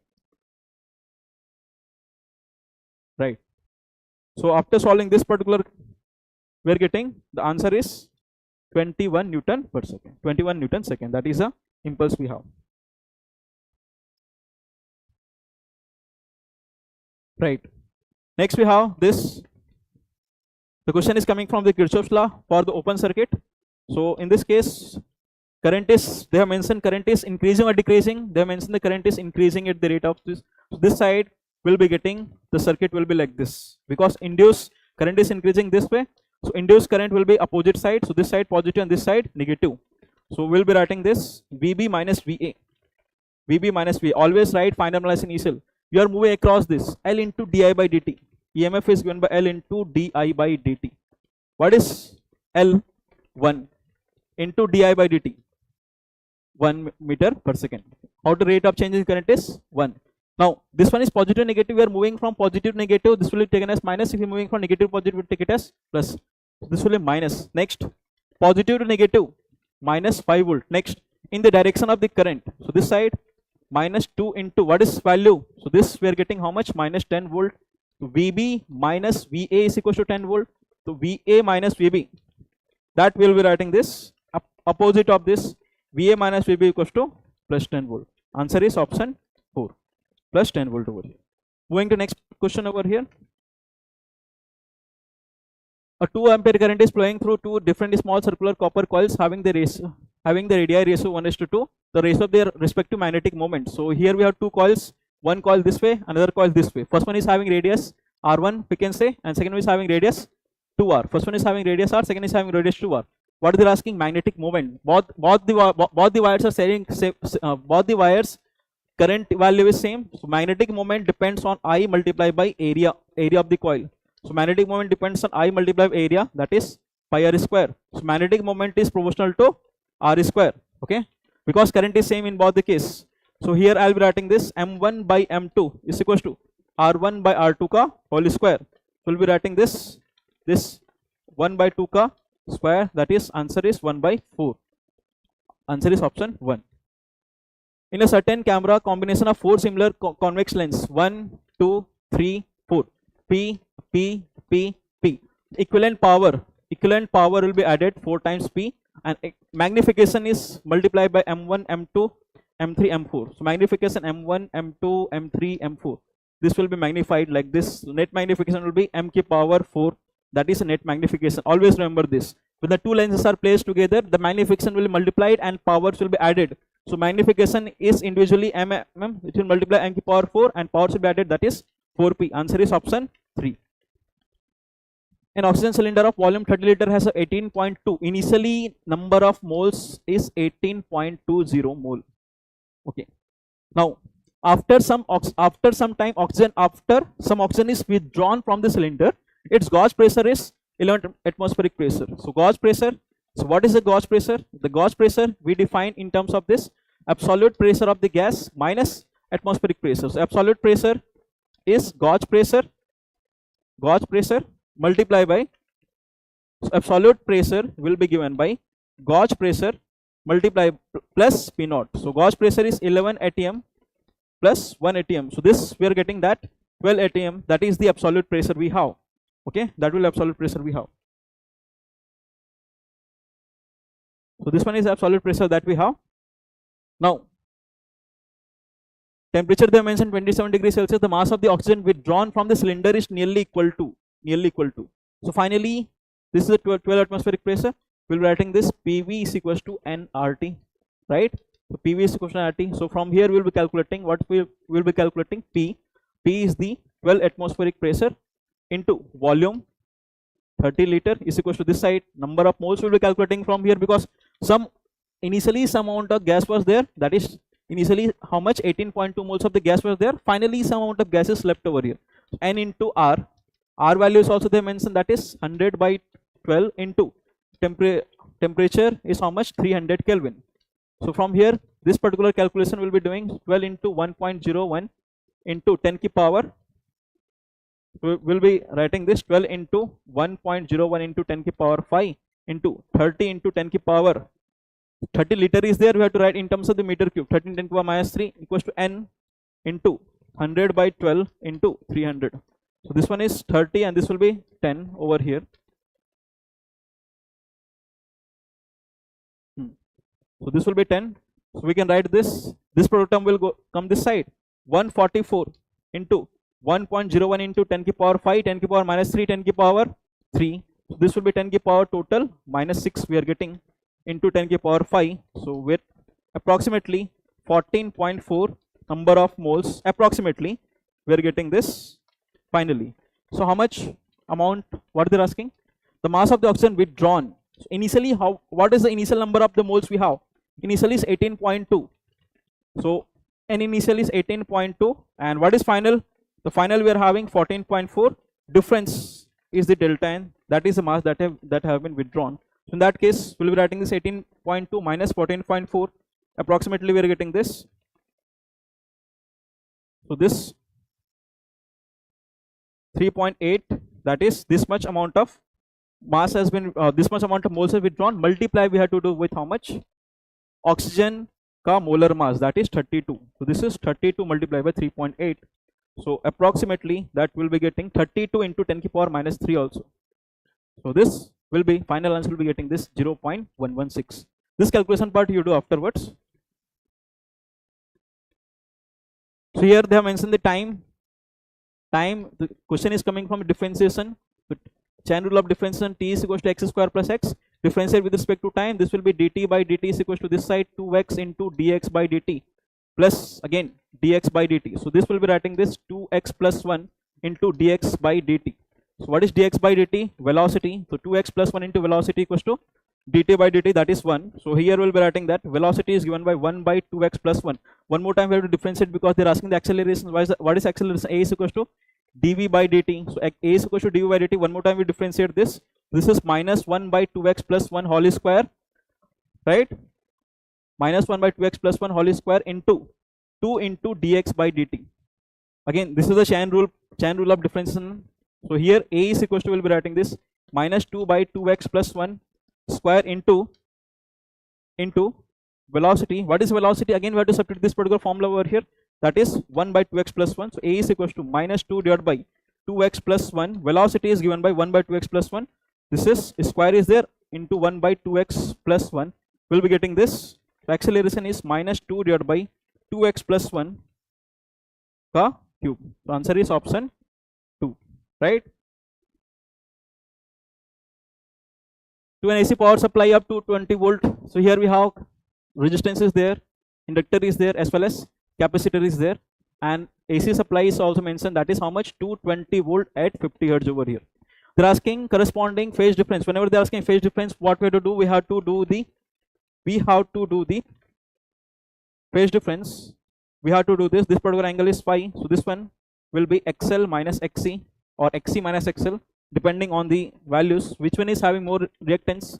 inductor of reactance 45, capacitor of reactance 25. So this we can 45 minus 25, and this side will be having resistance. So resistance is also 20 ohms. So this particular angle phi. What is tan phi? Tan phi is this opposite by hypotenuse. So this will be given by 20 by 20. The phi value is 45. Okay, how many 45 here we have? 245 is there. This one and this one. So this one is eliminated. This one is eliminated. Let's calculate the current over here. What is current? This is 20. This is Z value. So what is Z value? Under root 20 square plus 20 square. We are getting this 20 root 2. So current value is given by this V by 20 root 2. So approximately 220 by 20 root 2. This is we are getting how much? 7.8 ampere. Answer is option 2. Right? The sun rotates around its center once in a 27 days. What will be the period of revolution if the sun were to expand twice its present value? Angular momentum conservation. L1 equals to I1 omega 1 equals to I2 omega 2. What is I1? What is I1? Moment of inertia of the sun. Sun is the solid sphere. We'll be writing this 2 by 5 m r square into omega 1 is equals to 2 by 5 m r square is equals to, we'll be writing this again 2 by 5 mass is becoming, they're not saying anything about mass. If the sun were to expand twice its present value of the radius, so radius will be mass will be same, radius will be 2 r ka whole square into omega 2. So we're getting this 2 by 5 m, 2 by 5 m cancel over here. This one is r1 r square into omega 1 is equals to this side 4 r square into omega 2. So what we are getting from here, r square cancel. So omega 1 by omega 2 is equals to 4. What is omega? Time period. Omega in terms of this, that is angular velocity 2 pi by t we have. So from here I can write here t2 by t1 is equals to 4. So what is t2? 4 times of t1, right? Conservation of angular momentum that we are considering, or that we are applying. So this, when the radius is becoming twice, this will become 2r. That's it. So this is 4 times of t1, that is 27 into 4. Answer is option 4. Right?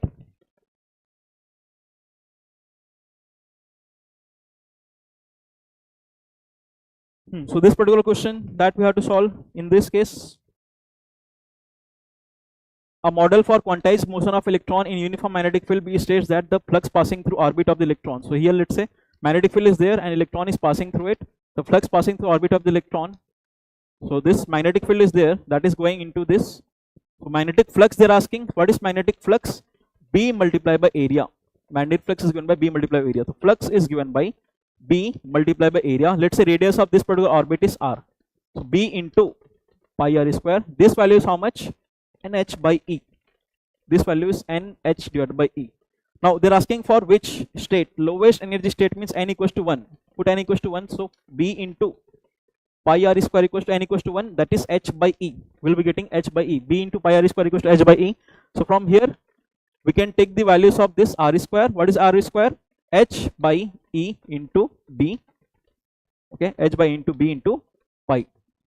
Right? H by into B into pi. Now next, according to the model, the magnetic moment of electron in its lowest energy, we have gyromagnetic ratio. Magnetic moment divided by angular momentum is given by Q by 2m. Magnetic moment divided by angular momentum. What is angular momentum? I multiply omega is equals to Q by 2m. What is Q? Here E divided by 2m. So magnetic moment is given by I into omega into E by 2m. I is the current, sorry, I is the moment of inertia, not the current. Angular momentum, L is the I into omega angular momentum. So this, we'll be writing this, if the electron is revolving in this particular orbit, the moment of inertia is given by m into r square into omega. What is omega in magnetic field? If you know, QB by m, that is moving charges in magnetic field. Omega is QB by m. QB by m. We're getting this QB by m. So this EB divided by m multiplied by E by 2m. So this m or this m getting cancelled. Putting the values of the r square from here, that is H divided by EB pi multiplied by this side EB into E divided by 2m. So this one B and getting cancelled over here, E and E getting cancelled over here. What we are getting this? EH divided by 2 pi m. Answer is option 2. Right? Answer will be option 2. Moving to next part of the question over here. Next question.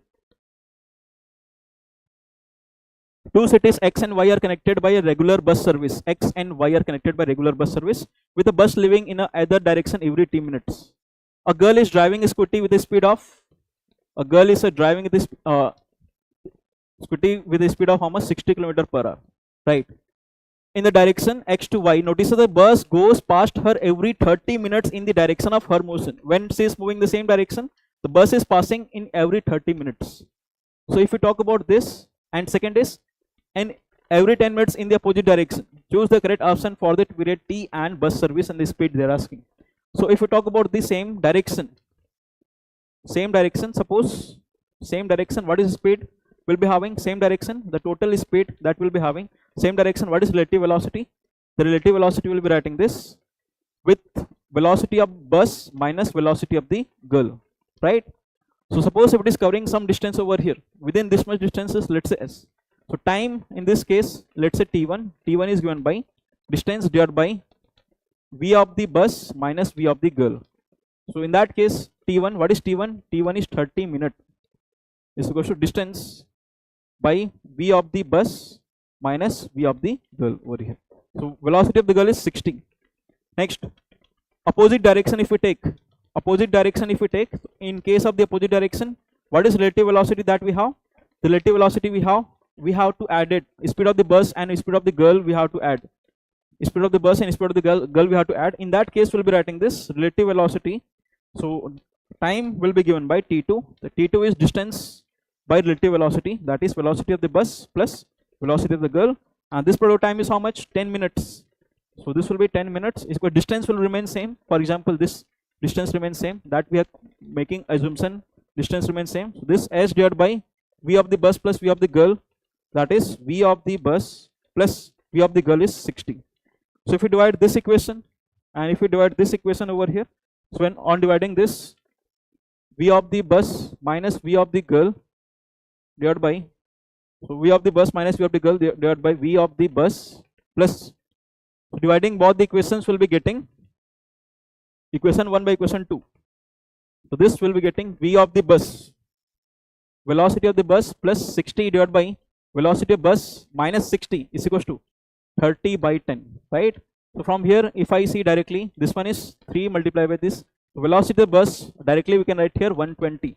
That's why 120 plus 60 divided by 120 minus 60 is equals to 30 by 10. So this 180 by 60, we are getting this 30 by 10. So answer is option, we are getting this velocity of the bus that we are getting is 120 km. Only one option is there. Answer will option 4, right?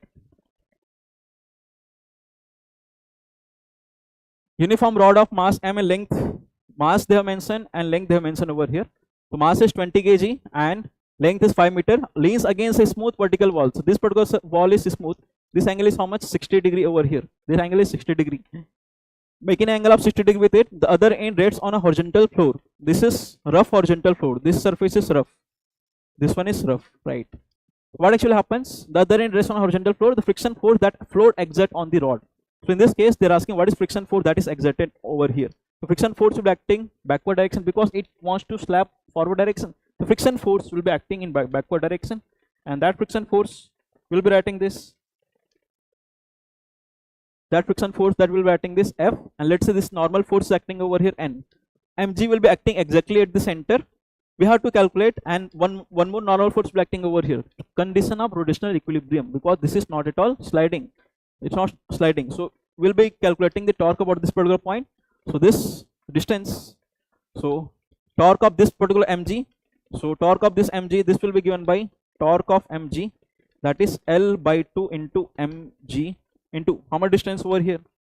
So r perpendicular into f. Torque is r perpendicular into f. What is r perpendicular?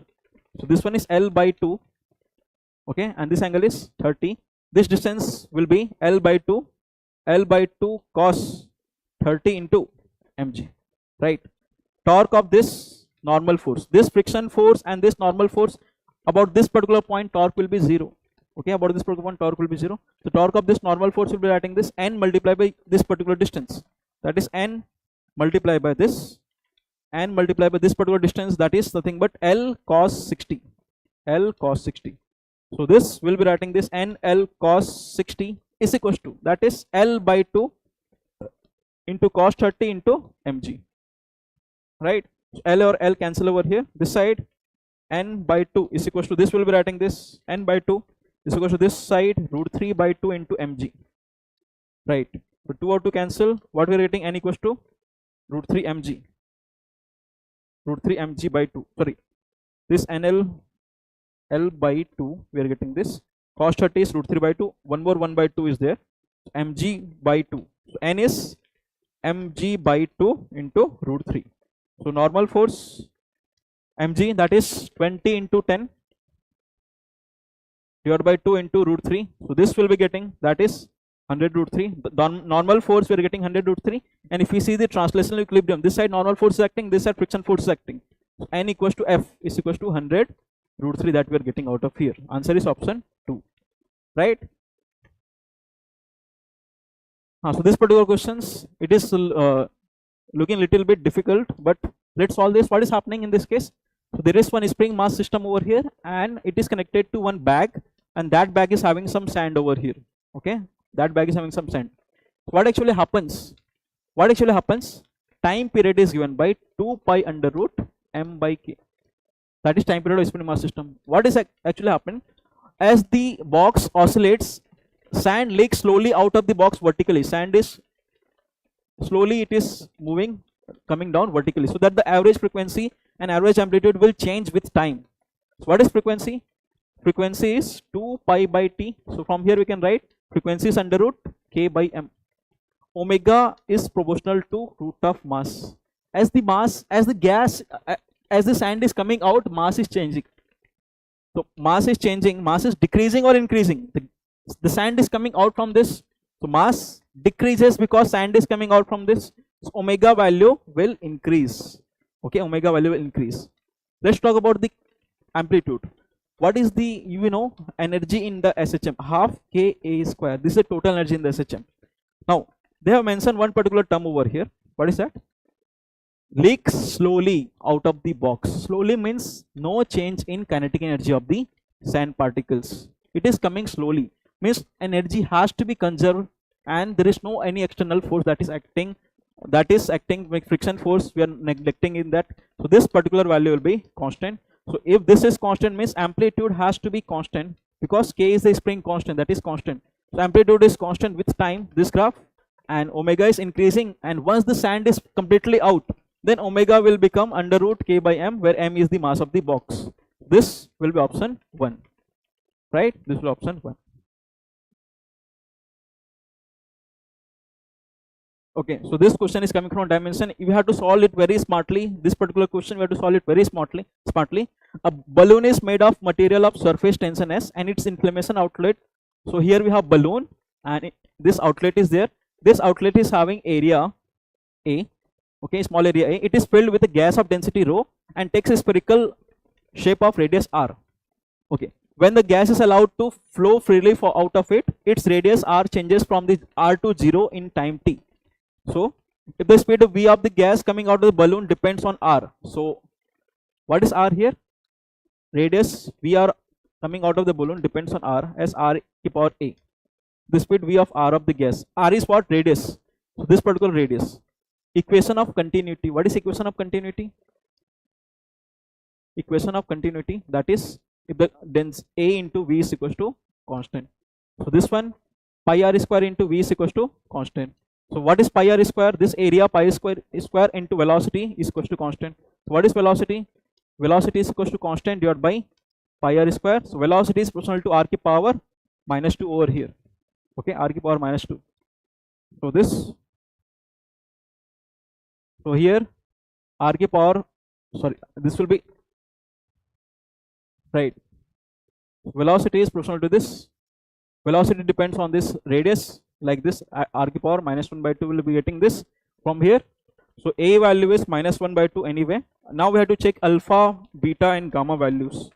Alpha, beta and gamma values, that we have to check. So how can we check this alpha, beta and gamma values? So we have to use the dimension formula for that. So what is dimension formula? The time is proportional to s ki power alpha, then a ki power beta, then rho ki power gamma, and r ki power delta. Okay, r ki power delta. Right. So this one, dimension of this, that is m ki power 0, l ki power 0, t ki power 1 is equal to this surface tension. Surface tension will be writing this force divided by length, so that is m t ki power minus 2 all divided by alpha. Next area, what is area? L square to the power beta. Density, m l ki power minus 3 to the power gamma, and this one is radius, again l ki power del. So on solving this case, we'll be writing this m ki power alpha plus gamma.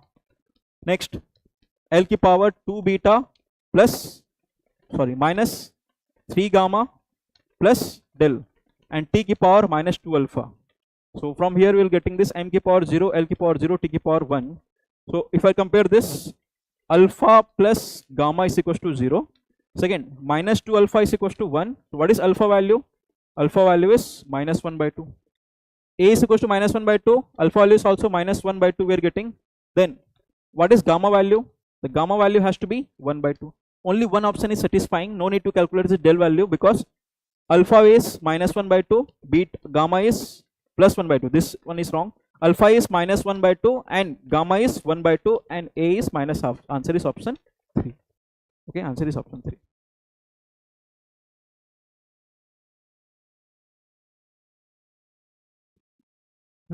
Question is coming from this 1 year calipers. We know that first we will calculating least count. What is least count? 1 MHD minus 1 VHD. Okay, 1 MHD minus 1 VHD. What is 1 VHD? How much? 1 MHD minus 1 VHD. What is 1 VHD? So 10 VHD is equals to 9 MHD. So from here we can write here 1 VHD equals to how much? 9 by 10 MHD. So this will be writing this 1 MHD minus 1 VHD, that is nothing but 9 by 10. 9 by 10 MHD over here. So this we are getting 1 minus 9 by 10 MHD. We are getting 1 by 9 by 10 MHD, that is 1 by 10 MHD over here. That is 1 by 10 MHD. And what is 1 MHD dimension? 0.1 centimeter. So least count is given by 0.1 centimeter. Okay, 0.1 centimeter into 1 by 10, 0.01 centimeter. Right, this is the least count. Next, what is the meniscal reading? The meniscal reading we have is 5 centimeter and 1 meniscal reading is 8. Number of coinciding 1 meniscal division is 8. The measured diameter after 0 correction will be given by. They have mentioned 0 of the 1 year calipers is 8 x.0 centimeter when the jaws of 1 year calipers are closed. When the jaws of 1 year calipers are closed, means this one is 0 error, that we have to subtract it, because this one is positive, that we have to subtract it. So what is the actual reading? So actual reading will be given by that is MSR plus VSR into least count. Next, minus plus 0 error. Minus plus 0 error.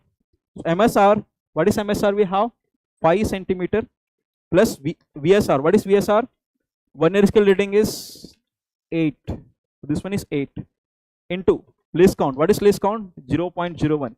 Now next, they have given this 0.1 centimeter, means when it is closed, it is 0.1 centimeter. This has a positive error. We have to subtract it. This is minus 0.1 centimeter. So this we are getting 5.08 minus 1. Answer is 4.98 centimeter. Answer is option 3. Okay, answer will be option 3.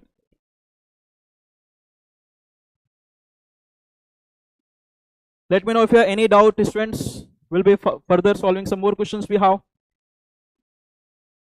Although it is night time, but still you can focus in the class. Here we have a parallel plate capacitor of this circular plate is being charged such that surface charge density on its plate is increasing at the constant with respect to time. So here the magnetic field arising due to the displacement current is given by. Magnetic field arising due to displacement current is given by. So current will be there. Okay, current will be there.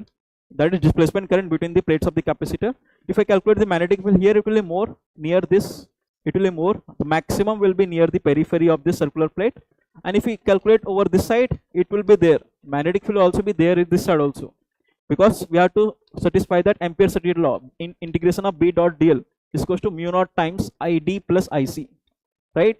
So whatever we are doing for the conduction current, the same we are doing for the displacement current also. So magnetic field will be there outside as well and inside as well. But inside, near the plates or between the plates, it will be maximum at the imaginary cylindrical dot what we have drawn here. It will be maximum at nearly cylinder and connecting the peripheries of the plates. So disconnecting the periphery plates, it will be near this plate. It will be maximum. Outside this plates, this particular distance will increase. So this B into 2 pi r is equals to mu naught times of ID. So this will keep on decreasing up to that. Okay, so answer is option 3. Outside the plates will be there magnetic field, and this will be correct answer over here. An unapproached light is beam is traveling in air, incident on medium or effective index 1.73, right?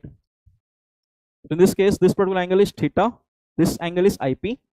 Now, what is medium? Mu is equals to 1.73, refractive index is given. Reflected light is completely polarized. This particular angle is, we define Brewster angle. What is Brewster angle? 10 IP is equals to mu. So 10 IP, that is 10 IP is equals to mu. What is mu? 1.73. So 10 IP means what is this? Root 3 value. So 10 IP is equals to root 3. So from here I can write IP. What is IP? 60 degree that we are calculating. So IP value is 60 degree. So IP value 60 degree means angle of refraction. This one is incident light and this has to be reflected light. So this angle is 60 over here. So whatever this angle will also be 60 degrees. So reflected light means is completely polarized, that we know. This refracted light is not polarized. The refracted light is completely polarized. This will be polarized. And what is angle we are having? Angle of refraction is close to 60 degree because this one is 60. We got it from here. This will also be 60. Answer is option 1 over here. Two identical charge conducting spheres. Let's say initially they are having charge Q. Two identical conducting charge pair A and B have their center separated by this certain distance. Distance is D over here. The charge on each capacitor is Q and the force of repulsion between them is F. So what they are exerting the force of repulsion. F equals to K Q into Q divided by D square. Okay. So this is the force. F equals to K into Q square divided by D square. This is the force that we have. This is the force that we have. So in this case, the total force is this one. Now, what is happening? A third identical uncharged conducting sphere is in connect with A. First, it is connected to A. So this is Q and this is uncharged. So what will happen? This will get charge Q by 2. This will also get charge Q by 2. Now, once this will get charge Q by 2, this will again be connected with this, that is Q, and this is Q by 2. So what is total charge? This will get Q plus Q by 2 divided by Q divided by 2. This one, this will be Q plus Q by 2 whole divided by 2, and this also get Q plus Q by 2 whole divided by 2 over here. So this particular things will be writing this force. Now this is having charge of 3Q by 4 and this also having charge of 3Q by 4. So this will be writing force is given by, sorry, this is having charge of, now A is having charge of, because A is touch, this third one is touch with this, so this will become Q by 2 and this will become Q by 2. This is Q by 2 now, and this has become now Q by 2 already it is touching with this, so this is Q by 2 plus Q, that is divided by 2. We are getting 3Q by 4. The force is given by K into Q by 2 into 3Q by 4 divided by D square. So this we are writing this 3 by 8 K Q square divided by D square. So initially what is the force? F K Q square by D square. What is final force? This will be 3F by 8. This will be 3F by 8. Right. So there is one formula for this type of questions. A container has two chambers of volumes. A container has two chambers of the volumes. So first is volume V1 and second is volume V2. First is having pressure P1, second is having pressure P2. And first is having number of moles N1, second is having number of moles N2. So for this particular case, there are direct formula we have, that is P1 V1 plus P2 V2 is equals to P1 plus P final into V1 plus V2. P final into V1 plus V2. Assuming that temperature remains constant, is temperature of this and this temperature, this remains constant. Temperature might change once we are mixing them. So this P1 V1 plus P2 V2 into PF into V1 plus V2. So PF we are getting this P1 V1 plus P2 V2 divided by V1 plus V2. V1 plus V2 we have. Putting the values directly. So initially we have P1 is 1 into V1. What is V1? 2 plus P2. P2 is 2 and what is P2? P2 is 3 divided by V1 plus V2, that is 2 plus 3. So how much we got? 3 into 2 6 plus 2 8 by 5. Answer is 1.6 atmospheric pressure. Whenever the gases are mixed like this, we can use this particular formula where the temperatures there will attain a final equilibrium pressure, right? A particle of mass m is moving around the origin with constant force F. Let's say it is moving in a circular path and it is moving constant force F, pulling it towards the origin, and that force is F. And what is F? Centripetal force, mv square divided by r. So from here I can write here Fr equals to mv square. So r is proportional to v square, right? R is proportional to v square. If the Bohr model is used to describe the motion, the radius r the nth orbit. So second is Bohr model, that is mvr is equals to nh by 2 pi. So this v into r is equals to n. V into r is proportional to n. V into r is proportional to n. So mathematically we have to check it, this one. V into r, mvr equals to nh by 2 pi, that is, this is what we have. Sorry. V into r is proportional to n, right? Second is r is proportional to v square. So we have to check the options over here. That is, if we see v into r, you do for this particular option, v into r we are getting this. We don't have this. We don't have this particular case. V into r we are getting this n ki power 1 by 3, n ki power 1 by 3, n ki power 2 by 3 we are having. This is not correct one. If we talk about this one, r is proportional to v square. R is proportional to v square means if v is n ki power 1 by 3, then r should be n ki power 2 by 3. Answer is looking like this, and this one also. Not this one, because this is v is proportional to n ki power minus 1 by 3. This is proportional to n ki power 4 by 3. So this is n ki power 1 by 3. This is twice of this. This will be twice of this. Right.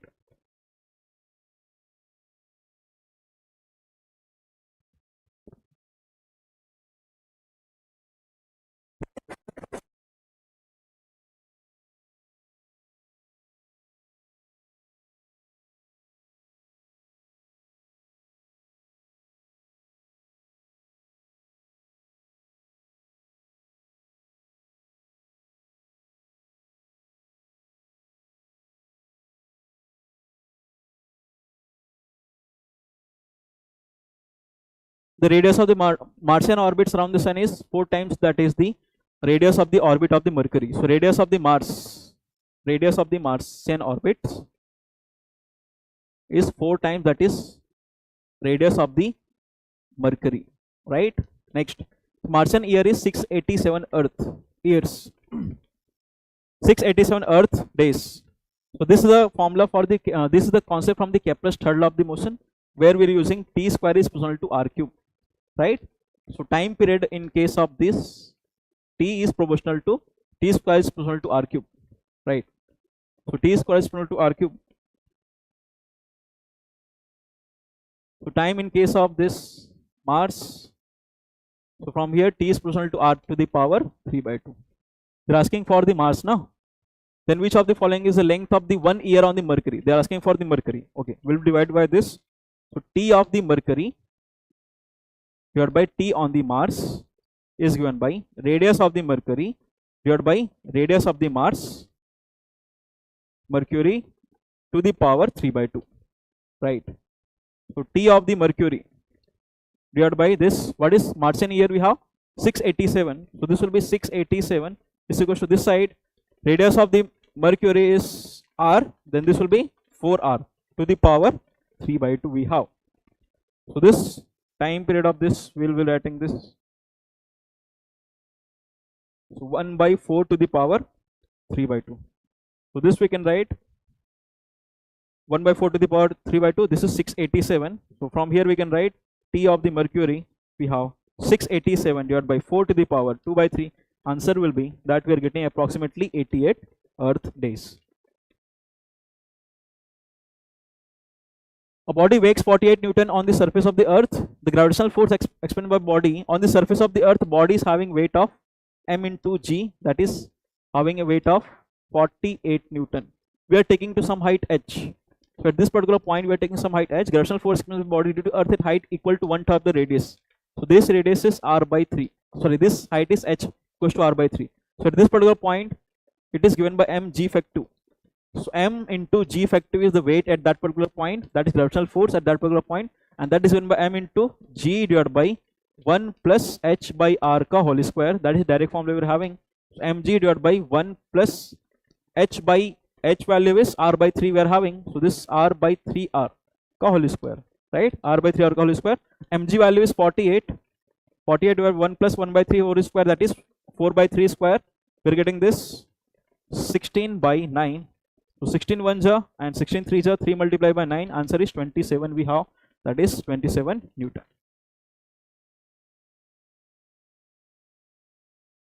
This question, again the question is coming from resistance only. So what is actually happening? Resistance, there is one big wire resistance over here. We are dividing into 8 equal parts. So individual parts, resistance will be how much? We are doing 8 equal parts. So this individual part resistance will be R by 8. Now what we are doing? Read the question properly. From these pieces, 2 equivalent resistance are made by adding 4 of these together in parallel. From these pieces, 2 equivalent resistance are made by adding 4 of these together in parallel. So 1 resistance, 2 resistance, 3 resistance, 4th resistance. This is one set of the resistance, and again this kind of resistance we are making 2 times, and then these 2 sets are connected in series. Next, this side, 1 resistance, 2 resistance, 3 resistance and 4 resistance. Now this one and this one are connected in series like this. They are asking what is equivalent resistance now. So this R by 8, this one is R by 8, individual is R by 8. So this all are connected in parallel. So this will be R by 32 plus, again this is also R by 8, this also R by 8, this will also R by 32. Only the problem was to just understand the question over here. So answer is R by 16. That's it. Answer is option 3. Right. De Broglie valence we have discussed in chemistry also. What is that? 2 pi r equals to n lambda, where n is the number of principal quantum in which the electron is revolving, lambda is the de Broglie valence. So from here 2 pi r, what is r? A naught into n square by z. Z is only hydrogen atom, so z equals to 1. So z equals to 1 is equals to n lambda. N and 1 cancel over here. So 2 into pi into a naught into n divided by 2, divided by z. Z value is 1 is equals to lambda. Putting this values over here, 2 in this n value is how much? Which orbit? N equals to 2 state. So this will be 2 into pi into 0.0529 into 0.0529 into 2 is equals to lambda. So after solving this particular equations, we are getting answer is 0.67 nanometer. Okay, lambda is 0.67 nanometer. Right.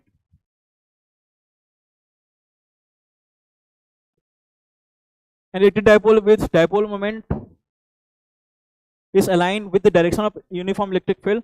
So minus q and plus q, it is aligned in this particular case. What is potential energy? Minus Pe cos 0, that is minus Pe, right? The dipole is then rotated through an angle of 60 degree. It is rotated through an angle of 60 degree. So what is the potential energy now? Potential energy is given by minus Pe cos theta, so minus Pe cos 60, minus P cos 60. This is the U2. So delta U, that is U2 minus U1. So this will be minus Pe cos 60, and this one is minus P. So minus Pe cos 60, 1 by 2, minus of this minus P. The change in potential that we have is we are getting Pe by 2. And if we solve this Pe by 2, P value is pi into 10 ki power minus 6 into E value is 4 into 10 ki power 5 divided by 2. 5 into 4 by 2, answer is 1 joule, right? So moving to next part of the question over here. Okay, this question is little bit lengthy because we are using Kirchhoff's law over here. But what is the trick that we'll be using here? So let's say some current I is coming over here. Some part of the current is going here I1, and some part of the current is going here, that is I2. So this particular point again. So at this particular point, what actually happens? As we can see, 1 by 3, and this is 2 by 4. This particular ratio we can calculate. This is 1 ohm, this is 3 ohm, this is 2 ohm, this is 4 ohm over here. So in this case, current is I1, and this side current will be given, this side current will be I2, and this side current will be I1. So we'll be solving this particular question using the Kirchhoff's law. We'll be calculating two circuit over here. This is 1 ohm, this will be I2, and this side I2, and this side I1. So after solving this, and what is current they are asking in this particular case, that is I1 minus I2. So using the Kirchhoff's law, in this case, we'll be getting the answer is option 2 ampere.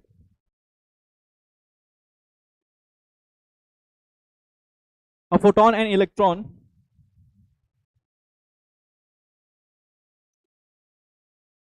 a photon electron. The photon is given by wavelength. The photon is given by hc by E. How we are getting this? E is equals to hc by lambda from the energy of the photon, E equals hc by lambda. What is electron? Lambda of the electron, we'll be writing this. Lambda of the electron, we are getting this. Yeah, Bhanu Prasad, yes, it is 11 p.m. in the night, but still you can listen to the classes.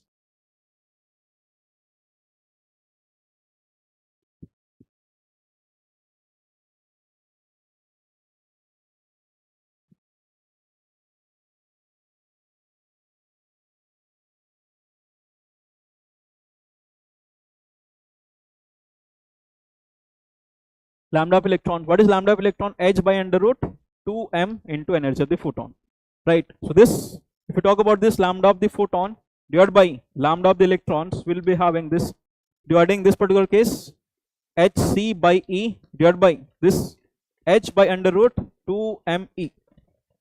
Okay, so this h or h cancel over here. So this particular point will be writing C, and if you divide this, C divided by E will go up. This is C divided by, and E is down this side. So this answer is 2m by E. That is energy of the, that is the ratio we have. And how we are getting this? This is the direct formula that we have, lambda of electrons under root 2m kinetic energy. Answer is option 3. Right, so these are direct questions. Yeah, one of the direct question I would say that I am getting the first question which is direct, that is photocurrent versus intensity of the light. Obviously photocurrent increases with intensity of the light. Intensity increases, photocurrent increases. So photocurrent is proportional to intensities. Answer is option A, no other things. Photocurrent, no, this one no. Next, it does not depend, no, not like that. Frequency does not have impact on the photoelectric current. So intensity increases, photocurrent increases. So this was the direct question. Right. So here a sphere of mass m and radius r is cut out from the large sphere of radius 2r. So first let's understand what is happening. So let's say mass of this is m. Can you tell me mass of this complete total mass? So this one is having radius r. The mass is proportional to volume. Let's say they are having same density. So mass is proportional to r cube. So this one is having radius r. So this will be having, what is radius of this large sphere? That is having radius 2r. So mass of this complete sphere without removing, that will be mass is proportional to r cube. So this one having mass m. So r ka cube means 2 ka cube, that is 8m. Original mass will be 8m and this mass is m, right? So if we talk about this moment of inertia for this particular mass, about this particular axis, we can calculate 2 by 5 mr square. Okay, so 2 by 5 mr square plus about this axis, that is ICM. About this particular axis, distance is again r. ICM plus this one m r square. This is the moment of inertia I. So what is I? I will be writing this 7 by 5 mr square. That is the moment of inertia I. I is equal to 7 by 5 mr square we have for this small sphere. What they are asking? To that of the raised part of the sphere they are asking. How we can calculate raised part of the sphere? I of remaining is equal to I of complete figure minus I of this removed portion. So this we can calculate complete figure moment of inertia. The mass, total mass I told, that is 8m into. So what is the moment of inertia of this particular y-axis? Diameter is 2 by 5. So about the diameter, the moment of inertia is 2 by 5 mr square. What is the mass? The total mass is 2m. 2 by 5 into 2m into, what is the radius? Radius we have 2r square, right? Minus remove portion, that is 7 by 5 mr square, right? So if I solve this, if this one is I, I'll be writing this mr square. So this particular case, let's say I'm taking this one is 7 by 5 I, so that easy calculation will be there. Okay, 7 by 5 I, 7 by 5 x is there. Okay, 7 by 5 x is there. So this x is mr square. X is mr square. So after solving this, 2 into 2, 4 by 5 into 4. So 2 into 2, 4 into 2, 8 into 2, 16 by 5. So 2 by 5, this one is 2 into 2, we are getting this 2 chi square, we are having this 2 chi square, 4, 4 into 2, 8 into 2, this 16 by 5 mr square. 2 by 5 into 2m into not 2m, this will be 8m, right? I told this one is 8m. This one is having mass m, this large part will be mass 8m. So this will be 64 by 5 mr square minus 7 by 5 mr square. I told you mr square, if I take the common, mr square if you take the common, this will be 64 by 5 minus 7 by 5. So this one is x, this is 64 minus 7, that is 57 by 5, right? And this one is 7 by 5x. So what is ratio? The ratio of the smaller to the remaining portion is how much? 7 by 5x divided by 57x divided by 5. So 5 cancel, we are getting this 7 by 57. So answer is option 3 that we are having here, right? So in this case, one thing that is this is the full wave rectifier for the positive half cycle. For the positive half cycle, this will be forward bias, this will be reverse bias. For the negative half cycle, this will be forward bias, this will be reverse bias, and this will be forward bias. So they have mentioned one particular input voltage, that is 220 input voltage they mentioned. That one is how much? 220 sine of 100 pi t. At which time they're asking at t is equals to 15 milliseconds. So t is equals to 15 milliseconds. They're asking this. What is input voltage? We'll be writing this 220 into sine of 15 milliseconds. So 100 into pi into 15 into 10 ki power minus 3. So this one we're getting this 220 into sine of 1510 to minus 3, that is 1.5 pi. So sine 3 pi by 2. So 220 sine 3 pi by 2. Sine 3 pi by 2 means 270 degree. That is value is negative. So this is minus 220 volt. Negative half cycle. I told you negative half cycle, what will happen? This will be, let's say this side we are getting negative. This one we are getting negative, and this one we are getting positive. So in this case, when we are getting negative and this side we are getting positive, this side low potential, it is directly disconnected, P type is connected to this one. So this D1 is reverse bias in that case. This one is high potential, D2 is forward bias. If this value would have been positive, the things would be opposite. In this case, this will be forward bias and this will be reverse bias. But here, as the value is negative, we are getting, so this will be reverse bias and this will be forward bias. D1 is reverse bias and D2 is forward bias. Right. So next question. The question is like this. Here we have two cylinders. Okay. So two gases A and B are filled at same radius or area respectively on supplying the equal amount of heat to the both the systems. So here we have piston 1 and here we have piston 2 over here on equal amount of heat, means what we are supplying Q value is same. Under the constant pressure, if the change in internal energy is same, the change in internal energy is same. So Q is equals to delta U plus W. So Q is equals to delta U plus W. So work done should be same. What is work done should be same under constant pressure, P into delta V. So this delta V has to be same. So what is actually happens? This will move by some distance. Okay. So delta V should be same. What is delta V? The delta V will be writing in terms of this pi R square L1. Pi RA square into L1 should be equals to pi into R2 square into L2. So this particular thing that will be writing pi RA square into L1 equals to pi RB square into L2, because volume is same. So if this is moving by some distance L1 and let's say this one is moving by some distance L2 over here, right? So this is covering this particular volume and this is covering this particular volume. So volume here and here volume will be same. So from here I can write RA square into L1 LA is equals to R2 square into LB. So what is this? RA by RB value is LB by LA, right? Ki power half. What is LB by LA? So initially, if you talk about this, so this one is 16 centimeter and this is 9 centimeter over here. First one is 16, the second is 9. So this 9 by 16 to the power half. So answer is 3 by 4. Okay. So this will be 3 by 4. 3 by 4, right? So this question is from units and measurement. Easy question tha. This question was easy. Almost all of you should have done this. So this one will be writing this percentage error in A is 1%. So 3 into 1% because A ka cube is there, B square is there. So plus 2 into 1% plus C ki power 1 is there. So 1 into how much?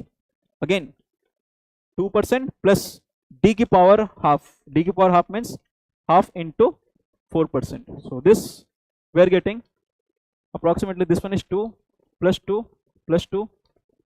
We are getting this D ki power half now. So this one is 2 plus 2, 4. Wait.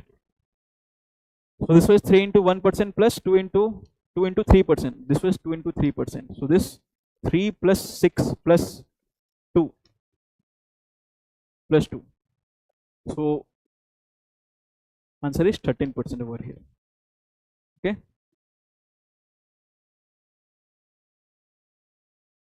The intensity of the transmitted light in case of the cross polarized. So here we have this and this one, that, and between them here we have one sheet is there.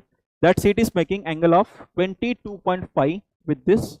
So this will be remaining angle, that is with this it will be 90 minus 22.5, right? From the polarization axis, if one of the polarized is now placed between two cross polarized is 22.5 from the polarization axis of one of the polarized. So this sheet is placed at 22.5 from the one of polarized. So this total angle about this particular point and this particular point angle is 90 degree. This is 22.5, this will be 90 minus 22.5. So here intensity is I naught they have mentioned. What is that? I naught is the intensity of the light after first polarized. Okay, intensity of light after first polarized. So this side I naught, don't take I naught over here, this will I naught by 2, but here we will be directly writing I naught. What is intensity over here after first polarized? This whole intensity will be given by I naught into cos square 45, I naught cos square, not 45, cos square 22.5, because initially at this particular point intensity that is coming out from this is after this 22.5 multiply by this. What is angle here? This one, that is cos square 90 minus 22.5. So this one is nothing but I naught cos square 22.5, and this is sin 90 or cos 90 minus something, that is sin something. So sin square 22.5, right? So this side I naught, if I multiply by this 4 and this side divide by 4, so this will become I naught by 4 into this side sin 2 theta cos square theta plus sin square theta. So this was sin square. So this will be approximately, we can write 2 cos 22.5 into sin 22.5 whole square. So this will be I naught by 4 into this side sin 2 into 22.5. So this is little bit mathematics is there here. This 2 ka whole square, right? So cos square theta and sin square theta multiply by 4. 4 I will take this side, I am getting this particular quantity. So this sin into 2 into 25, this is sin 45, 1 by root 2 ka square, 1 by root 2 ka square, 1 by 2. So I naught by 4, this is I naught by 8. Answer is option 3. Next we have two identical masses P and Q suspended from the two massless spring of spring constant K1 and K2. So identical mass is both are having same mass. They are having different spring constant over here. Okay, so this mass is M, and this particular point, this spring constant is K1, and this one is spring constant is K2. If their maximum speeds are the same, the ratio of AP by AQ, maximum speed, what is maximum speed? Vmax. Vmax is nothing but omega multiplied by A. What is omega? Under root K by M multiplied by A, right? So this under root K1 by M1 mass is same into amplitude A is equals to A1 is equals to under root K2 by M into amplitude A2. Speeds are same, the ratio of AQ by AP means A2 by A1 they're asking. So from here I can write that is under root K1 by K2 is equals to mass cancel equals to A2 by A1, right? So this will be under root K1 by K2. Amplitude is directly proportional to here K chi square root of K. Okay, so last question here, a pipe open at both the ends. So initially organ pipe is open at both the ends. We have the fundamental frequency of that is given by V by 12. So this questions relatively questions are easy as compared to previous one questions. These questions are easy. So V by 12. Now what is happening? the pipe is now dipped vertically. The pipe is now dipped vertically so that in a water drum and half of its length in a water drum to half of its length, water is filled up to half of its length. So this is nothing. This has become now closed organ pipe. So we'll be only focusing on this particular length, that is how much L by 2. And what is this has become closed organ pipe? What is fundamental frequency of closed organ pipe? V naught by 4L. What is L here? L by 2. That is L length of the column over here. This one is V naught by 2L, and this is also V naught by 2L. What is original frequency we have? F. What is second frequency? That is also F we are getting. So this was the total overall discussion of this physics part. So I would say approximately we can expect like 65% of the question is from the medium to difficulty level, means 35% was difficulty level, then other questions were medium level, and definitely physics was little bit lengthy. So I hope that cutoff for the NEET will be relatively less as compared to previous years. And yes, we can show that analysis part.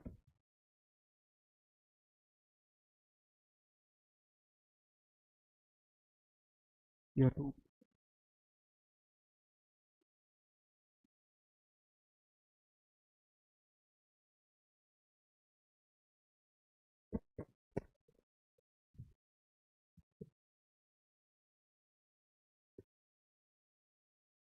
Okay. So yeah, we'll just analyze the this part, that analysis for how many questions were easy to moderate and medium to difficult, that we're going to analyze it now.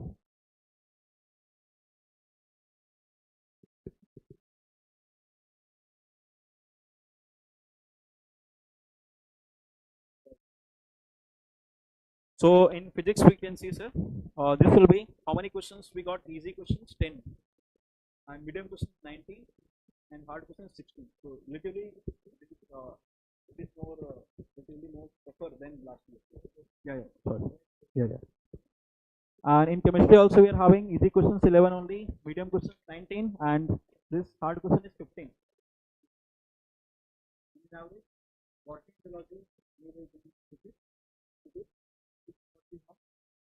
Go down.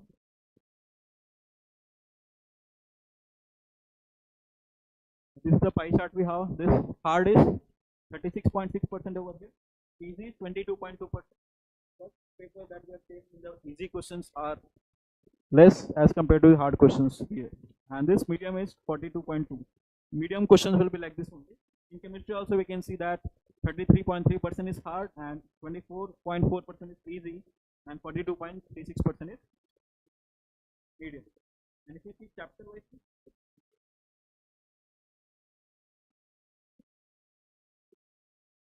syllabus wise, that is class 11 syllabus and class 12 syllabus that we are having. Yeah, you can see that one.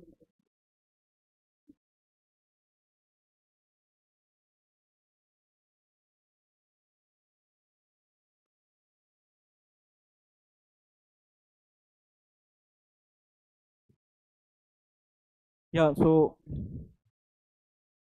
number of questions, we didn't expect this statement type of questions. We didn't get any statement. Yeah. In chemistry, I think we have four. And right. So, and overall, class 11 syllabus and class 12 syllabus, 51% was from class 11 syllabus and 49% from class 12 syllabus. Both in physics. This was the what we are discussing. That is the tentative. 99% it will be obviously it will be correct, and 1% there might be discrepancy. We'll wait for the NTA to release the key. So students, today's paper, as we have seen, and as a teacher, being teacher also, we can feel that it was not an easy paper, and even if the questions were doable, they were very lengthy. So please don't get disheartened even if you feel that your marks are less. See, this time in Telangana especially, I can say that because here the number of seats are very much. So we can expect by the last of the round of counseling, we can expect that 500 will be a score where you can get the college. But yeah, if you want to really have the college in the first round only, of course, it will again lie somewhere between 550 to 560. Because there are two reasons for that. First is that question paper was really very tough, and second thing is that all the optional questions were removed. So first of all, do not get disheartened. Whatever is the marks, we are not the final. We cannot just say what will be the final cutoff. So whatever you have, I will just tell you one thing right now, sir, that you have really in last 1 year, Bachalo, we have done a lot of hard work, and for that you need praise. You have just fought this battle very with all the courage, and for that you really deserve a very, very, very much praise, right? So we all are proud of you, and whatever is the result, irrespective of that, doesn't matter. You all are proud of you, and all the best for the future. If you have been up to here, take some rest, and this rest is just a small pause, just because you have done such a hard work, right? So just to celebrate that hard work, I will say, uh, have some rest and enjoy whatever is the moment you are in. Okay, thank you. Again, I will have to say one thing only, that if the paper was tough, it is tough for everyone, and we can expect the cutoff will be relatively lesser as compared to last year. Cutoff will fall down, and you have really worked hard, very hard. So let's appreciate that. Whatever the work you have put, let's appreciate that. We also appreciate that you have done very hard work from the starting day one. We are observing you, and you have done very good amount of hard work. So we really appreciate it. You can come to us any point of time. That's it for today, sir. And this right?